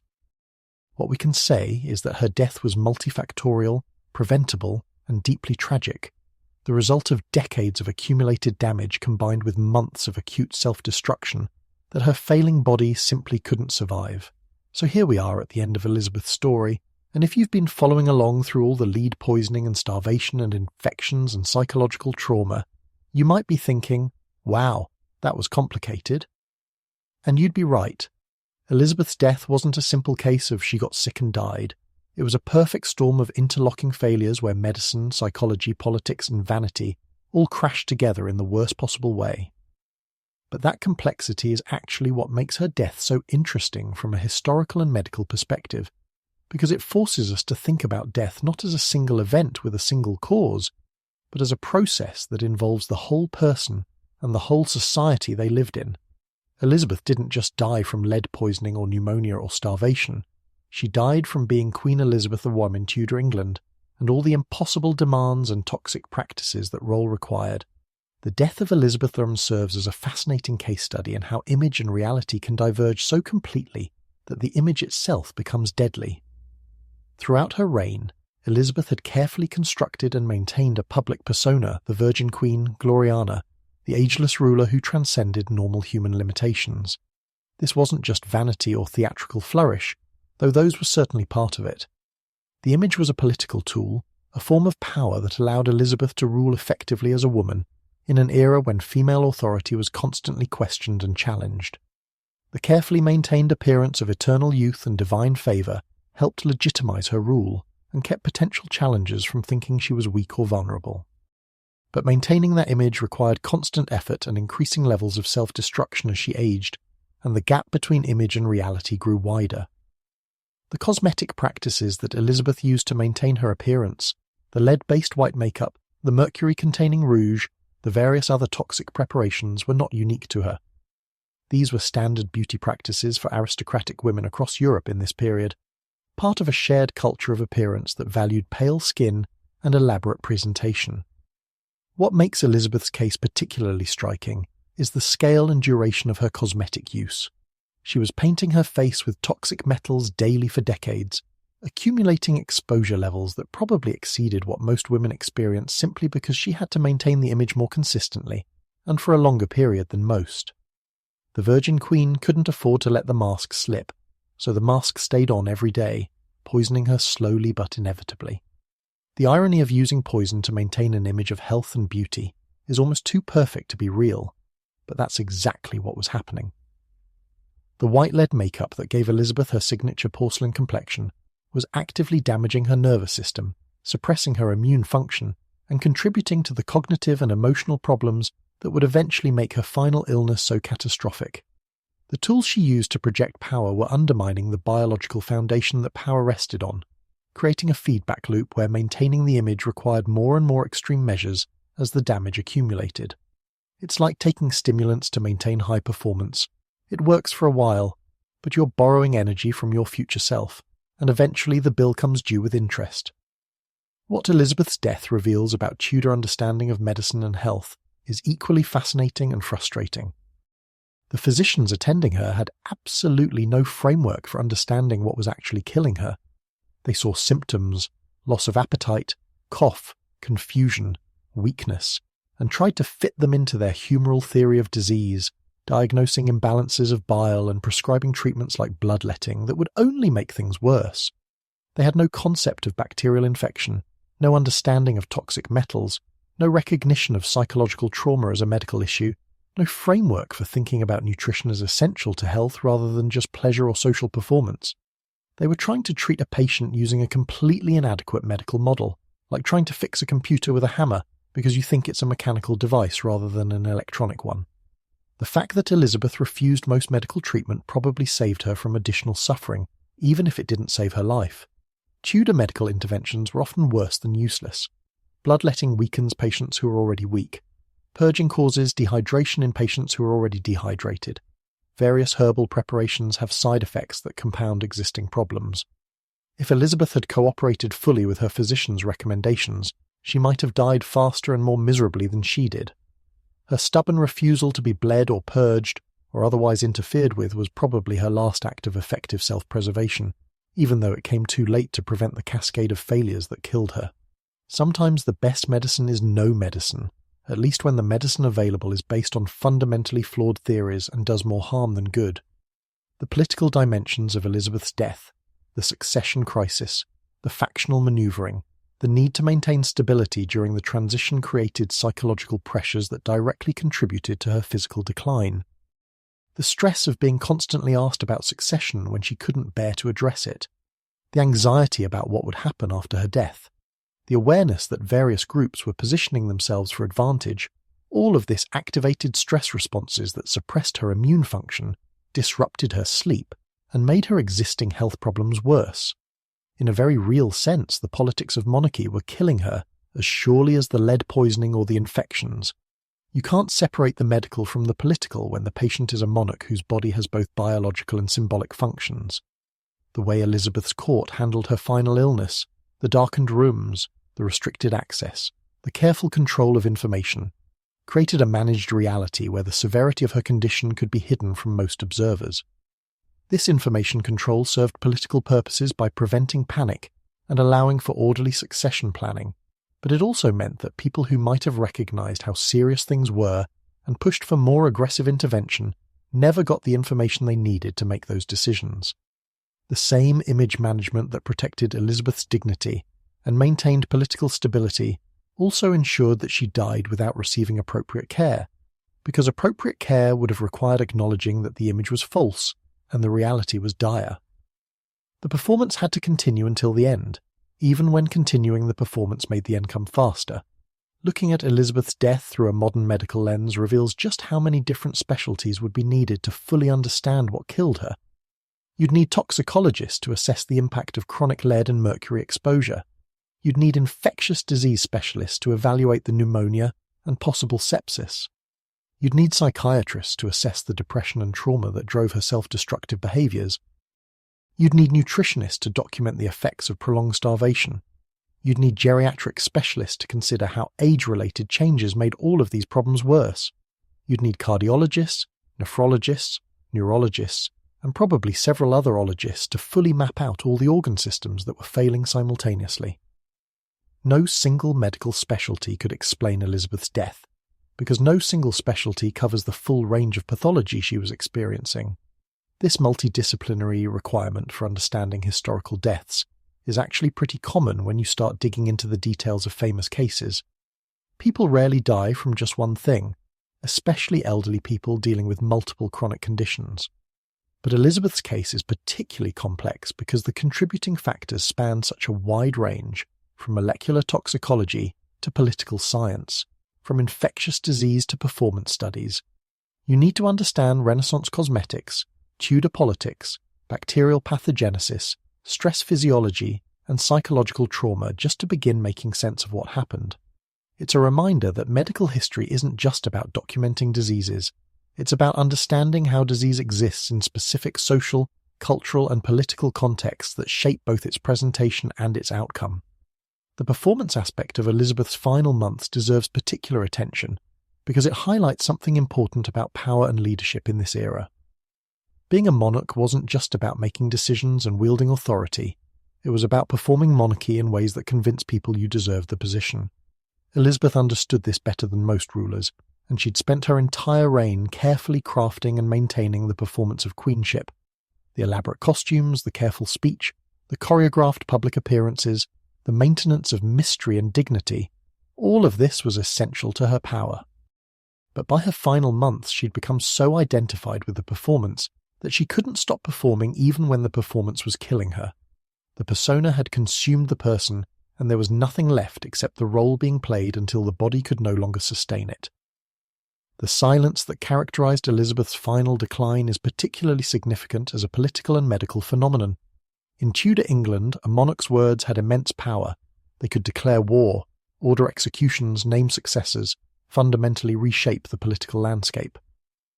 Elizabeth's silence in her final months was therefore a kind of power vacuum, an absence that created anxiety and uncertainty because nobody knew what she wanted or what would happen next.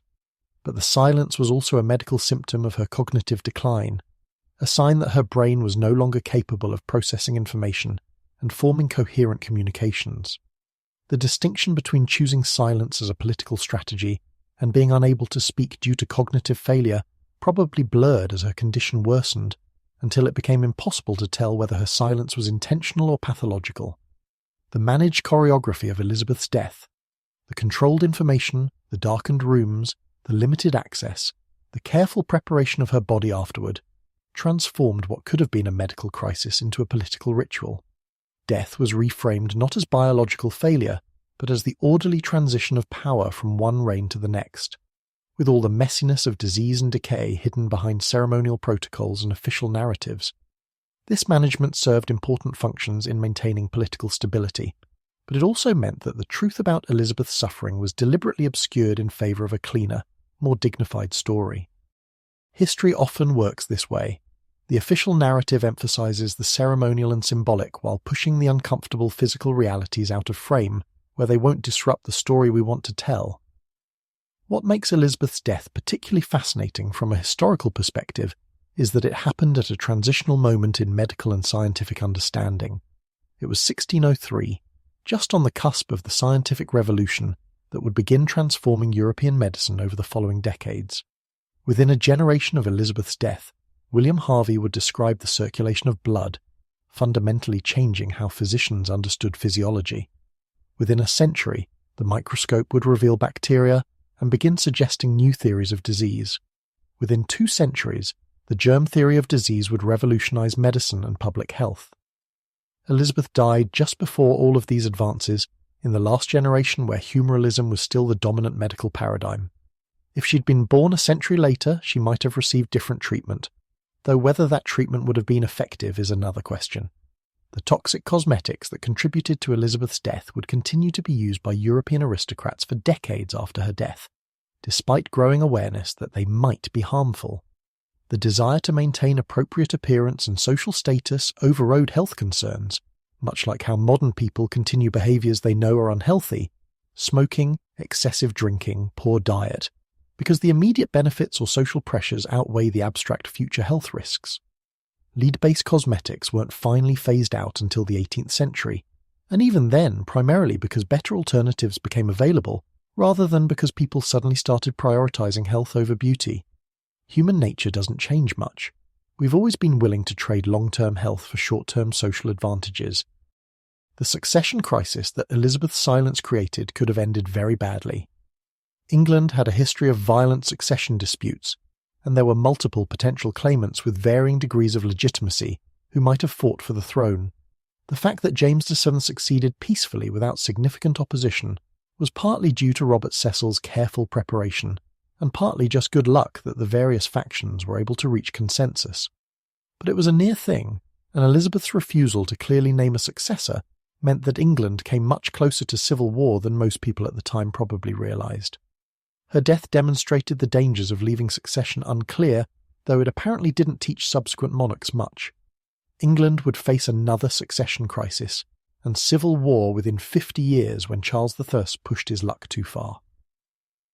Looking back at Elizabeth's entire life and reign through the lens of her death reveals patterns that weren't obvious when looking at individual events in isolation. The control issues that drove her to maintain such tight grip on her image and refuse to name a successor weren't new developments in old age. They'd been there throughout her reign, shaping her decisions about marriage, religion, foreign policy, and succession. The isolation and loneliness that characterized her final months weren't sudden developments either.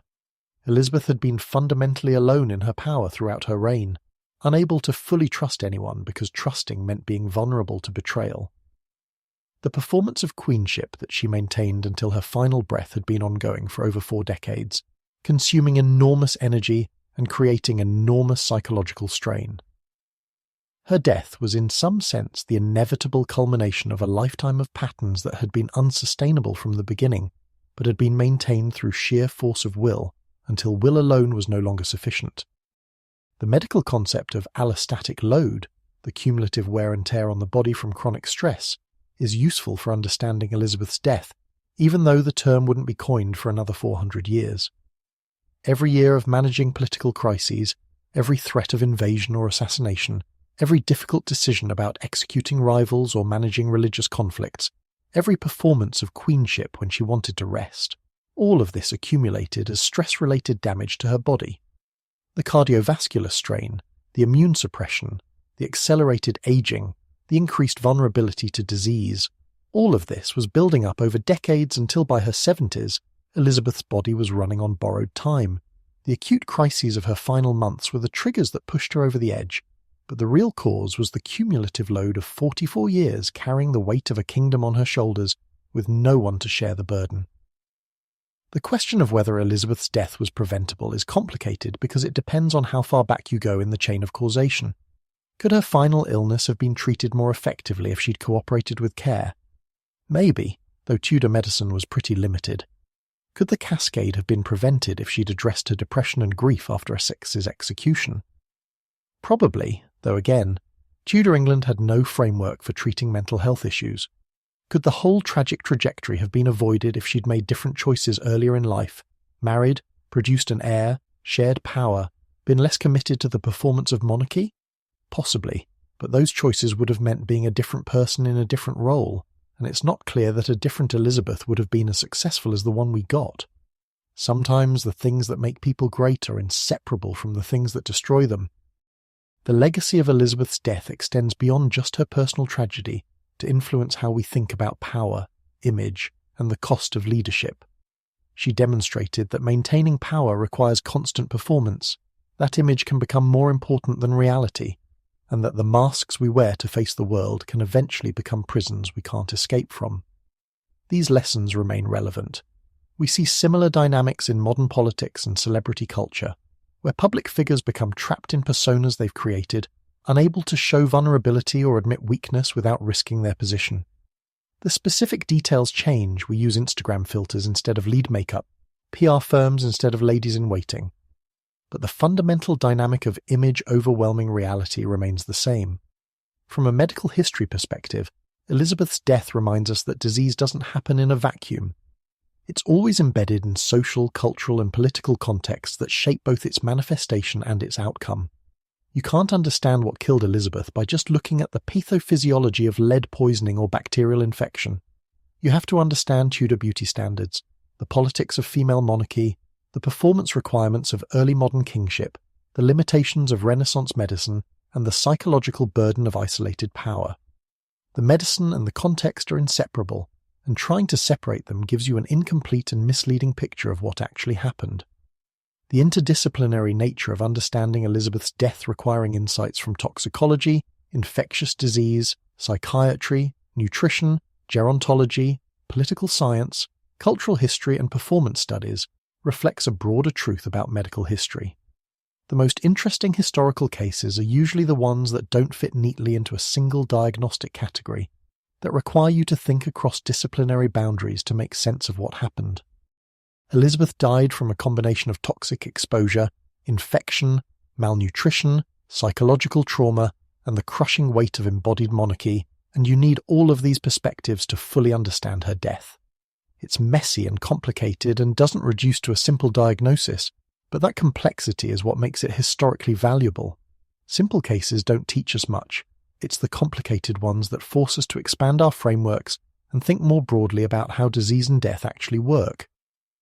The managed silence that surrounded Elizabeth's death, the information control, the restricted access, the quick embalming and sealing away of the body, ensured that the truth about her final suffering remained largely hidden from her contemporaries and from history. What people knew was the official narrative, The Queen had been ill. She had died of natural causes related to her advanced age. The succession had proceeded smoothly, and now she lay in state looking appropriately regal before her elaborate funeral and burial in Westminster Abbey. The reality months of psychological torment, progressive starvation, multiple infections, probable lead poisoning, cognitive decline, and eventual multi-organ failure was known only to her closest attendants, and was deliberately not discussed or documented in ways that would become part of the historical record. History often works this way, preserving the official narrative while the uncomfortable truths fade into obscurity. The fact that we can now piece together a more complete picture of what probably killed Elizabeth is due partly to advances in medical knowledge that allow us to interpret the fragmentary evidence differently than contemporaries could, and partly to the eventual publication of private accounts and documents that reveal details the official narrative omitted. We know about her refusal to eat, her insomnia, her silence, her physical deterioration because people wrote these things down in letters and memoirs and private records that eventually made their way into historical archives. Without these unofficial sources, we'd be stuck with the official story of natural death from old age, which, while not technically wrong, is misleadingly incomplete. It's a reminder that historical truth often lies in the gaps between official narratives, in the details that someone thought worth recording, even though they didn't fit the story everyone else was telling. Elizabeth's death also raises interesting questions about the relationship between physical health and political power in ways that remain relevant today. How much does a leader's health matter to their effectiveness? At what point does medical decline become a legitimate political concern versus a private matter? Who decides when a leader is no longer capable of governing, and how do you make that determination without either ignoring serious problems or unfairly discriminating based on age or disability?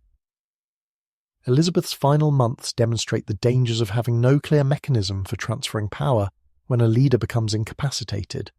She was functionally unable to govern for weeks or months before her death, but there was no constitutional process for acknowledging that reality and transferring authority to someone who could act effectively. The government improvised, with Cecil and the Privy Council essentially governing in her name without her input.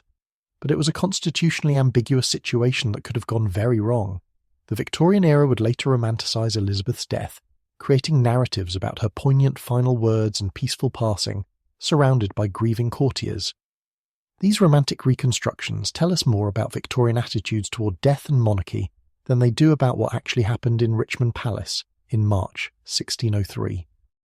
The reality was probably less poetic and more medical, a confused, possibly delirious woman dying from multiple organ failure, surrounded by attendants who were doing their best to manage an impossible situation while also worrying about their own futures after her death. Death is usually messy and uncomfortable and undignified, and royal deaths are no exception, even though the ceremonial protocols try to impose order and meaning on the chaos of biological failure. The interdisciplinary framework needed to understand Elizabeth's death is also a useful model for thinking about other complex historical medical cases. When you encounter a famous death that's disputed or unclear, the answer is usually it's complicated and involved multiple factors, rather than any single simple diagnosis. People, especially elderly people with complex medical histories, rarely die from just one thing. The cascade of failures that killed Elizabeth, where each problem made other problems worse until the whole system collapsed, is actually pretty typical of how death works in complicated cases. Modern medicine's insistence on identifying a single cause of death for death certificates is often misleading because it oversimplifies situations where multiple conditions contributed roughly equally to the final outcome. Looking at Elizabeth's death through the specific lens of gender and power reveals additional layers of complexity. The pressures she faced to maintain an image of eternal youth were partly universal to monarchy, but were intensified by her gender. Male monarchs could age visibly, without it undermining their authority in quite the same way. The Virgin Queen persona that Elizabeth cultivated was specifically a response to the political liabilities of being a female ruler in a patriarchal society, and maintaining that persona required the toxic cosmetics and elaborate performances that eventually contributed to her death.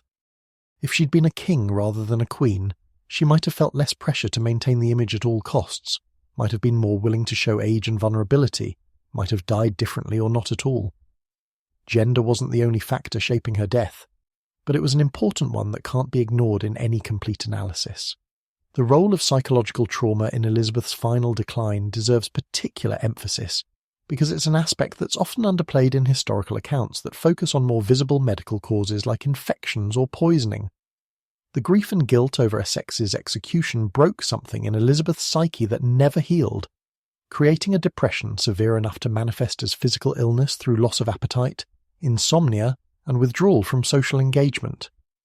Modern medicine recognizes that psychological and physical health are deeply interconnected, that severe depression can be as deadly as many physical diseases, and that trauma can have lasting physiological effects that increase vulnerability to illness. Elizabeth's case is a powerful historical example of these mind-body connections, showing how psychological suffering can literally kill you through its effects on behavior and physiology. So what lessons can we draw from Elizabeth's death beyond just the historical details? First, that image and reality can diverge so completely that the image itself becomes dangerous, requiring increasingly extreme measures to maintain until those measures become fatal. Second, that power and isolation often go together, and that isolation creates vulnerabilities that aren't obvious from the outside but can be catastrophic when crisis hits. Third, that medical understanding is always limited by the frameworks available, and that what seems like mysterious or complicated illness often becomes clearer when viewed through better frameworks developed later. Fourth, that death is usually multifactorial, involving complex interactions between biological, psychological, and social factors that resist simple explanation. And fifth, that the official narratives around famous deaths often obscure more than they reveal, and that getting closer to truth requires looking at the details that don't fit the story everyone wants to tell. Elizabeth has died on March 24, 1603, after 44 years of ruling England alone. The official cause was old age and natural decline. The reality was chronic lead poisoning, severe malnutrition, bacterial infections, psychological trauma, and the cumulative weight of embodied monarchy all combining in a cascade of failures that her exhausted body couldn't survive. She died silent, alone, refusing help, maintaining the performance of queenship until her final breath, trapped in a role she'd played so long and so well that it had consumed everything else about her.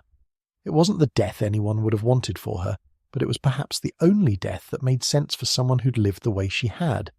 She was the Virgin Queen until the end, eternal and untouchable and fundamentally isolated, which was both her greatest strength and her ultimate tragedy. The death of a monarch is never just a personal event. It's a political, social, and cultural event that reverberates through the society that monarch ruled. Elizabeth's death marked the end of the Tudor dynasty, the transition to Stuart rule, the closing of one era and the opening of another.